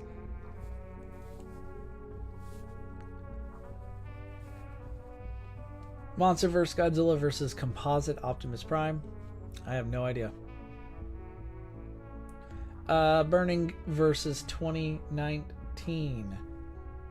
I see what you did there, Smiley. Yeah. Which burning? Are we talking Monsterverse Godzilla burning or Heisei burning?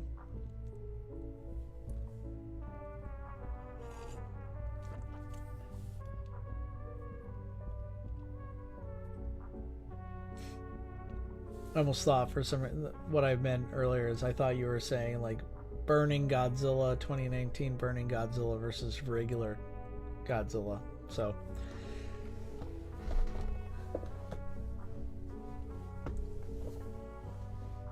Heisei. Okay, so Heisei versus 2019. Heisei Burning Godzilla versus basically Monsterverse Godzilla here.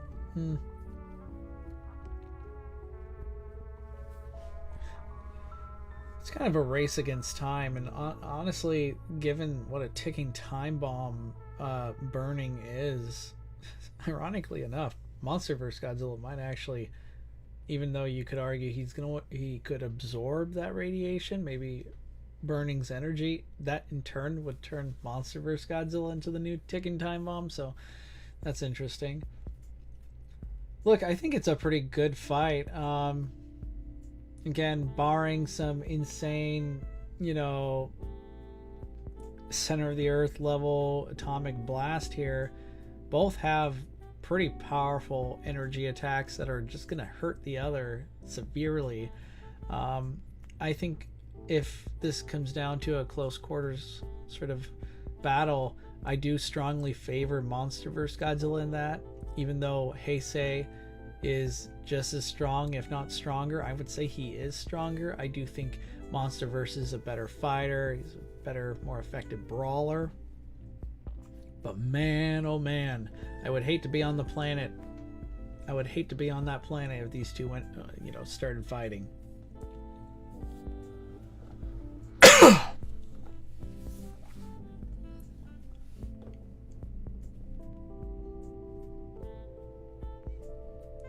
I don't know what to think of 95 because there's a line of the movie saying he would create a burst of energy unseen since time began. That's an interesting statement, and again, it's one of those things where, well, it's a statement. Are statements feats? Are they evidence? Sometimes, or at least they might fall under expositional, as I like to call it, feats. But it's clear that this Godzilla was going to destroy the planet, but then the question is, would it have stopped there? I have no idea. So it's possible that this Godzilla wields even greater energy. And who's to say? I mean, who said that line? Ken, I forget, Yamada-san? Somebody, I forget the character's name. But the person who did say that line was a reliable expert, right? He was an expert on Godzilla. Struck me as a pretty smart dude, and maybe his science instruments, little gizmos, were detecting some crazy level of energy that I'm in no position to say otherwise. So yeah, to each their own on that one. I admit there's a chance that Burning Heisei or Meltdown Godzilla here should be much, much higher. Keizer Godzilla versus Burning Godzilla. It's kind of similar to a Heisei versus Final Wars Godzilla, but a little bit reversed. Now, again, I think a Heisei Final Wars battle is so close. No matter what I've said before, I do think it's an insane fight. As excited as I would be to see Godzilla, the series, and Showa Godzilla fight, this is the main event. This is like Kaiju WrestleMania right here. But then we go even above that, and now we have Keizer Godzilla fighting Meltdown Godzilla. Like, we're watching the super powered versions of these two pretty souped up Godzillas, all like just damn. Absolutely, though, I do think Meltdown's atomic, that spiral blast near Meltdown would just freaking wreck Keizer Godzilla. But the thing is, Keizer Godzilla does have a way of solving the whole "the planet might be doomed" problem. He has the means of blasting, ejecting Godzilla into outer space, ejecting Meltdown into outer space, where when he blows up, at least he doesn't take the planet and Godzilla with him. That's really how I think this fight would come to a close, or how I would end it. Hey, that would make for a cool stop motion video someday, right?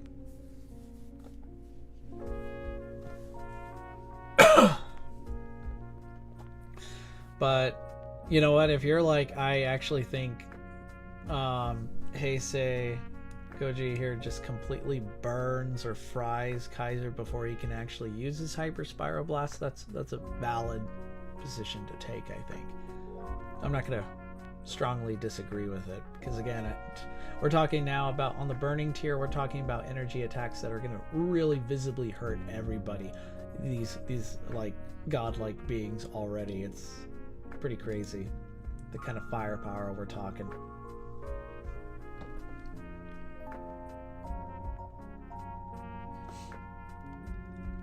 Statements should be feats unless they're just so obviously wrong. No, it wouldn't have stopped there, but that was the important part of the plot. I think statements, I don't see statements as being feats, but I think statements can complement feats. It also depends on whether or not it's coming from a valid source, right? I mean, that's the thing in the real world. You want a valid, trustworthy source, because we hear a lot of things, even in the Godzilla films, where a character might say X, but it turns out to be Y, and not something that turned out later. It's just something flat out that's just, like you mentioned, unless they're just so obviously wrong, and that kind of makes my argument for me. Because if a statement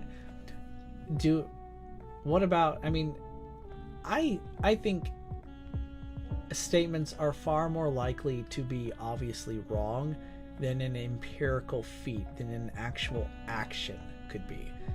And if an empirical feat turns out to be wrong, I would call that an outlier. And outliers are, I think, a little bit hard to prove. It really comes down to whether or not it's consistent.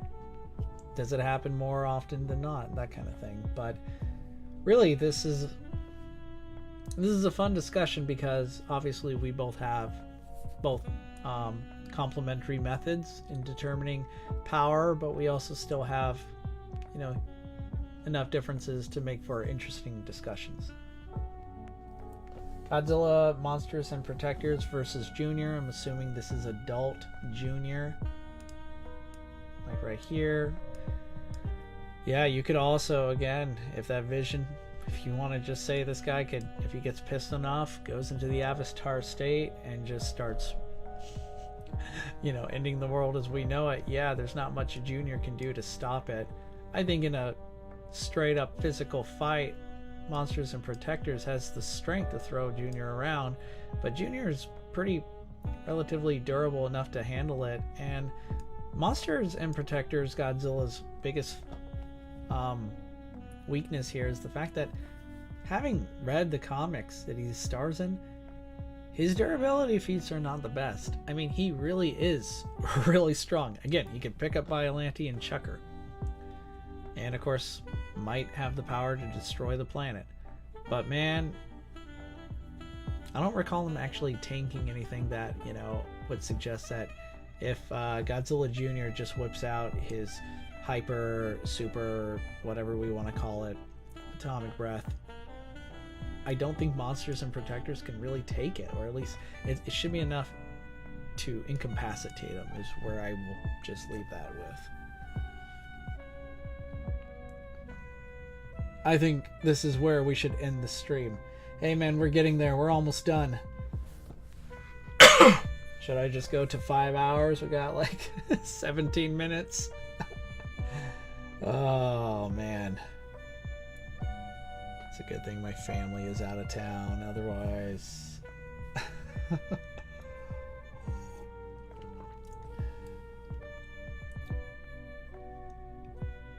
Heisei would probably kill Keizer before he can do it. That's a valid regarding Keizer Godzilla versus Meltdown Godzilla, or Heisei Meltdown Godzilla. That is, one way that could easily happen. Of course, again, being a ticking time bomb, I think in the burning class, or even against some alphas, Heisei Meltdown Godzilla is really in no position to want to pick that many fight, like at least with these powerhouses, because he can't really enjoy victory for long, because a lot of these guys, I think, are just going to blow him to Kingdom Come anyway. So it's kind of just a a mixed bag. It's kind of like there's no winning here. Space Godzilla is the most confusing character. 1 second it's a theory, the other it isn't. I think the supernova theory is Space Godzilla's origin because it's been backed up for years. I actually think Space Godzilla's origin is, it's probably easier to just simplify it. I mean, I'm not going to tell you what's canon or not. The film is very clear. At least, I mean, they're honest about stating it's a theory, but I honestly think Godzilla cells got into space somewhere out there. They were exposed to cause exploding star energy like supernova and such, and then they came into contact with an unknown crystallized organism and mutated into Space Godzilla. I'm not saying that's canon, of course. I'm just saying the whole black hole, white hole thing is kind of just... If we're talking power ranking, if you're really going to tell me that Godzilla cells can withstand a black hole, but then we later see bazookas start drilling into Heisei Godzilla's skin, or they use Godzilla cells to create Biollante, who's clearly... I don't think anyone's going to say Biollante can walk into a black hole and be fine. I think there's just too many contradictions, but I don't want to debate canon of, previously established character origins, because it doesn't really achieve much.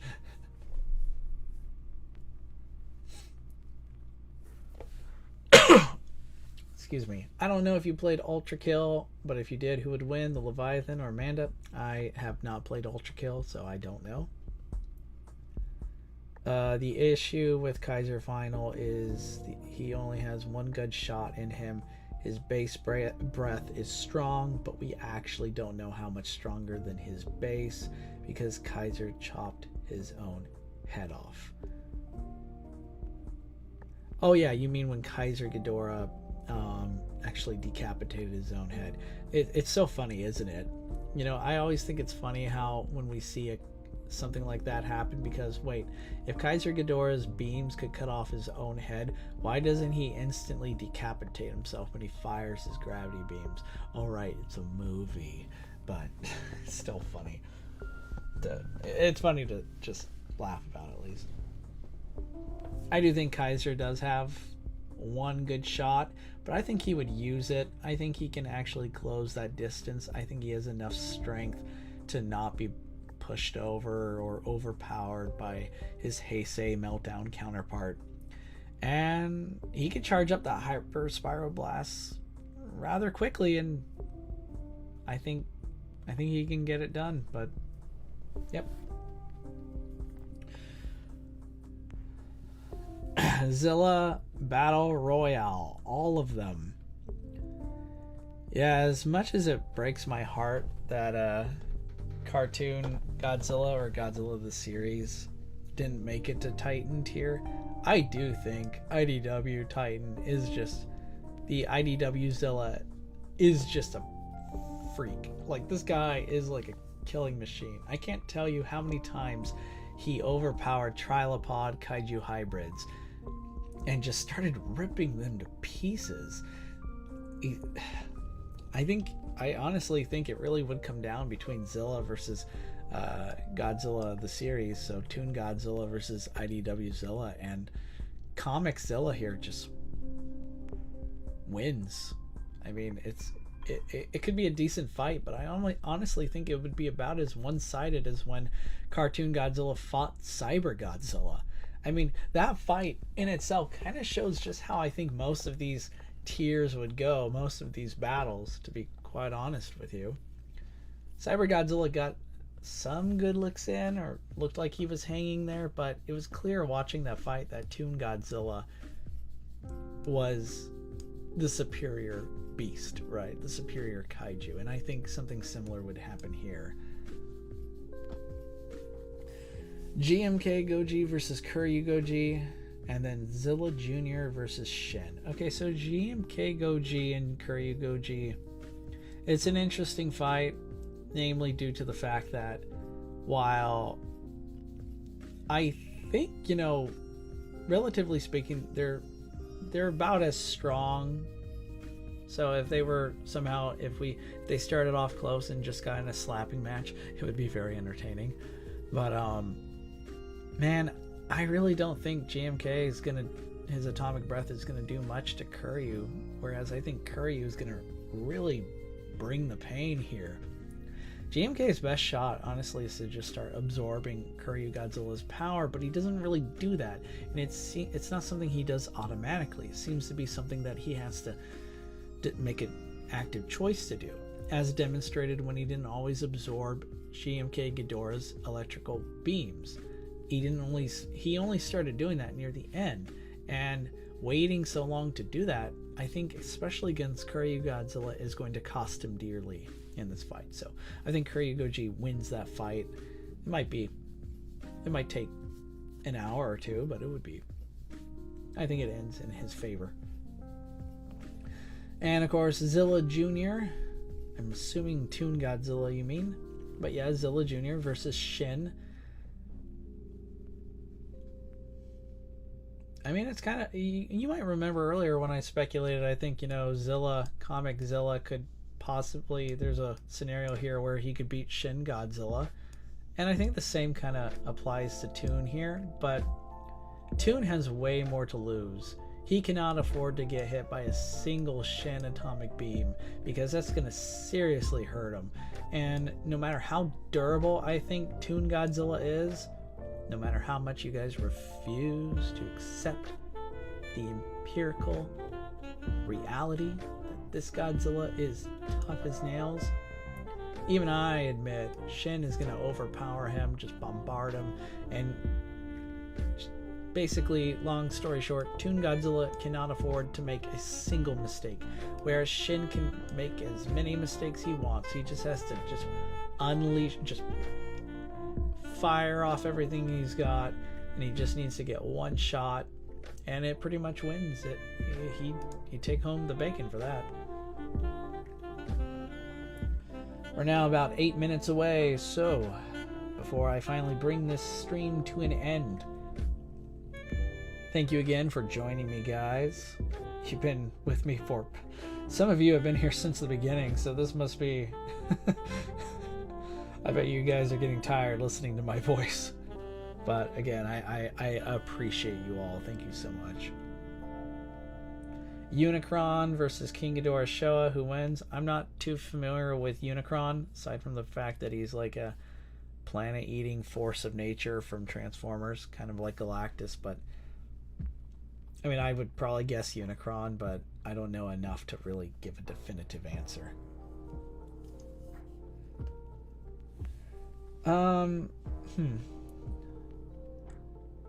GMK can't really die though. Yeah, that's true, he can't. So, you know, Kiryu Godzilla and GMK Godzilla meet up every, like, I don't know, half century. Fight, Kiryu wins, and waits another 50 or 100 years before GMK comes back to lose again. How about that? 5 hours of madness. Yes. Yes, you don't say. Godzilla 2000 versus Kiryu Godzilla would be a freaking awesome fight. I think it's more explosive and a lot closer in a battle than even GMK versus Kiryu. I think you can almost make the case that G2K's Godzilla Atomic Breath is hotter than even Kiryu's, but I'm not. Again, Kiryu's nullified, or at least stopped the absolute zero cannon from, you know, smashing his atoms, so that's great. One thing G2K has going for him is his regeneration. I think it's superior than Kiryu's. So even though I think Kiryu's a better fighter and his atomic breath and G2K's atomic breath are about on the same level, you could argue that G2K's regeneration pretty much sees him to the end of that fight. So yeah, there's a chance G2K might win that fight. But overall, I think the fact that you know, enough force is enough to KO Meyer Goji G2K here. I would probably bet money more on Kiryu Godzilla, but It's very close. It's almost a flip a coin kind of matchup. Honestly, I think Toon Godzilla might stand a better chance against Shin. His IQ would probably help a ton. Power Hour, I think that's a good assessment, good observation. Toon's intelligence, far too often than not, when it comes to power ranking, intelligence is generally underestimated, just like in real life, unfortunately, and it should not be underestimated. Being a quick thinker, a great tactician, and strategist can really help even Godzilla on this list, like Showa Godzilla, for example. Showa Godzilla versus Shin Godzilla, you can almost make a similar case that, well, Showa Godzilla is smarter and he might find a way to actually win the day, and I think he eventually would, believe it or not, because the classic race against time, a race between intelligence versus one's adaptability, that intelligence versus adaptability, which is kind of the plot of Shin Godzilla, and intelligence won out barely in the end. So, you know, I think there's a strong argument here that, yeah, Toon Godzilla might be able to overcome Shin, but again, it's really close. Like I said, Shin he can make mistakes all day, and Toon can't make a single one. He's got to perform close to perfection as possible.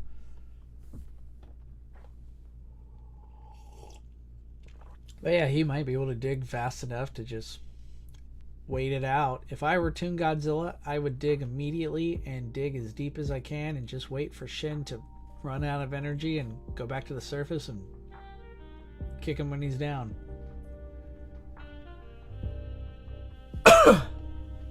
Oh god, I love this. 5 hours of debating and scaling a fictional dinosaur. Hell yeah! I'll drink to that. That's how it's done. That's like the best way to have these debates, guys. That's the best way to talk. That's the best kind of discussion there is. I mean, what would you rather do? Talk politics? Heisei Gamera versus Legendary Godzilla. I mean, we've already established Gamera solos, right? So Gamera wins. This is unrelated, but damn, that new 1999 SH Gamera is looking good. I'm glad they actually re-sculpted the head. I agree 100%, and I'm totally getting that. I've been waiting. I held out because I didn't want to get the previous. I'm losing the ability to speak. Thank Godzilla, I only have 3 more minutes of this nonsense. But I held off getting the original Gamera 3 action figure because of just how terrible the head sculpt was, and the figure looked for the most part pretty great. And when I say it's terrible, it really wasn't terrible. It's just that it didn't hit my standards, and I couldn't see myself now because I couldn't buy it when it first came out, and now third-party sellers have it at like what, $200-300. No, sorry, I'm not gonna buy. I want my money's worth, and this new Gamera figure looks like a steal. I'm gonna pre-order it like as soon as I can. It looks great, and I have big stop motion plans for that Gamera. I can tell you that much. Alright guys, I'm gonna maybe we'll continue a stream another time of just cool fantasy matchups, who we think would win and stuff. Maybe go beyond just the Godzilla power ranking here and start including other monsters, kind of like what Burning Gojira Productions was doing with Gamera. Although don't bring up Gamera, he wins every time, even against Hell Godzilla. Hell Godzilla had a nightmare, and it was Gamera. We're gonna start bringing this to a close, but I will just say we have so many more projects on the horizon. I'm currently in the works of trying to prepare a Shin Ultraman review because I finally saw it. I have so many more stop motion projects coming. I'm really excited about this one that I'm trying to write the script for. It's going to be are you guys familiar with the Choose Your Own Adventure story? It will be the first of its kind, at least for my channel, where you, the viewer, will get to determine the ending for these videos. So I'm trying to figure out the logistics, how that would work, how long it's going to take to make, but I am pumped. It's going to be so much fun. I have like a million more projects on the horizon, but guys, it's been real. Thank you so much for being here, everyone. 5 hours, we made it. It's been epic. But yes, this is my ultimate Godzilla power ranking. If you want to make your own, again, description box of the video, it's there. The link is there. Go make your own. And please, I'm going to start a thread in the community, Kaijutopia community later, asking you guys to just share your own if possible. But if not, I'll be looking up on my end to see all your guys' power ranking lists too, because I want to know you guys too. You spend 5 hours with me. The least I can do is to see what you guys think. So thank you again, everyone. Yeah, I appreciate it. I appreciate everything. Thank you so much. It means a lot. And I hope everyone has a great rest of your weekend. Take care.